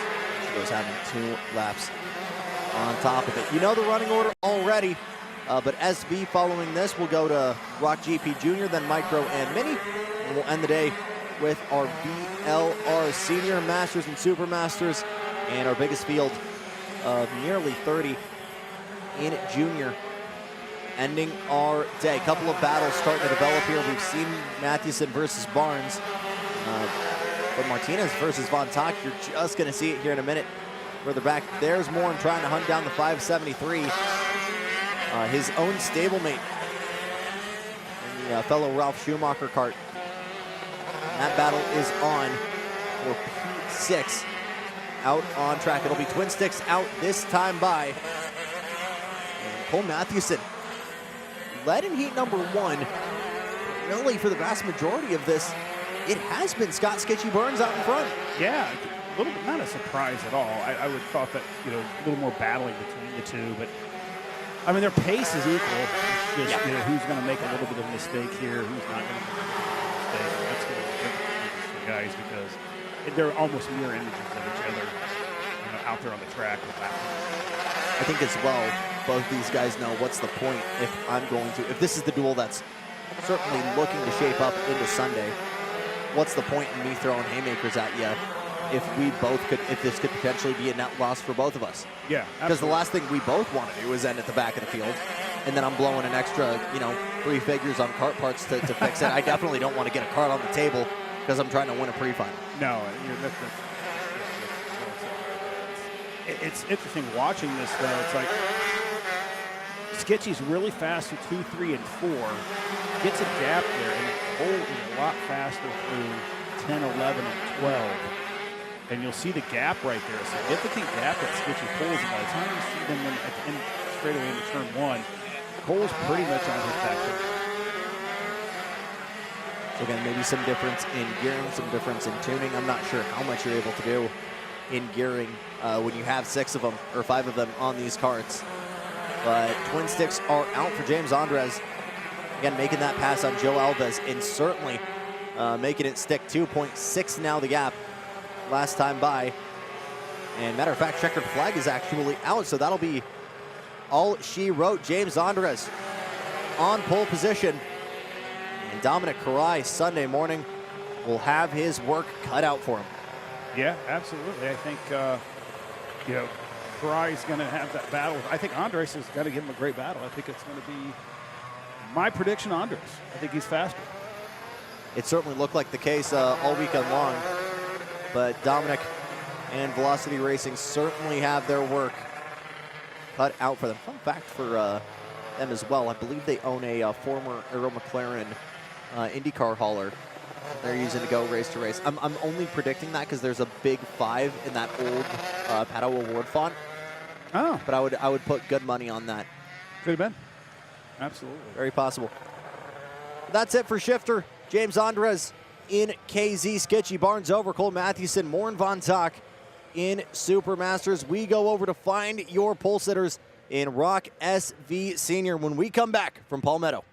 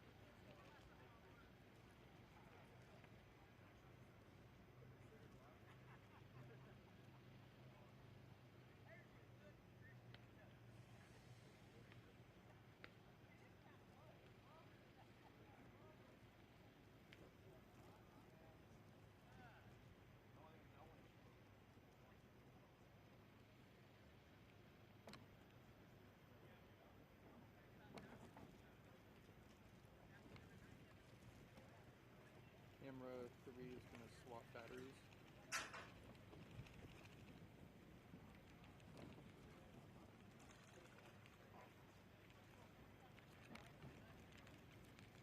Yes.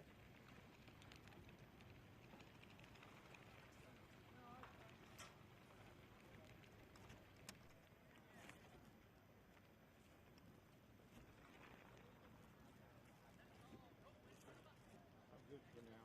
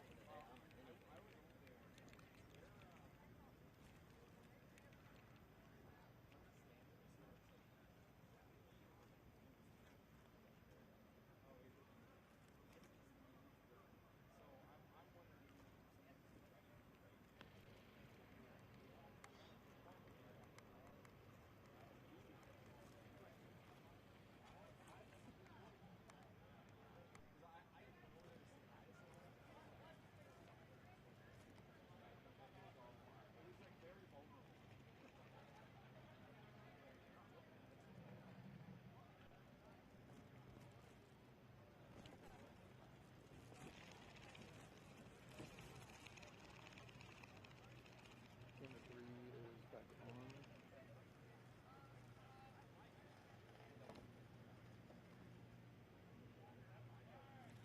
Yes, all the settings are back.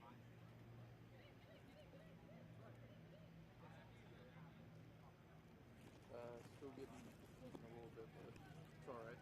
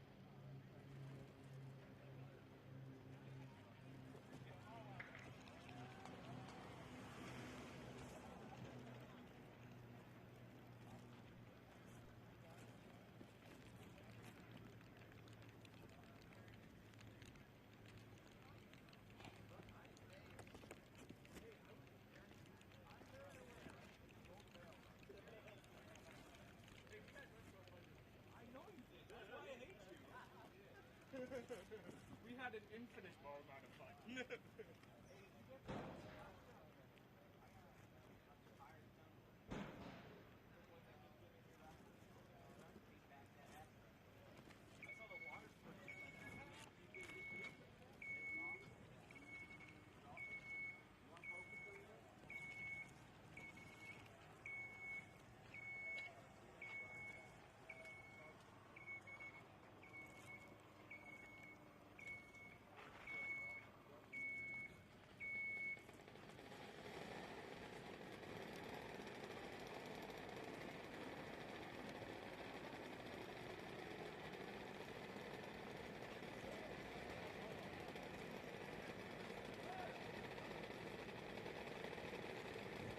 Timing and we're scoring.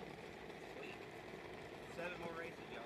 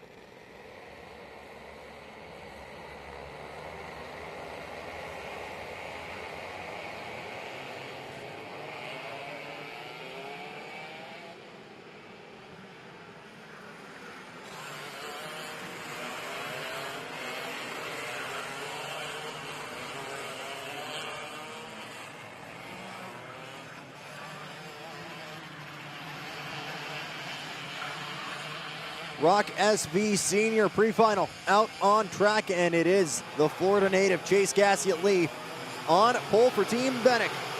Caden McQueen alongside him for Velocity Racing. Then it's Blake Nash and championship adversary for McQueen, Alan Isambard, with Victor D'Alencar, Levi Sangera, Davin Roberts, Sebastian Venegas, Wrigley Keys, and Jose Halfin rounding out your top 10. Great weekend so far, but an opportunity here, Jason, for Caden McQueen to really start locking things down for this championship.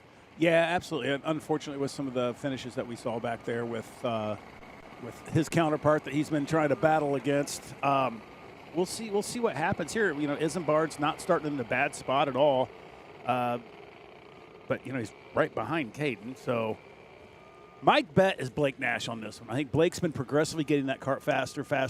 He's starting in that third spot, so he's inside. We know that position's been really great going into turn one. So we'll see. Oh, someone's way out of line early there. Here we go. Green flag in SV Senior. And a good lunge on the inside for Chase Gassiet-Lee. Blake Nash trying to move McQueen through for P3. Look at that big dive into the hairpin. Isambard getting pushed way further back, maybe P5 or 6. But Caden McQueen is in chase for Gassiet-Lee, and Blake Nash over Levi Sangera further behind. Yeah, not the best start for Isambard. What's he need, considering how tight that points battle is between McQueen and Isambard. We'll see where that ends up here with 11 minutes on the clock plus the 2 laps. Plenty of time on that track to work your way back up to the front, especially with these very equal engine packages. Chase Gassiet-Lee looking for his first pole position for the main event since round number 1. Caden McQueen looking for his first victory of the weekend. Blake Nash looking for his first victory of the season. Again, very hot, cold season 2 this point. I don't think he's been on the podium to this point. Need to double check round 2 results, but we know round 1 had a podium send him back and gained nearly 25 positions to get to the sharp end of the field. Good start as well, though, for Victor D'Alencar for Evolution Motorsports, as he's currently holding off at fellow Nash, fellow countryman as well to McQueen, Levi Sangera, and the Briton 355, trying to close that gap. 9.5 minutes on the clock. First main overtaking opportunity. And your top 3 carts equidistant from one another. And this entire top 6, nearly top 10, is all in this still.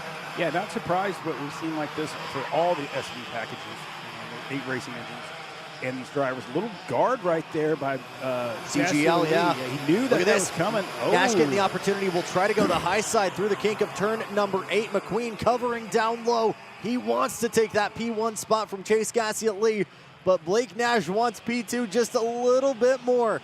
Yeah, Isambard back there at 8th. That is not where he wants to be right now. These guys really walking the tightrope as well on the high side. I mean, look at how much runoff they're going. They're using coming out of turn number 13. They're playing a very dangerous game, one that's bitten back on Blake Nash. Yeah. But everybody still keeping it wide open through 12 and 13. See if they're able to set up through the horseshoe here. Not uncommon to see a little move right here on the inside if he can get it. A little defensive move there by McQueen. Working their way through 11 onto 12, down to 13. Fastest section of the track right here. These guys are hitting well over 70+ mile an hour at the end of the straightaway. Head tucked, DRS implemented, sir. Glance over the shoulder for Chase Gassiet-Lee trying to defend from McQueen. And it suddenly feels like everybody else might have a little bit more pace than that Bennick out in front. Fastest lap, who else but Alan Isambard right in front of his Rocket Racing teammate Sebastian Venegas. 42.910. That's 2/10 clear of your race leader right now. Yeah, Isambard just getting shuffled back. Not getting that clean track to be able to run to catch everybody. He's got to work through some slower cars, but he showed that pace all week long. Just have not had the best of luck. Simply put, he needs to move forward right now when Caden McQueen is happy that there are 4 carts separating him and his adversary. But he needs to do everything he can right now to stay out in front, and that's why you're seeing him cover so hard right now from Blake Nash because with how bunched up this entire pack is at this point, it could very quickly be from P1 or P2 to P4 in just a handful of corners. Yeah, and Isambard just made that move on the Allen car, so now Isambard's moved up to 6. There's only one car that separates, him from Blake Nash right now, and Levi Sangera. So he's definitely moving up the field, working his way through that traffic flawlessly. He should probably pick another one off up here soon. Kart is rolling really good right now, as we see, and went purple again that last lap. Perhaps knowing that Isambard is being a hard charger from the rear of the field, maybe that's why you're seeing a little bit of reservation from Caden McQueen. He doesn't want to make an expensive move that would back up the pack. And of course, the minute I say that, jams it down low, tries to make that move through the right-hander of turn 5. And now he's getting the worst of both worlds because failed to make that move. And now indeed, everybody is right behind Nash, Sangaro, Roberts, and indeed that orange helmet, blue suit, blue and silver cart. At the very tail of this snake is the 301 OTK of Alan Isambard. A little bit of a defense to the middle. Isambard trying to make a move on that Ryan Perry machine of Davin Roberts. That'll be a done deal. And Isambard moves on up into P5. Great run so far. Very comfortable with that cart.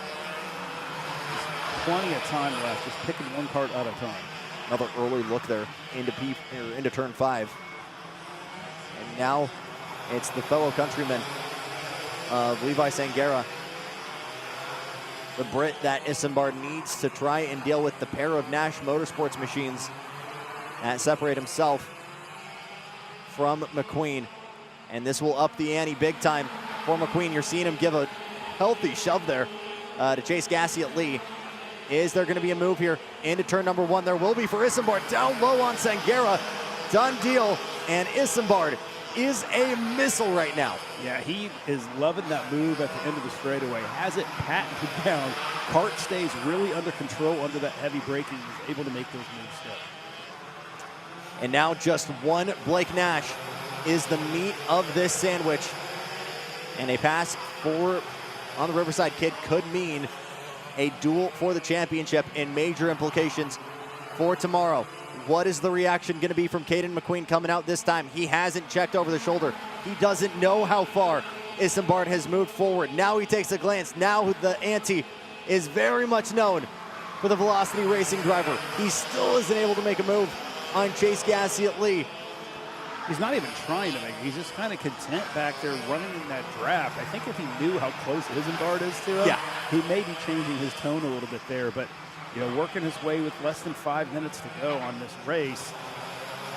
Again, the worst thing that can happen is put himself in a situation that's going to put him in the back of the pack on the final. Because the way you finish here is the way you start on that final. A little bit of a breathing room there, and Caden McQueen on the bumper just a smidge there, pushed Gassie at Lee a little bit offline, and that's a poor exit as well coming through turn 12. Could this be the setup that Caden McQueen has been waiting for? A little bit of a think to the inside, but still not making a move.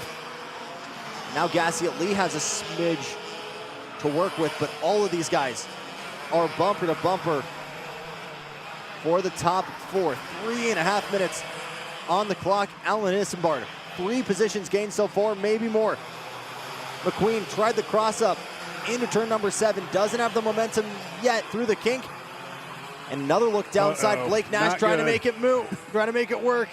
Oof. Lucky he shut that door because he got on the outside, kind of got washed up, and I could just see Blake shutting that door, and right behind Blake is Isambard, and that would probably end up putting McQueen all the way back to 5th spot at that point in time where he does not want to be. And right there goes Isambard, patented Isambard corner. Through on Blake Nash, and it is official, folks. We've got a race on for the championship. Rocket Racing's OTK of Alan Isambard versus the Velocity Racing Sodi of Caden McQueen. And a trip to Lonato to race at the ROK Super Finals 2 weeks before Vegas. On the line for both of these individuals, a race neither of these individuals have participated in. Isambard, no European racing to his name. Obviously plenty to the credits of Caden McQueen, still racing in the UK part-time, but never in Italy, and a major ticket waiting to be punched for the 342. But Alan Isambard is going to do everything in his power to keep that from happening. And Chase Gassie at Lee simply put, has been the roadblock for both of these drivers this entire weekend, robbing either of victory.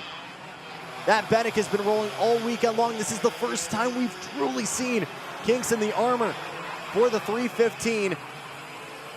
And if Caden McQueen isn't able to make a way through, it is a eat or be eaten world in ROK SV Senior. Minute 40 seconds on the clock. Here comes Alan Isambard with a look to the inside. McQueen trying to go with him, covering down low. Alan Isambard up into P2. Great run for Isambard. That's that where he's comfortable at. That cart is so well under heavy braking that he's able to make those passes stick. Look at that. Oh, trouble. Alan Isambard into Caden McQueen.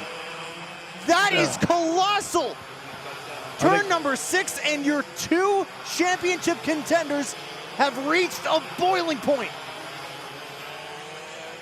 Wow. Unbelievable.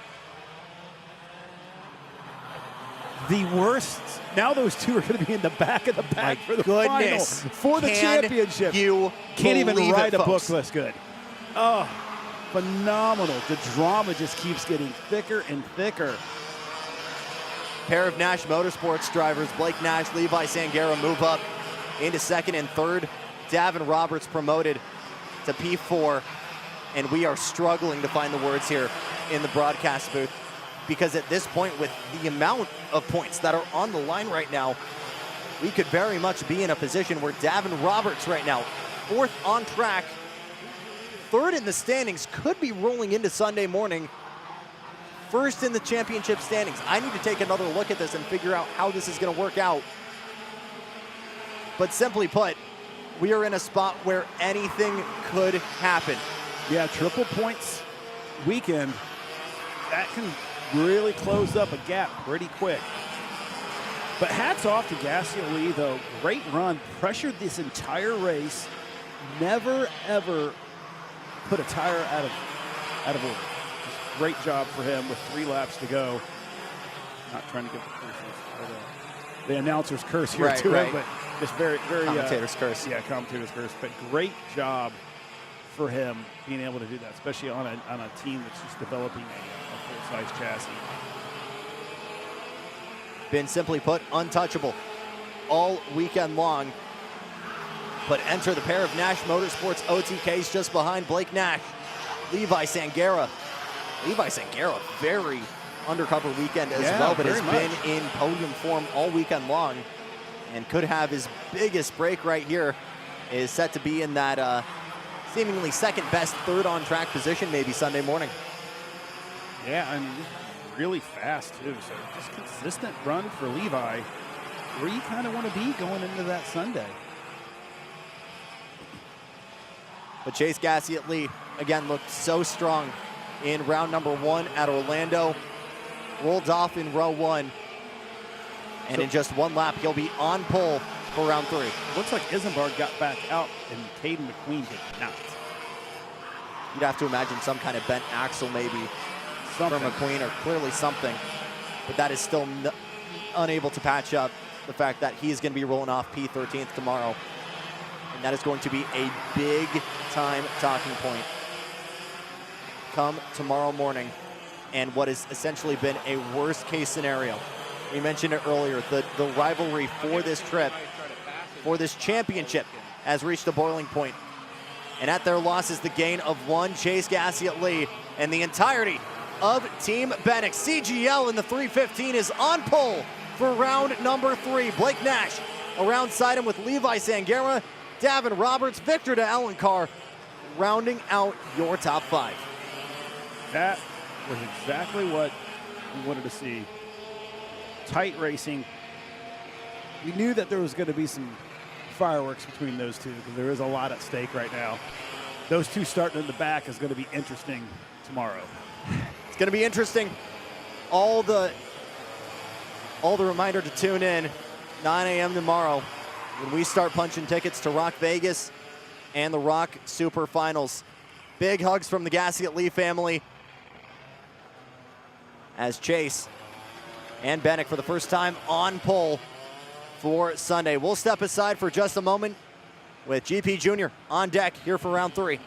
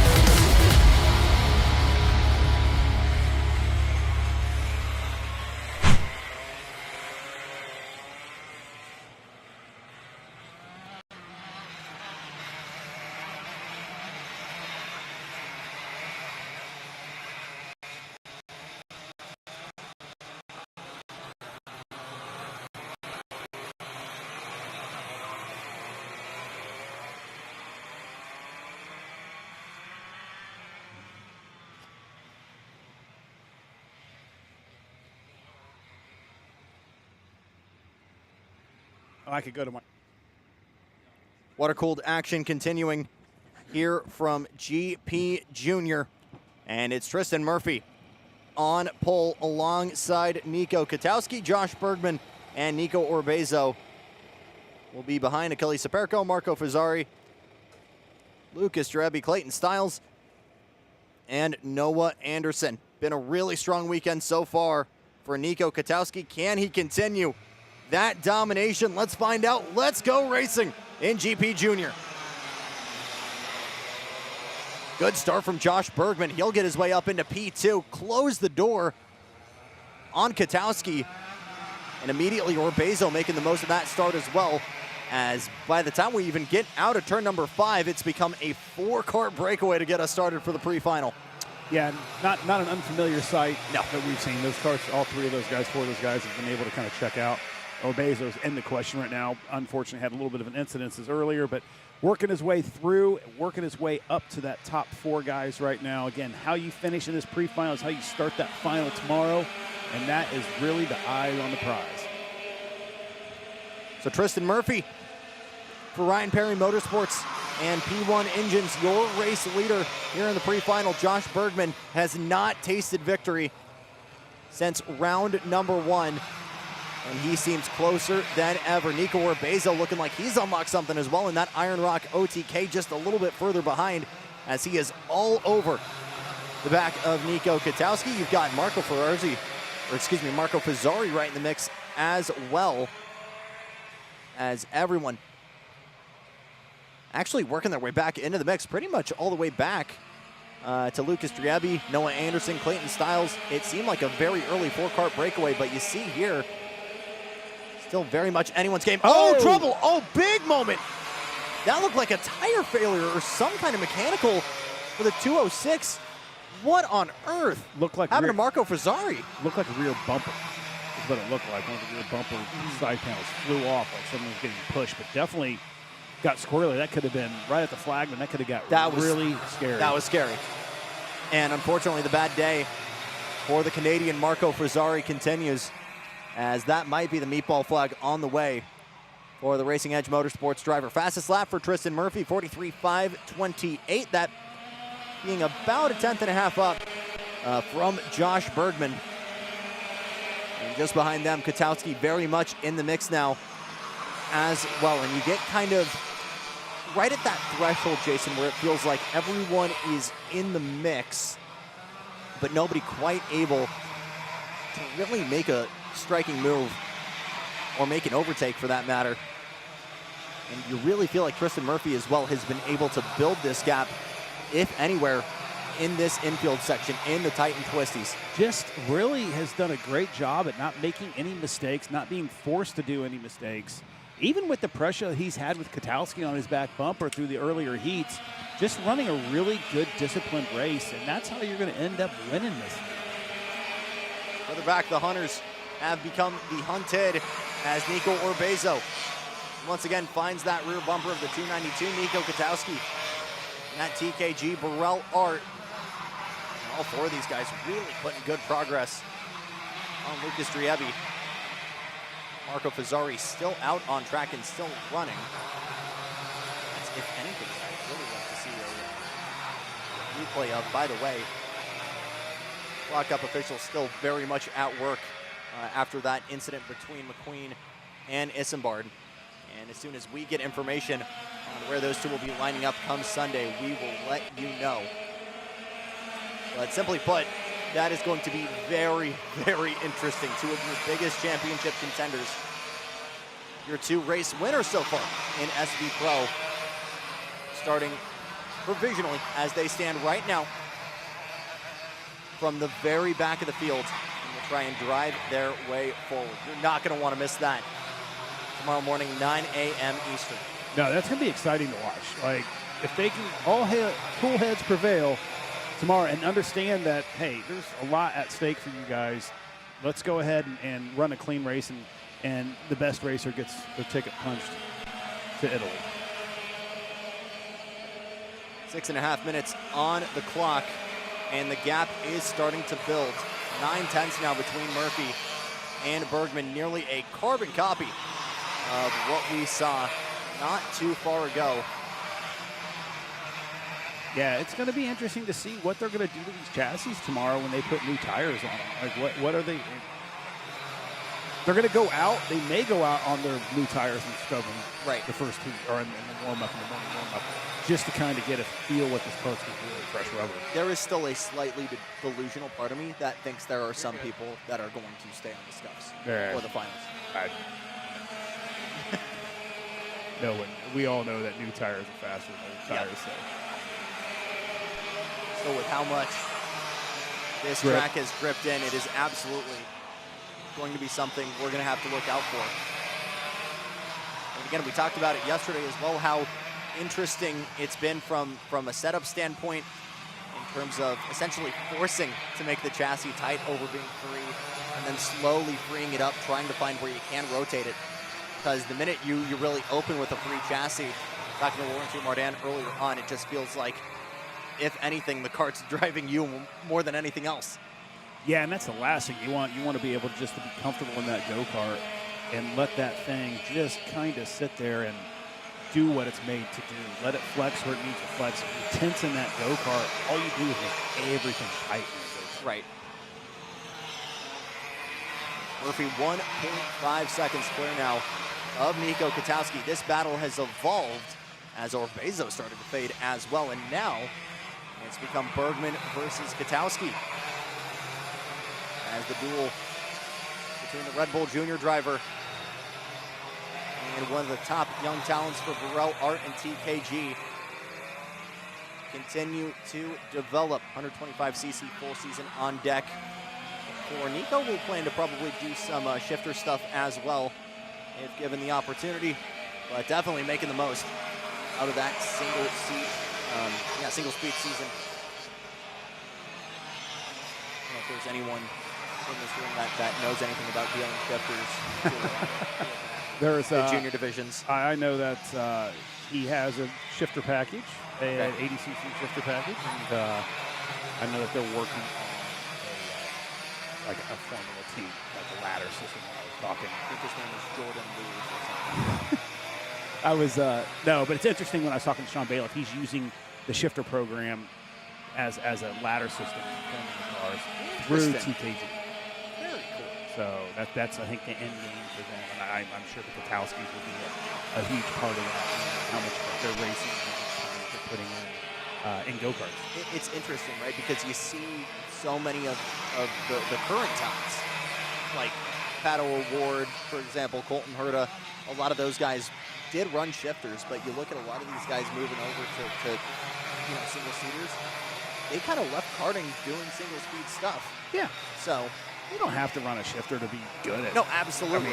I mean, you look at Lando and those guys. Like it was all single speed stuff that they ran over WSK. Max Verstappen. Yep. I mean, it's learning just the feel of the kart.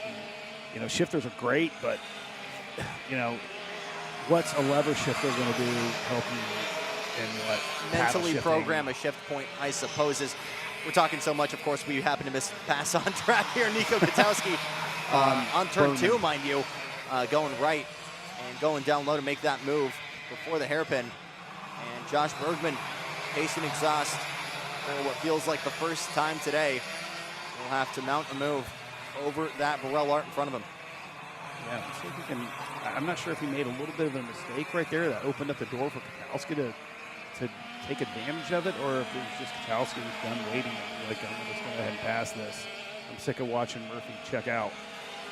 So we'll see if he has the pace last time by 42.6 even, 42.627 for Nico Katowski. Best lap of the day. So definitely making the most out of that slightly cleaner air for Katowski. Let's see if he's going to run. He may go purple here because he hasn't had a full lap in clean air yet. So this will be his first full lap. So let's see what he's going to do here. He's definitely pulling away from Bergman right there, giving himself a little bit of breathing room. Not sure if he's going to close that gap. There's 1.3 at the line last time by. Let's see where we're at. Don't think there's enough time for him to be able to catch Murphy. We'll have to wait and see. 1.379 now the gap between Murphy to Katowski. as they run. Again, Tristan Murphy was kind of the half-court shot to try and close this gap in the championship to Katowski. I'm not sure if that's going to be the case this time by. Katowski was 3/10 faster that last lap, but yet a little bit slower than Murphy. So Murphy's still laying down some very fast laps. Nico Katowski obviously here this weekend running with his little brother Jack and Minnie. As both of them have for, what is it now, 2 years? Yeah. He celebrated that milestone for round 1. Yep. And they just so happen to celebrate with sweeping the finals in all 3 classes that both the brother and sister, both brothers were running. But that momentum has very much continued for Jack. It was fine for Nico here in GP, but in VLR it was a troublesome weekend in the second half of Orlando. Again, struggled to even find something inside the top 10. And we were talking about it a little bit yesterday. It was so interesting for us how simply just a difference in temperature is what made, on one weekend, a front-running kart able to put a significant gap on the field and transform it into something that needed a ton of work to be done. Yeah, they fought all weekend. I mean, they got the best finish they could get. You know, the interesting thing about Jack, though, the first time he ever ran a temporary circuit was ROK. Really? Yeah, the first time he's ever ran with bearings. Not a lot of other places now in America you really Unfortunately, get that opportunity. The world of temporary circuits and insurance reasons are pretty much few and far between. You can find them once in a while, but not like they used to be. But, you know, we have such great facilities like this T4 complex. Right. It's like, you know, you have these garages out here. There's no reason to trailer your stuff. Everything's there, air conditioned. It's, you know, kind of the bougie way of karting, but man, it sure does make it nice. You don't have to load up a trailer, get home, unload a trailer. Everything's there. Obviously still plenty of different venues still offering it. Obviously the big 2 at the end of the year. But on top of that, ROK obviously running at Tropicana Field, home of the Tampa Bay Race for a handful of years. There was a handful in Colorado still offering that, but definitely a dying breed. But I think that also makes it something a little bit special. Obviously, we talk about the physicality of that all the time. But the fact that you always go into it being a neutral site. But on track here, Tristan Murphy has memorized it and memorized it well. That hand up terrified me. I thought he was calling an issue. He was ripping a tear off. No, he's banging his hand against the wheel. I don't know if something is up with the 211. Something is up He's with acting the 211. like something's wrong with that Ryan Perry Motorsports machine. Absolutely. He is very slow. That's Nico Katowski right there. He's trying to defend, but Katowski's going to make mincemeat of him. What on earth is happening to Nico Katowski? Oh my, or what's happened to Tristan Murphy? Is he out of fuel? That can't be the case. I would hope not. Unbelievable, but Tristan Murphy on the final lap against all odds is going to lose that position, and Nico Katowski is going to be on pole for the final on Sunday. Murphy able to win that drag race over Josh Bergman, but something insane happening to Tristan Murphy. We'll try and figure out what happened as soon as possible. Yeah, may go pop over the scale lines real quick and see if maybe you hear some conversation happening right there. I am not sure exactly what happened, but, you know, beneficiary, you know, the race is not over until it's checkers are flying, and, you know, that's why I always tell people never quit. You never know what's going to happen. And right there, you know, Nico took advantage of a mechanical issue from Tristan. Katowski, Murphy, Bergman, or Bezo Fazzari rounding out your top 5. That's how they'll roll off Sunday morning for the final. Step aside for just a moment. When we come back, micros and minis coming up.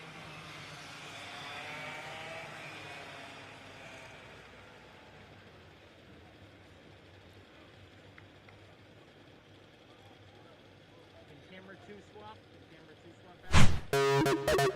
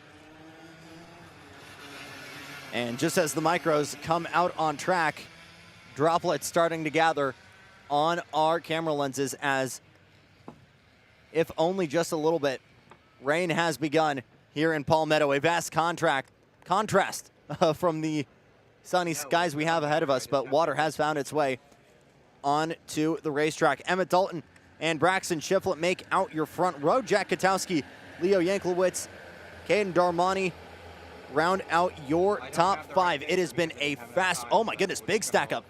Looked like Jack Katowski maybe got a little bit too early on the anchors there, but we're stacked up in the tram lines, and we're gonna try it one more time. They waved off the start. I'm going to try again.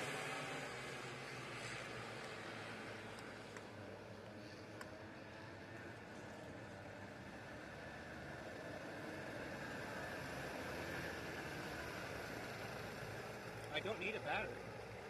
I did never needed a battery. I got batteries. Yeah. I don't need a battery. Jason, somebody bring you one. I don't need one. I needed to adjust my Are these dead picture. or good? Huh? Are these dead? Yeah, just take them. Leave me a backup though. Put this in your back. Put this in your pocket. Sit it down. Don't just get ring on. Set it down so I'm almost done. Put it in your pocket so don't get ring on.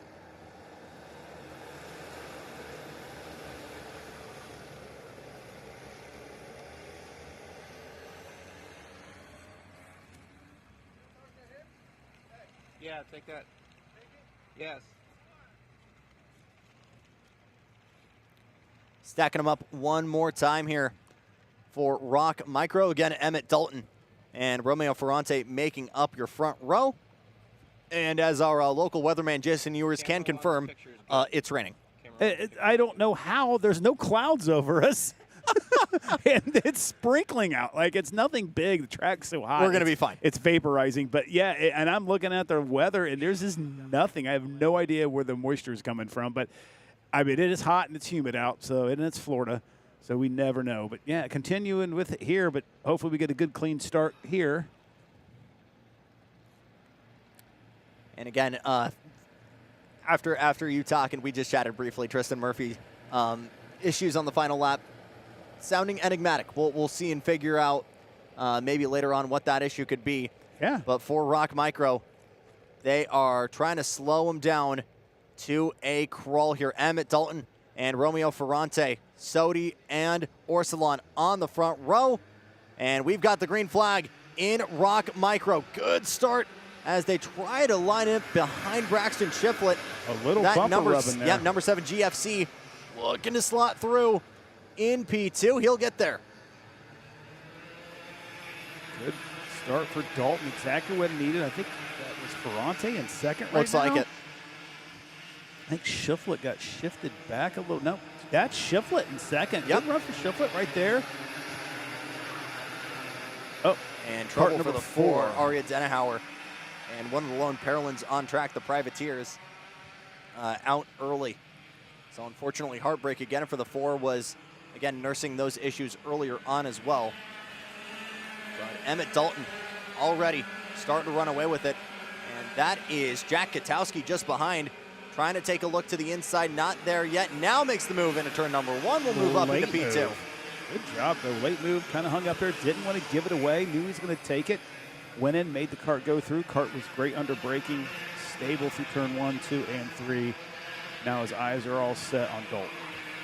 We'll see if he can close that gap. He might need a little bit of help from further behind, and that means catching the leader. Then Shiflett and Ferrante will be happy to provide, but Caden Armani as well getting into the mix in the 24. Enzo Patero, who came in as one of your top 10 in the championships, a little bit further back than he would like, with that Orsilon still trying to pedal to get into the mix as well. But again, Emmett Dalton, no stranger to this track, to Palmetto, has been a club racer here for a long time, has done a little bit of racing nationally with Velocity Racing in Saudi, and has taken to this track, well, like he's driven here a lot. So speaking of championship, how are we looking on championship points here? What do we have? It's looking good for Jack Katowski. Came into this weekend 1,252. Your second to best after that was Romeo Ferrante at 968. Okay. And you look at where Ferrante is on track right now. Don't have any bones about it. He's been up in the front a handful of times. but just not to the point where he's ahead of Jack Katowski. So a podium, or P3 in Heat 3, but currently you see right now P4 on track. Katowski a little bit further up the road, and that's exactly what he needs to do for the math to math out. Just simply be ahead of him until the end of the weekend, and you've got it covered. Yeah, and I think there's probably enough points gap there that even if he did get a DNF in the main, he probably would squeak out with the win overall. So that always makes it fun to get out there, take that pressure off of you. You can actually go race a little more loose, and we talked to Mardan about that too. Loose is fast in the go-kart, that means your body loose as well. So let yourself kind of fold over and just be part of that cart instead of fighting that cart. But Katowski's definitely closed that lead down to Dalton. It was 7/10 last time. Late lunge there, Romeo Ferrante. And maybe the Jaws music does need to start playing, because up next on the menu, in theory, is going to be Jack Katowski, but he's continuing to close that gap as well, because he is just up the road here and not able to clear Emmett Dalton. Knocked off 4/10 that last lap. Katowski did. So that means he is on a roll right now. So Braxton Shiflett down into fourth, and it is once again a eat or be eaten world right now. Ferrante trying to hunt down Katowski, trying to hunt down Emmett Dalton. A little bit further back, Caden Armani, Enzo Bertero, Leo Yankelwitz, all of those guys you just see a little bit further back on track, still battling. And that's unfortunately costing them an opportunity to run up in front. That advantage that Dalton had is now gone. Yep. And I think you're going to see a patented Katowski move probably at the end of the straightaway this lap or maybe the next lap. Let's see, coming out of turn number 13. Any reaction from Emmett Dalton, not even looking over the shoulder. But the manual DRS is active. Here's the move from Jack Katowski. He gets to the point. Is he out of the woods yet? You saw Emmett Dalton maybe thinking about going down low, but just couldn't get there. Yeah, Jack's just 2/10 faster than Dalton and significantly faster, half a second faster than the rest of the field. So has just a really fast go-kart right now. How's that draft going to look, though, for Jack Katowski? Could that potentially help him? And are they going to potentially push off together? 2.1 seconds. The gap from these two duels going on track. So Romeo Ferrante not really doing anything to close that gap. As we mentioned, Katowski, the tough kid to beat on track right now. But can Emmett Dalton keep up with that Burrell right in front of him? It certainly looks like it. You almost think he was thinking about a move into turn number 1. But case in point, he is very much in the mix right now. Yeah, you know, hats off to Dalton. I thought that Katowski was just going to get around him and walk away, but Dalton said, no, thank you. I'm going to get that first place position back. At least fight for it. Open exit there for turn number 6. And for a second, you thought maybe Dalton was going to try that open line through. You can really see with the minis how bumpy the track absolutely. is. Like, yeah, they don't have that longer wheelbase to kind of stretch the bumps. So, yeah, really see the bumps that they see through. And what's interesting, too, is see how high the chassis are now. Normally, we don't see that gap under the front nose quite so much, so they've all raised the chassis. You need that clearance. You need that clearance to get over the rubber that's in those corners. How's that ride height adjusted? Through the rear axle and through spacers in the front. The rear Okay. axle has different holes in it where you can raise and lower your axle. And in the front, you have spacers on your spindles. That's how you raise and lower the front end of the go-kart. Normally, you run them middle, and then depending on the track, like Newcastle, we run parts basically slant. It's so smooth. Right. But here, because it's bumpy and because it's a bunch of grip, kind of get that. And then also over-grip the go-kart. You know, you're raising the chassis, which you usually do to put more grip into a go-kart, but there's a possibility to, like, put so much grip into a go-kart that it rips through the grip. Right. Type of a deal. And as you know, we heard from other drivers, a lot of grip on the go-kart, hot conditions. It might be grippy, but it also gets greasy. Right. And you kind of start sliding through the rubber, and that's kind of the ideal situation you want to have by over-tightening the go-kart. Yep. A little bit of a late exit there from Emmett Dalton. I think got on the gas a little bit too quickly. And now you're seeing Jack Katowski slowly start to build that gap with the twin sticks coming out this time by Romeo Ferrante, still holding off Braxton Shiflett a little bit further back in your picture. Caden Armani joining that fight, then Enzo Bertero still dueling with Leo Yankelwitz. But again, I think it's very fitting that you're kind of in the heart of Florida, Sebring not too far away. Motto is always to respect the bumps there, and it feels like that's exactly what these drivers this weekend have had to do. I'm curious if by raising up the ride height, what the disadvantage is there. It's obviously a necessity, right, to even clear some of the bumps in this track. But is there more weight transfer like you raising the ride height in a normal suspension? Well, think about a triangle and the top being your head. The higher you go, the lever is higher. Right. So the cart's going to have more weight transfer higher up. That's why you don't ever want to put weight in a go-kart high in your seats. You always want them low. You want them as low as you possibly get. Keeps that cart planted as much as possible. So by raising it, though, you can get that wheel lift a lot faster. And as you have the rubber, the axle's more torquing and bending itself, so it's keeping the cart up longer. So, you know, I think Mardan was correct, and obviously he knows a lot more about tuning chassis than I do. But if you're dragging, you're slowing yourself down too. So there's an advantage of doing that as So forced ride height raising, and then the grip is insane. You suddenly get to understand why Warren Von Tock was feeling like maybe he was going to flip with the speeds at some of these corners. White flag, it's getting good on the track right now. Emmett Dalton trying to swing it wide here into turn number 10. Nearly did some lawn work there to try and get on through. Wow, yeah, but he really wants that first place. Don't think it's going to be the case here. Jack Katowski able to fend off in the bottom half of this race. He's cleared him in that Burrell Art. He's up in front for the first time, and he's there when it matters. He's on pole for ROK Micro. Drag race further back. Romeo Ferrante barely beating out Braxton Shiflett, with Caden Armani, Enzo Bratero, Leo Yankowitz, Cohen Scott, Sam Avillo, and Chase Zolman rounding out your top 10. That's how they'll line up for the main event tomorrow in ROK Micro. Do not go anywhere. ROK Mini coming up next.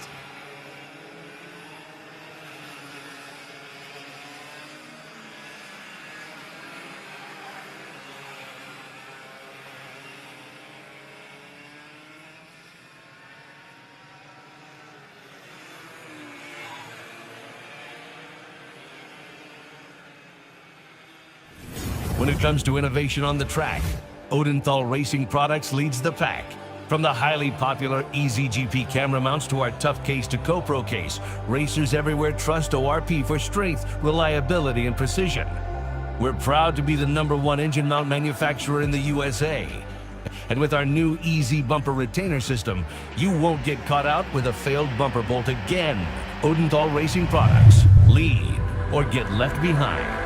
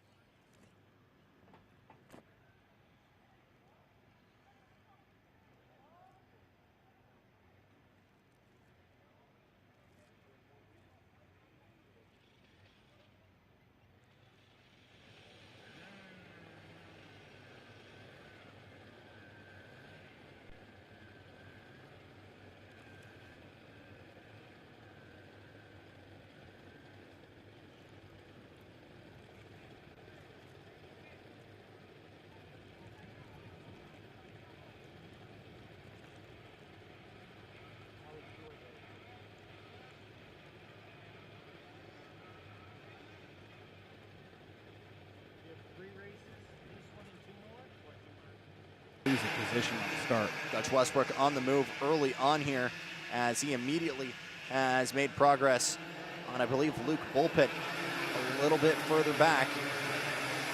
but it is still Vicente Aguilar out in front, then Hudson Howard, Cooper Lorenzo Lopez, Luke Bullpit. And you're starting to see the break off early right now. It's just a repeat of the first 3 heats. I mean, my eyes are going to be back there on that 133 of Dutch Westbrook. I think he's going to be able to work that Bennett cart around and get up to that top 3 trio. Not quite the breakout I thought they would have. No. A little battle right there. Look at that, Nico Salazar nearly losing that spot to Kimo Ahmad, but hanging on. And all of this battling early on has kept at least 8 or 9 carts in contention here. Yeah, it's what we want to see. That's not what Aguilar wants to see or Howard. No. But, yeah, great for us as the commentators. Makes it exciting to announce. But with that little battling back there, Aguilar put about a half a dozen cart lengths between himself and Howard. Actually, I think Howard just went off pace. Something's wrong with Howard's cart right there. No, very much so. Oh, my goodness. Hudson Howard dropping back, and that'll leave it to a 2-horse race. Vicente Aguilar with Cooper Lorenzo Lopez giving chase. That'll promote. The rest of the field up right now as Hudson Howard continues to have issues with that MPG Kart Republic. Not sure what happened. Just looked like he was off power. Maybe threw a chain through there. Maybe. I mean, it is so bumpy through that section back there that it is not uncommon to just bottom that chassis out and throw a chain. Pugliese making a move on it up into Mini. And he's got top 5 speed right now. This battle for the lead starting to unfold, though, with Cooper Lorenzo Lopez all over the back of Vicente Aguilar. And that CRG looking for its first win on Saturday. Here he goes with a look to the inside. Is there enough momentum to go down low? Will fully clear and move Cooper Lorenzo Lopez up into P1. I was over their tent's just right here, Lopez's tents, and I went by, and so it's just, you know, I love seeing a small team, one cart shop, mom and dad working on the cart. It's pretty cool to see. You don't see a lot of factory efforts for CRG, especially in this part of the nation. So to see that flag being flown by Cincinnati Racing and the 104, been very, very cool and has been a mainstay for the front of this ROK mini field the entire season. We saw him as well at ROK Vegas, was running in the top 10 all weekend long. These CRGs in the cadets have been incredibly strong. A little bit further back, there is Captain America Dutch Westbrook entering the fray for what feels like the first time this weekend, making a move on Nico Salazar. Yeah, good move, was patient, worked his way through. Also some big movers are here in 8th place. Max Santana moving up to just a little bit heavier open gearing for these guys. You know, it's got to be more difficult and be more comfortable with the extra speed. So great job there for Max. Love to see people make that jump to the next level and work their way through. He'll be in this for a couple of years, 3 or 4 years, and end up going to juniors. But great move for Lopez right there. Let's see if Aguilar has anything to fight back with. Now with that pass, Westbrook on Salazar, that's going to open up some clean track. Let's kind of watch the difference in there. As you saw, Westbrook's needing a little help. He's saying, give me a push. Let's go get these guys. Haven't really seen a lot of those nonverbals being expressed here on track. Not too many taps of the helmet, but it finally feels like we are starting to see that. That 3-card ensemble starting to battle as well further back. Dutch Westbrook, Nico Salazar, and Bautista Pugliese. Looks like Luke Bullpit just working in there as well to go to the Cartways machine as well. All of these guys trying to find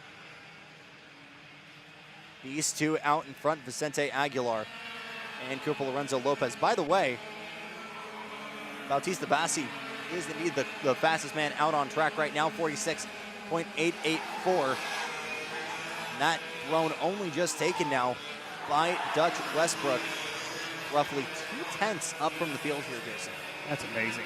I mean, I knew he had some pace, so it's good to see.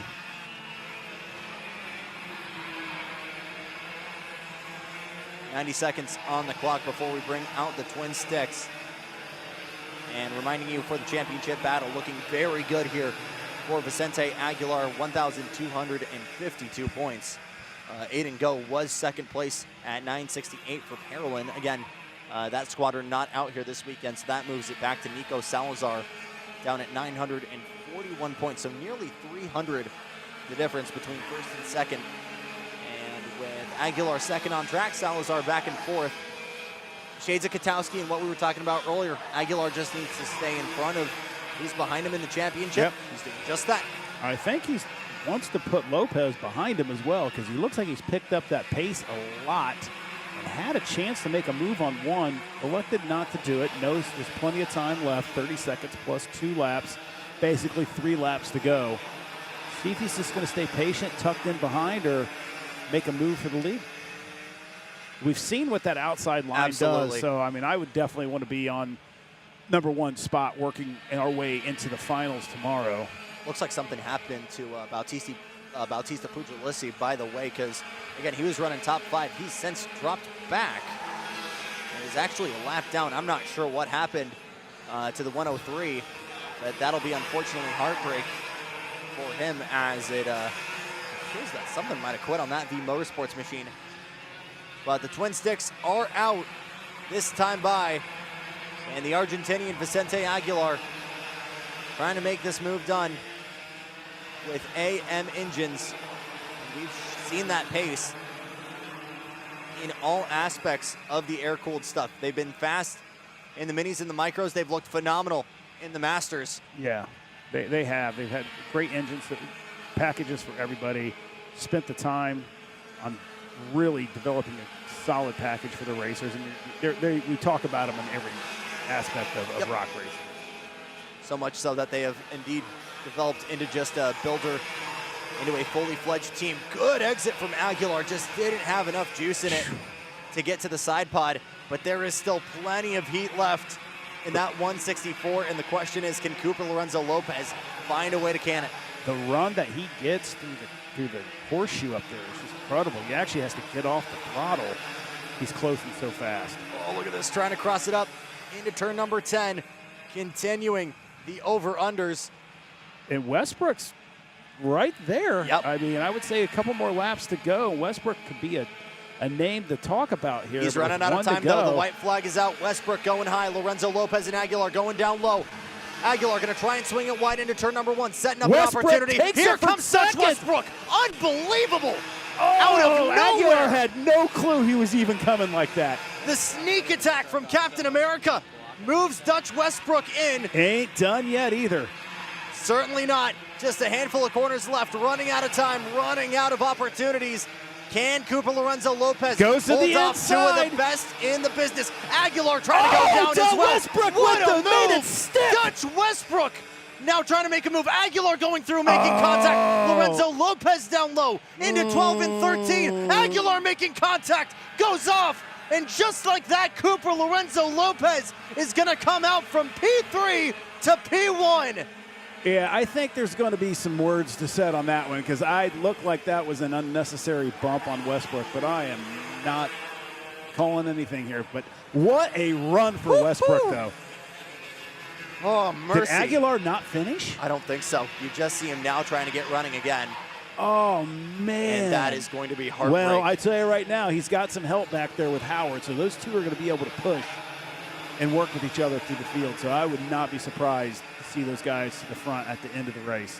But that's worst case scenario there for Aguilar.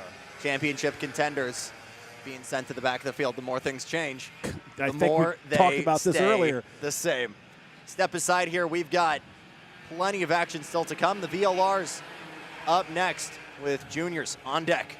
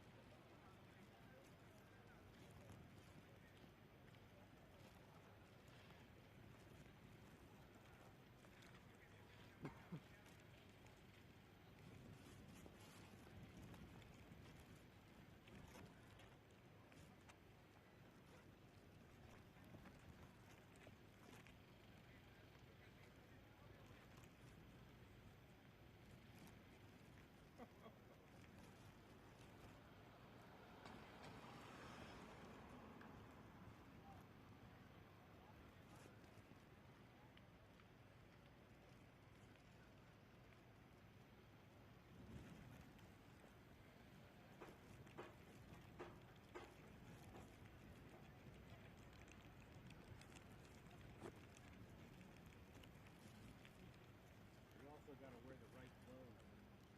The sun will kill you.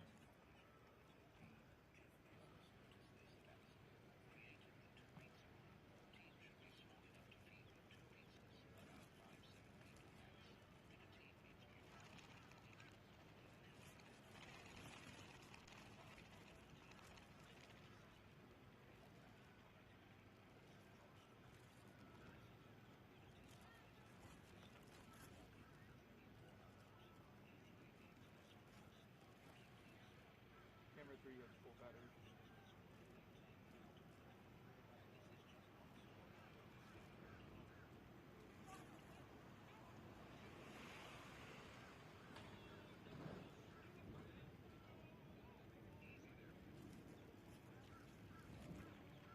Copy.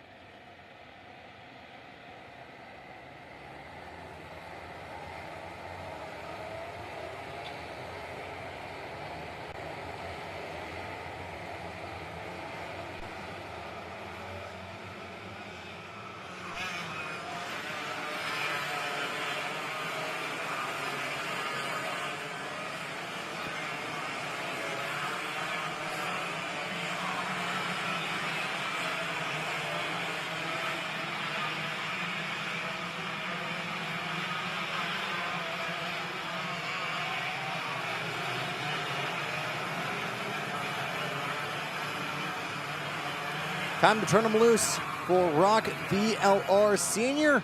First of our pre-finals for our 100cc divisions. Aiden Ingrata and REM are on pole. Joaquin Galero Pizarro will be alongside him. Mick Gabriel, Colin Lloyd, Victor de Alencar, William Bouthier, Tiziano Rosso, Sandy Fernandez, Jose Alejandro Halfin, and Savik Sarathi round out your top 10.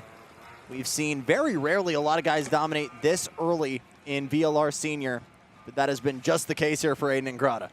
Yeah, and I think with, Garzon's issue that he had, starting back there at 11th, really isn't too far out of striking distance. Just don't let Ingrata get checked out.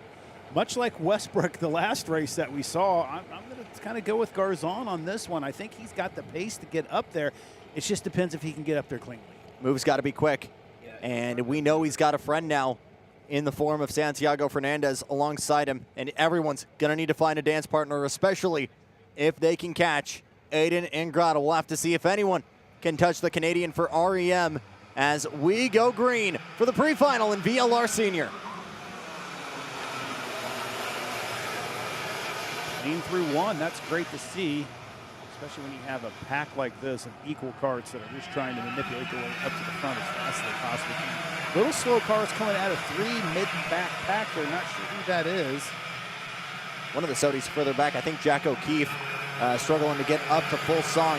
Good start as well for Mick Gabriel, as looks like that AEM Tony Kart is already putting the pressure, or at least trying to, on Aiden Ingrata. Joaquin Pizarro in that SLA dropping back to the 3rd place position. I think Colin Lloyd dropping a few spots as well in that drop of the green flag. There you see him, and there you see him move to the inside. I want to say that's Santiago Fernandez already on the move for Tiziano Rosso. It is, and we're already nearly 3 wide. Further back, some of the Hots drivers getting fangs out. One of the Rocket Racing machines, I want to say potentially Daniel Turbe. I'm not entirely sure, but look at this stack up. 2x2, 3 around and 1 out. Around and into the Techno, or into the Tech Pro barrier. You can see the problems. I'm not sure who that is. We'll get a number plate for you. Another one off as somewhere. soon as possible. We got one more off. Yellow flag was flying there at the bottom of the horseshoe. I don't see a cart off. Must have just been off pace. Looked like one of the Bannocs. I'm not entirely sure or if they're out here. Tiziano Rosso still in the mix. Lloyd up into P4. He's given a toe to, looks like Victor de Alencar it is. And now another move further back. William Bouthier making a move on the inside of Savik Sarathi. That'll be for P8. Oh, big trouble there at the hairpin. That might have been Tiziano Rosso. 2 collected into the hairpin, nearly up and over. And the blood is starting to be drawn here in VLR Senior. Another move further up ahead. Too much action to tell you when and where it is. But things are happening, and they're happening fast. I mean, I'm not going to lie. The racing's been a little lackluster. They are making up for it right now, saving all that up, except for Ingrata just checking out. And Gabriel, good job. Actually, I think Joaquin Pizarro got around Gabriel. Definitely faster. Gabriel was holding him up a little bit. So we'll see if that's going to allow Pizarro to kind of put the laps down and catch the back of Ingrata. But no one's been able to do that yet this weekend. Karts involved at the start. Franco Cariotti for Goodwood. Esteban Hernandez, that was the RPG we saw go up. Jared Esquela, I think Jose Halfin as well. That's a big hit for one of your championship contenders. A little bit further back, Lorenzo Kaufman. And then I believe Alex Zakov, the last of our karts still running in the at the back of the mid-pack, if you will. But good running so far for Joaquin Galero Pizarro. And then you see that big freight train further back of about 5 karts. Here's a move to the inside. Tiziano Rosso trying to make that move on Mick Gabriel. He'll slot back in, and now the 903 William Bouthier trying to make a move through the sister car of Ingrata, the fellow REM machine, trying to put the pressure on. And for Joaquin Galero Pizarro, he's got to close that gap, but it feels like he needs to find some help here, Jason, and just no one's able to give it to him. No, it looks like the Allen car is getting close to the back bumper there. If they can work together, might be able to, but I mean, Ingrata is just really fast and really consistent. But the Allen car is the fastest car on the track. Went purple last lap with a 44.1 compared to a 44.3 of Ingrata. That could be because he's in the draft of Pizarro. We'll have to wait and see. Colin Lloyd maybe getting some help further back as well. Santiago Fernandez all over him. And talking to him between Heat 3 and the pre-final, he said, I'm in no position to step on anyone's toes in terms of championship fights. If anything, I'm here to help. And again, I want to help out my guys that I've grown up with, Ranit, AMR, and Homestead. So if I get to the rear bumper of Fernandez or Garzone, I'm going to be the guy to help give him the bumper and help push him forward. Well, help us get through that. What does our championship points look like right now? Got to double check here, and this is all provisional right now. But Colin Lloyd's still your championship leader, 1267, 1168 for Mauricio Hernandez, who is just solidly in P10 right now, just ahead of Sebastian Garzone. He's third in the championship, 1121, so about 40 or so points back from Mo Hernandez. And Joaquin Galero Pizarro, again, looking to win big here and potentially sink some teeth into this championship standings. We'll have to wait and see. Colin just needs to have a good finish. And doesn't even have to be in front of him. Just make sure you have a decent finish and make sure it's not a big. Primarily because the guy that's closest to him has been struggling all weekend long Hernandez to get into the top 10. So we'll have to wait and see. On a separate note, same can be said for Sebastian Garzone. 2 positions gained at the start, but the Colombian driving for Orsilon moving up from P11 to P9. He's behind Mick Gabriel. And you just see him there coming into view a little bit further behind. But he's got a heck of a beehive to try and fight through if he really wants a payout here at the end of the day. Yeah, I'll tell you right now, it's going to be some work for Pizarro and Alencar to be able to catch him throttle and dropping down purple laps like 40, 25, 65, 2 kids faster than what's out there right now, and that's without drafting.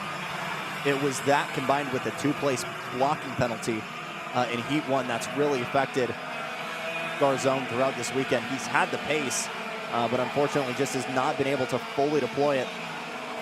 Same can be said for Colin Lloyd, who's doing everything he can right now to try and fight forward. And Santiago Fernandez just behind in what could be his final race for a long while, trying to make the most out of this weekend. It's always funny when I hear someone starting to say that. What we keep saying with Frankie Mossman, I think he means it legit now because he's got a full-time contract with USF and they don't want him doing stuff. So when I talked to him at K1 last week and I was like, are you really done? And he was like, yeah. So I think officially that one put aside. But you never know, right? You get the opportunities, and this one again kind of surprised him. Dad wanted the opportunity for him and kind of surprised him. So there you go, battle further back. Tiziano Rosso covering down low against Bouthier. You've got Mick Gabriel just behind trying to go the long way around in that AEM machine as well. Yeah, still not able to do it. Great season for Tiziano Rosso. Have not seen a lot of him before this year, but has always been just on that bubble for the top 5. But Ryan Norberg doing a phenomenal job training that next generation of senior drivers. Yeah, and that just tells you what that program is able to do. And Ryan, we talked to Ryan at the beginning of the year, and he understands that. And as you said, that Rosso just isn't getting past on the inside. Just developing that chassis, you know, the GFC chassis was always kind of a shifter chassis. Gary's on the shifter. That's where they're really excelling at. But bring Ryan in the equation to help develop that package. You can just see it this year. And I'm going to be excited to see it as the year progresses and see what they're going to have to offer at, Rock Vegas. Unfortunately, Mick Gabriel's kind of backwards here. Started off great. Not sure if they went out with gambling on air pressure. Now P4 on track and just a little bit outside of striking distance right now for that Evolution kart, Victor Alencar, as the top 4 really spaced out at this point. Only real battle right now, if you can call it that, is Colin Lloyd to Santiago Fernandez. Even at that point, like, this has really died down to a standstill. Yeah, I mean, they started gangbusters. Yeah. And now it's just kind of spread itself out. Really not any close battles on the track. Everyone's trying to will themselves up to the cart in front of them. It's just not really happening. It's the sizzle after the explosion in lap number 1. But you get the feeling that that's going to reignite as soon as we refire these motors come Sunday morning. But I think at this point it's realizing for so many of these drivers, knowing what position they're in, and just counting your wins if it is that case, counting your losses if it's another, and hoping for the best, working for the best the minute you get this kart back on the stand and getting ready for the last main events of 2026. Go ahead, I'm sorry. Very good. Twin sticks out. Aiden and Greta, 2.5 seconds now clear. Valero Pizarro, I need to see how those points are going to point out after this pre-final, because that's going to be a notably bigger chunk than what we handed out for the heats. But crucially, that could maybe make him walking away and stealing this championship. Not too tall of an order. We'll have to wait and see. But Valero Pizarro has been really good this whole season, right? But consistently in the podium spots this weekend. He's kind of surprised us this weekend. Yeah, it's a name that we really haven't talked about too much in other stops. You know, pops up here and there. The normal of the Alencar and Lloyd and Fernandez are the names that we really kind of talk about there. Yeah, it's a great little finish for him. Consistency here. Yeah, there's a time in racing where you just know you're kind of beat, and I think everyone just understands that Grada's just flat out faster than him. And just going to try to minimize the best position possible, maximize the best position possible. He's a national champion out of Argentina. It's his first time really dipping his toes in racing here stateside. But for Aiden and Grada, it's felt just like home. Out of turn 13 for the final time. And the Dynamo is going to keep on rolling. Aiden and Grada and Racing Edge Motorsports is on pole in VLR Senior. Joaquin Valero Pizarro in P2. Victor de Alencar in third. And your championship leader, Colin Lloyd, P4 over Santiago Fernandez. Yep, started off great.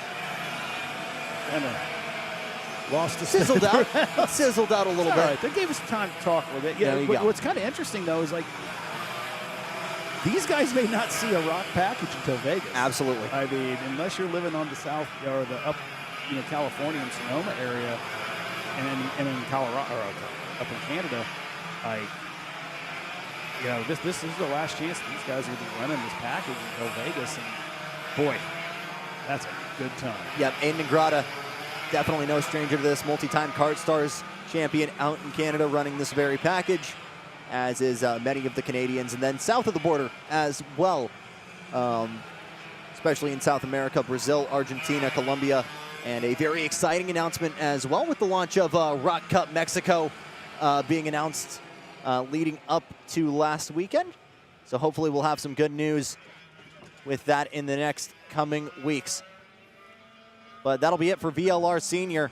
And it's time to set the field for VLR Masters and Super Masters. Their pre-final next here in Palmetto.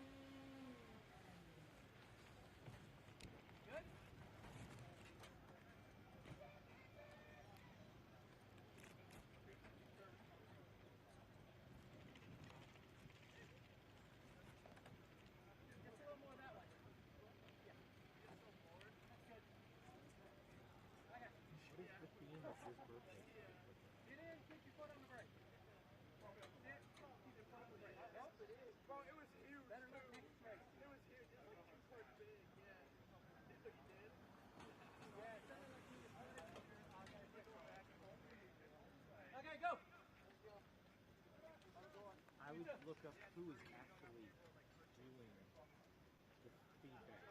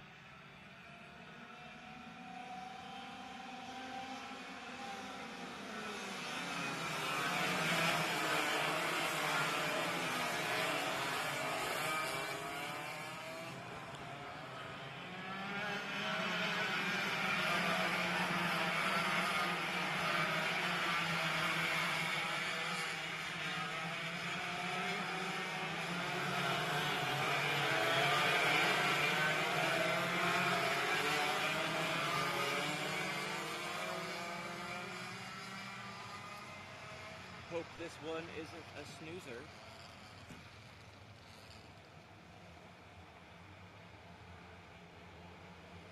Make it Time to go exciting. racing in ROK VLR Masters and Super Masters. It's Danilo Romalo on pole for your Masters, and Ariel Castro, top of the Super Masters, will be alongside him in row number 1. Laurentiu Mardan and Dan Devereaux will be right behind pair of Masters in row number 2. Scott Falcone and Paul Elefante in 5th and 6th. It's been Danilo Romalo, simply put, all Saturday long, all weekend long. Can anyone stop that D2 Motors machine? Let's find out. Let's go racing in VLR Masters. Yeah, it's going to be hard. Man, Mardan went way outside. Oh, did someone just get in front of Romalo? Romalo's all the way down It to is third. Ariel Castro and Mardan going with him. Ow. Did not see that coming. I don't think Romalo saw that coming either. No. Now, let's see what's going to happen here. This is an unfamiliar position for Romalo. Right. A little bit of a move further back there. Jorge Matos, I believe, making a move on Paul Elefante, and more trouble further back. No, Castro let them around because he's out of class. Wow. That is I've never seen that. That Interesting was move. a very respectful move. Yeah. To be able to do that. So that'll move him on with still Laurentiu Mardan leading for the first time this weekend. And Ariel Castro says, I would like to battle with the man in my class. Scott Falcone, who is a little bit too busy right now fending off Dan Devereaux, Jorge Matos, and Paul Elefante. But he'll let the two chaps in front of him sort out their business in front, and he'll take all of the benefits of the draft behind if they choose to stay in line. Yeah, that was still very interesting. Very rare. by Castro. Very rare. Very rare. But, maybe, it's being a cooler guy with no shirt on. Yep. Get you a little bit more cleaner thoughts, I guess. I don't know. But Mardan's doing a great job staying ahead of Romalo right here. But I really felt like Romalo's speed came at the later third to the last half of the race. He really picked up a speed. Remember, last race, his fastest lap was the lap before the final lap, and he almost matched it the very last lap of the race. Right, so not too much of a shocker here, but the battle is on, and Danilo Romalo, again, not used to being in this position, at least this weekend, has been really dominant out in front, not just in front, but building a gap on that Techno kart in front in the form of Laurentiu Mardan. So the question is, can Laurentiu find a way to hold him off? And if so, for how long? Yeah, I don't think it's going to be very long. I can already see Romalo's kart coming in, and it's probably going to be about right here at the end of the straightaway that he's going to make that pass. And Mardan has nothing he can do. Doing everything he can to try and maintain and now keep that lead, as Romalo able to make mincemeat of Mardan. This is as close to Romalo that Mardan has been, so maybe he's going to be able to mirror his moves on the track, figure out what his lines are, and use that to his advantage and see if he's going to be able to stick with him as this race continues on. Ariel Castro certainly has been so far fastest lap for last lap by for both of them, 45.6s, so these guys in lockstep with one another. But how is this clean air going to fare for that D2 Tony kart? 45.183 for Romalo, and actually the fastest man on track right now, the 99, Scott Falcone, 45.136. He's dropped back significantly, though. He's lost that spot on track, both to Devereaux and Elefante. But if he's able to find a place to fully deploy what's been unlocked in that Tony kart, he might be able to find the rear of Ariel Castro. With pace like that, he can only hope so, but right now, Romalo is just doing what he's been doing all weekend long. Just consistent laps. Lap before that was a 45.184. Turns a 45.183. Probably going to turn like a 45.182 right here. Just consistency is incredible. No, 44.907. So making me laugh. 44.969 for Castro. I think on top of what we need to discuss in terms of challenges for the Masters, we mentioned age always being kind of a limiting factor, obviously, in terms of stamina. But again, you got work on Monday, you're coming from the track, you got work for the remainder of the week. you look at the senior and especially the junior and cadet divisions, you've got mom and dad signing you out of school Thursday, sometimes as soon as Wednesdays, to come out to the track and do if they practice. Aren't homeschooled. Exactly. So you've got kids that are practically living at the racetrack. And then if you're a guy like Scott Falcone, for so many of these guys, it's the first time they've ever ran this track. And you're learning it off rip pretty much an hour before you go and qualify. Yeah, I mean, it's kind of, I'm shocked that Scott didn't come run last weekend just to learn the track. But that's kind of the fun and the nuances of running new tracks is going out there and I don't want to say be unprepared, but just be kind of surprised. Right. You know, and I think Scott was that. I think probably a lot of guys that we're talking to were that way. And being an older driver, you just, you know, the bumps and the rubber just is not fun on your body. You don't get to bounce back up like you are, you know, a 15-year-old kid. But Mardan's sitting there still working on his needle. Castro's still working on his needles as well.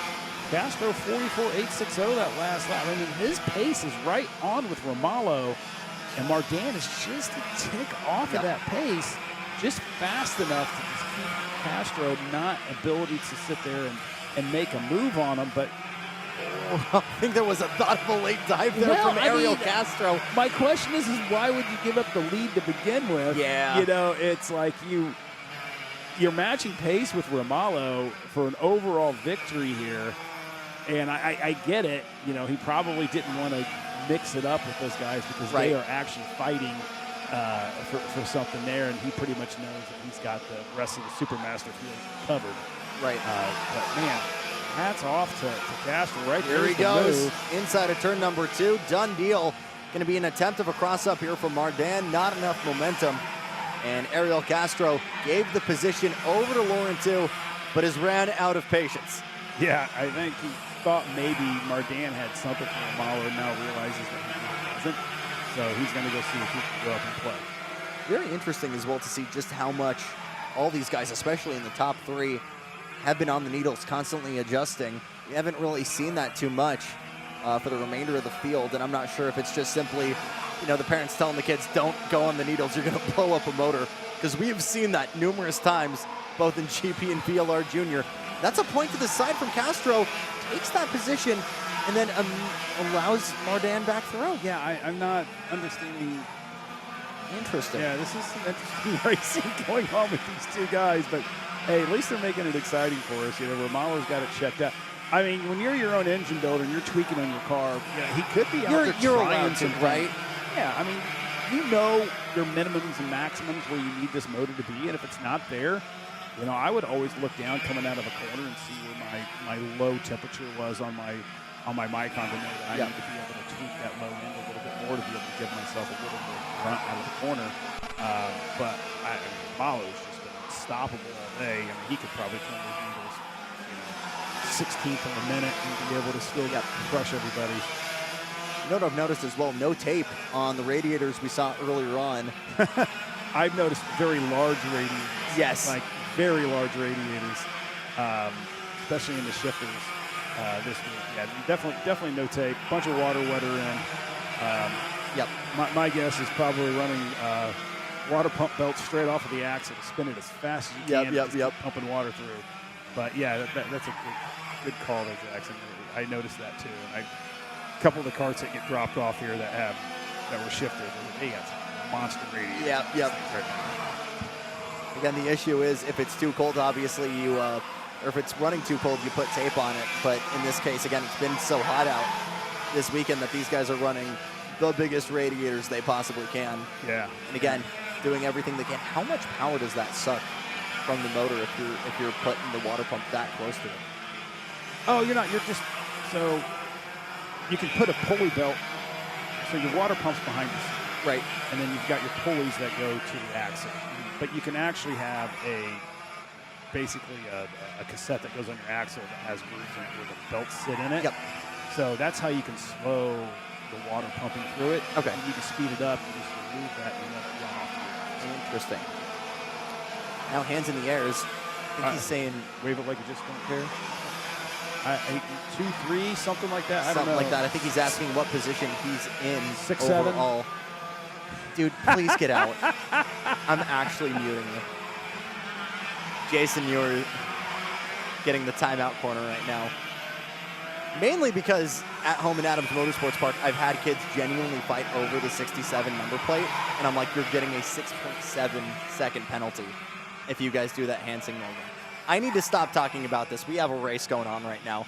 Danilo Romalo, 3.1 seconds clear of Lawrence Mardan, quarter of a second behind Ariel Castro. Good run for Dan Devereaux as well in that 769. Benek will be looking to get on the podium overall. He's been dueling with Paulo Elefante in the 708 for Rocket Racing pretty much this entire weekend. But Lawrence Mardan was looking for today to be his day, and unfortunately, there's some work to be done at that Techno tent.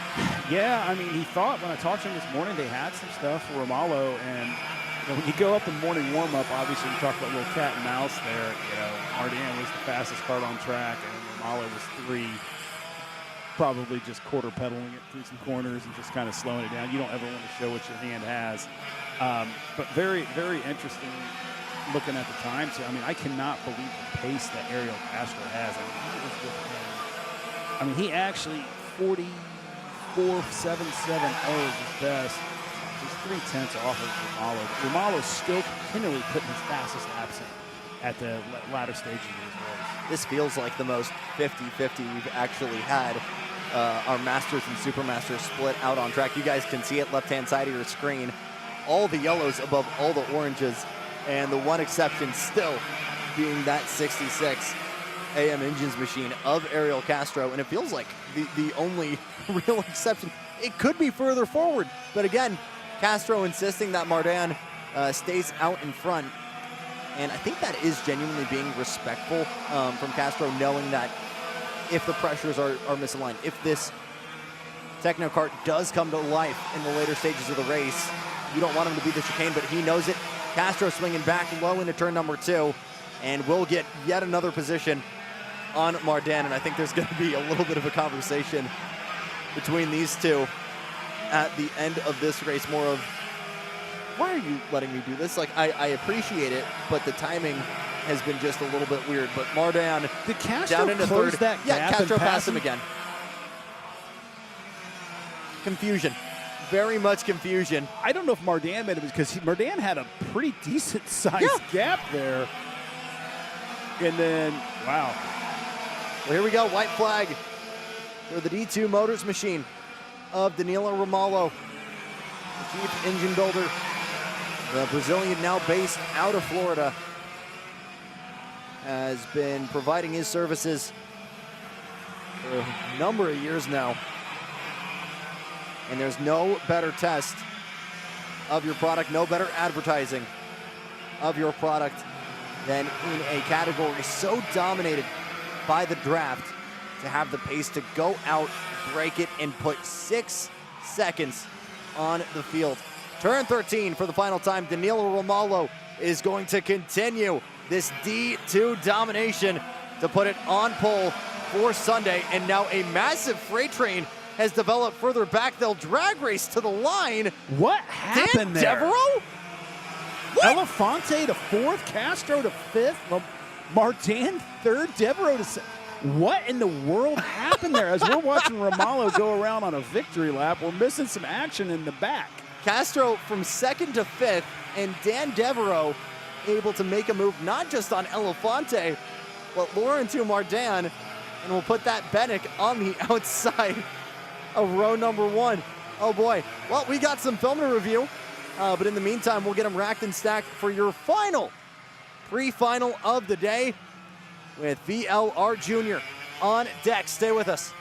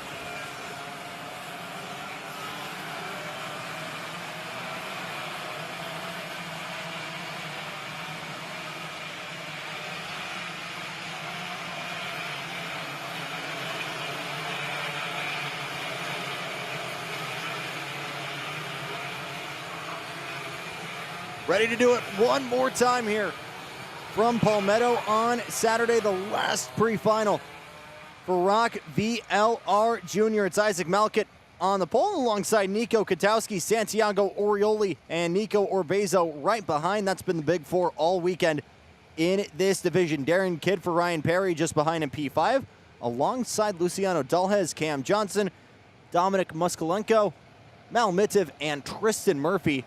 2 Ryan Perry machines in the top 10.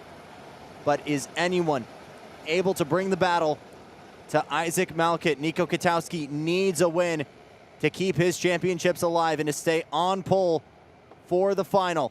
Santiago Orioli needing the same shot of energy here to maximize these points. It's Malkit versus the world, and we go to battle one more time in Saturday. Malkit went high, and then Katowski went low. They just swapped spots right there. Smart move for Katowski to be able to protect that second spot, understanding just give that lead to Malkit. But also, man, with that penalty, Tristan Murphy's back there, already up to 9th. Let's see where we're going to end up here as we're going to work our way through. That's going to be my dark horse on this race. Definitely has the pace, much like Dutch Westbrook and much like Garzon. I think we're going to see the same movement with Tristan Murphy. We'll have to see if he's able to fully unravel that pace. Ryan Perry looking so strong this weekend, especially in the water-cooled stuff and the 125cc stuff. Just has not been able to convert that just yet into VLR format. Here comes a look. Nico Katowski down into turn number 1 will fully clear Isaac Malkit. And we're starting to see yet again the retelling of the exact same story. An early pass from Katowski, a long study session from Malkit. How long is that study going to be? And will we see once again this last lap twin stick pass from Malkit to get to the point over Katowski? I mean, Malkit was completely content in the earlier races, just following Katowski around and just was waiting on Nico to make a mistake, and he did. And I think he made that pass probably 1 lap quicker than he wanted to, but when the door opens, you take advantage of it. And I think that's exactly what happened as he takes a little look over his shoulder there at Orioli. Let's see, Cam Johnson's up to 7th, Murphy's up to 8th. Look at this. Malkit immediately moving back. He does want to lead this field, and that will immediately bring Santiago Orioli, Nico Orbezo into the mix, as well as Darren Kidd, the Mike Doty machine, just a little bit further back. There you see him in picture. Again, black front bumper, but the green and blue Lando Norris side pods, just like the sister cart out in front, the 892, or excuse me, the 870 of Malkit. Pretty much undefeated so far this Saturday, trying to run it back. And the biggest one of the day, start on the inside of the front row for the final. Look over the shoulder, late look to the inside from Katowski. Malkit gonna cover, and somehow, some way, we keep away from contact. Great driving by both of those guys. Late defensive move there by Malkit. I think kind of caught Katowski off guard. Had to lock him up, got a little sideways, but kept the cart under control. Didn't lose any spots. Oh, there's a move right there by Orbezo and Orioli. And everybody kind of defending down low. You're seeing Malkit really start to cover low right now. And that is backing everybody up. Back to Darren Kidd. Moskalenko. Tristan Murphy is the 8th cart in line. These top group starts battling. We've seen that, through all this racing. Little defensive move there by Malkit, knowing that's Katowski's move that he likes to take. But don't forget, Katowski also made a couple moves going into 2. Need to mention as well that Iron Rock Tony kart just behind Nico Orbezo has been waiting in the wings all weekend long. You could mention the same for Santiago Orioli. And if these two continue to battle, are those guys going to be able to feed on one of these guys going offline, get the good points? Speaking of offline there, Malkit went a little wide. He looked like he kind of dropped a tire coming out of turn 7 there. Almost looked like Katowski wanted to go through there in turn 12. But 13 going to be another prime position. Another glance over the shoulder from Malkit. If the attack comes, it'll be late. Both of them locking the rears into turn number 1. Overdriving the snot out of it. And now Orioli going deep into turn number 2 and will get his way back up into P3. Orbezo trying to cross him up, not able to get there.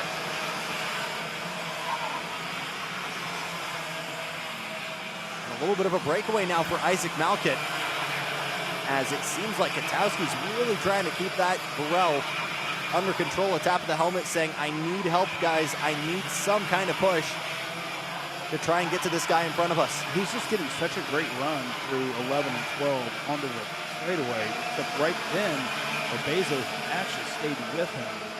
See if he's going to get a little push and then end up going with Katowski. I don't think there's enough room there. No. Definitely was pushing him. You could see Katowski on the binders, but still getting pushed a little bit there as they're working their way through. He just needs to be smart, play the chess game here, strategize your move a couple moves ahead, a couple laps ahead, and try to get as close as you possibly can, get as much momentum as you can going onto that straightaway. But right now, Malcolm's got enough distance there to could have a little comfortable without having any remote attack by. Oh, there's a move right there on Santiago Katowski. Orioli up into P2. Katowski not going to fight it back. That's good news for Isaac Malkut. Even better news, he's got a friend further back now. Darren Kidd is indeed on the scene. P5 on track. That pink and blue helmet might be able to help out as well, putting some pressure on the guys behind. But again, Orioli needs that guy in front of him to close that gap to the championship. 90 points the difference coming into this weekend, and after the heats, that's grown to about 200 points. So that Velocity Racing Sodi driver needs to find a way past the L9 cart in front of him. Yeah, so you got your top 5 right there. Then you have a little bit of a triplet running back there of Cam Johnson, Tristan Murphy, Dominic.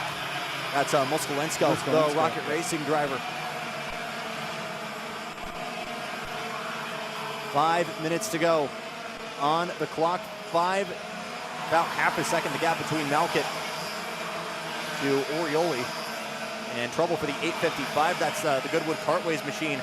Thomas Dew out early. And as soon as Darren Kidd arrived on the scene, everybody else kind of started to light the burners. Yeah. And you see all 3 of these guys pretty much equidistant to one another. Yeah, absolutely. Really no help from anybody there. It's just going to take a mistake by somebody to close it back up. This is very similar to the VLR senior race. Absolutely. And are we going to, is this armistice going to hold, or is Orioli pedaling right now to try and close that gap? Orioli and Malkut hitting the DRS button, that button being on the steering wheel and only able to be activated by your helmet. But doing everything they can right now to try and close that gap. This is not what Katowski needs. Again, came into this weekend 7th in the championship after the pre-finals. Did improve to 5th, overtaking Cameron Johnson in the points, but needed a big result on Saturday to maximize that output. Not sure. Again, still just over 4 minutes on the clock, but needs to find something here to clear Orioli and Katowski. You could argue the same for Nico or Bezo, who again has just not been on the podium at all this weekend. 6th in heat number 1, 4th in heat number 3, another 4th in heat number 3, heat number 2. And the race winner from round number 2 at Orlando has just not been able to keep that momentum going. No, unfortunately. Just the luck or the speed to be able to do it. And the pace here. Malkut is just being very consistent, not making any mistakes. Definitely one of the best karts on the track I'm watching right now. Fastest lap. And does well. Is purple as well. Yeah, I'm trying to see. Orioli was a tick faster the last time. That gap was about a half a second. See where we're at here.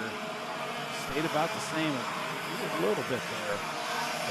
But crucially, yeah, I mean, he's gaining a gap on both Katowski and Orbezo, so that threat is diminishing behind. Yes, but that gap between Katowski and Orbezo is a lot smaller. Yes. So Katowski's going to have a battle with him for sure. We'll have to wait and see. We'll keep it as wide as possible on all 4 of these karts. We talk about factors for who's been able to maximize the most out of this pace. Katowski's been strong all day. Has that finally bit back on him? Again, a lot of these guys on Levantos that have been very, very used. Is this the point now where maybe Katowski's asked a little bit too much? Have some of these guys maybe not moved to new rubber, but have a little bit more life in them, less than Katowski? Yeah, I mean, it seems like, Nico's battling with Malcut, doing those late dives into turn one, getting the cart sideways, heating up those tires. Like, there might be a lot of rubber bumps. It's a lot to deal with the heat cycle on the tire that really gives away on the grip on this thing. But as we say that, Nico works his way, separates himself by a couple cart lengths on Obezo right there. That lead, look at that though. It is close. Malcut's got a little cart right behind him right now, and that cart is Orioli with 1:30 into 2 laps. Right there, making the move, going to not quite enough. But is Malcut going to start being defensive here, and that's going to slow that group up and allow Katowski and Obezo Absolutely. to join. Just a hair over a minute on the clock, and the fight is on for the pole position in VLR Junior. Mike Doty Racing's Isaac Malcut versus Velocity Racing and Sodi Santiago Orioli, a ROK Vegas runner-up both in 2024 and 2025. And a win here could set the table for one of the biggest victories he has ever achieved. Out of turn number 13, we'll go 3 laps to go this time by. Malcut had a banger of a lap that time by, because that gap once again growing to about 4/10, despite the purple lap going to Orioli in the previous time of asking, 43.387. That's nearly 200s quicker. Yeah, it happened to be he had his best lap, and Malcut had his worst lap, and that's how we saw that gap close. Somebody went off track right there. There's some dust kicking up. That might have been Nico Orbezo, because he's starting to fade and no longer in the conversation with Nico Katowski. You could say the same right now for Orioli. He looked like he had a phenomenal shot, made that move into turn 1, but unfortunately has lost all of that momentum. He'll have 2 more laps to try and steal this away. Just went purple for Orioli right There you go. there again. I think just getting that door closed on him going into 1 just cut enough of the momentum off. He had ran 3/10 seconds slower lap, which creating that gap for Malcut. See what's going to go on here. All over the back bumper. He's going to make a move here. Here we go. Going Thought high, about it. low. Oh my goodness, tried it through the kink, but has to back out of it. He has the pace. Where can Santiago Orioli find the space? Was that too expensive of a move? The gap is now massive, but the prime opportunity going to be right here in the run to the white flag for Isaac Malcut. Can he get it done and sweep on Saturday, or can Orioli put himself on pole for the final? Yeah, I would have probably waited a lap on that one, Orioli, and tried to get it going into turn 1, because you're so much faster going through the tight sections. That would give you a little bit more of an advantage. But right now, where you've been super fast at, you're going to have to put this thing in a position probably not going to be real comfortable doing, but you know, kids are doing things with carts that we never thought that could be done before. But Malcut doesn't look like he even cares. No defensive moves, just running my line, and if you're going to pass me, you're going to have to pass me. If you've got the pace, you can hold the line and not cover. Stone cold consistent all weekend long. Isaac Malcut is on pole in ROK VLR Junior. Santiago Orioli will be alongside him, and Nico Katowski will win that knife fight against Nico Orbezo. Darren Kidd, Kristen Murphy up 4 positions, Cameron Johnson, Dominic Musilnesco, Luca Dolan, and Robert Tronky Jr. round out your top 10 for the big one tomorrow. What a way to end our action here on Saturday. And just like that, that'll be all she wrote. Running out of time here in our 18th running of the Florida Winter Tour and our last finals day. Coming up tomorrow morning, we'll be with you at 9 o'clock a.m. on the East Coast to bring you one more day of serious fun. And another day of our beautiful velvety voices. We apologize to everyone for having to bear with us, but you only got to deal with it for about another day tomorrow. But we thank you so much for sticking with us. Florida Winter Tour on YouTube has been a production of ROK Cup USA. Our director is Jason Larea. Our producer is Brandon Hacker. For everybody at ROK Cup USA and JLC, alongside Jason Ewers, I've been Jackson Lambros, reminding you to join us one more time in the 2026 running of the Florida Winter Tour tomorrow morning, 9:07. We turn them up for one more day of serious fun.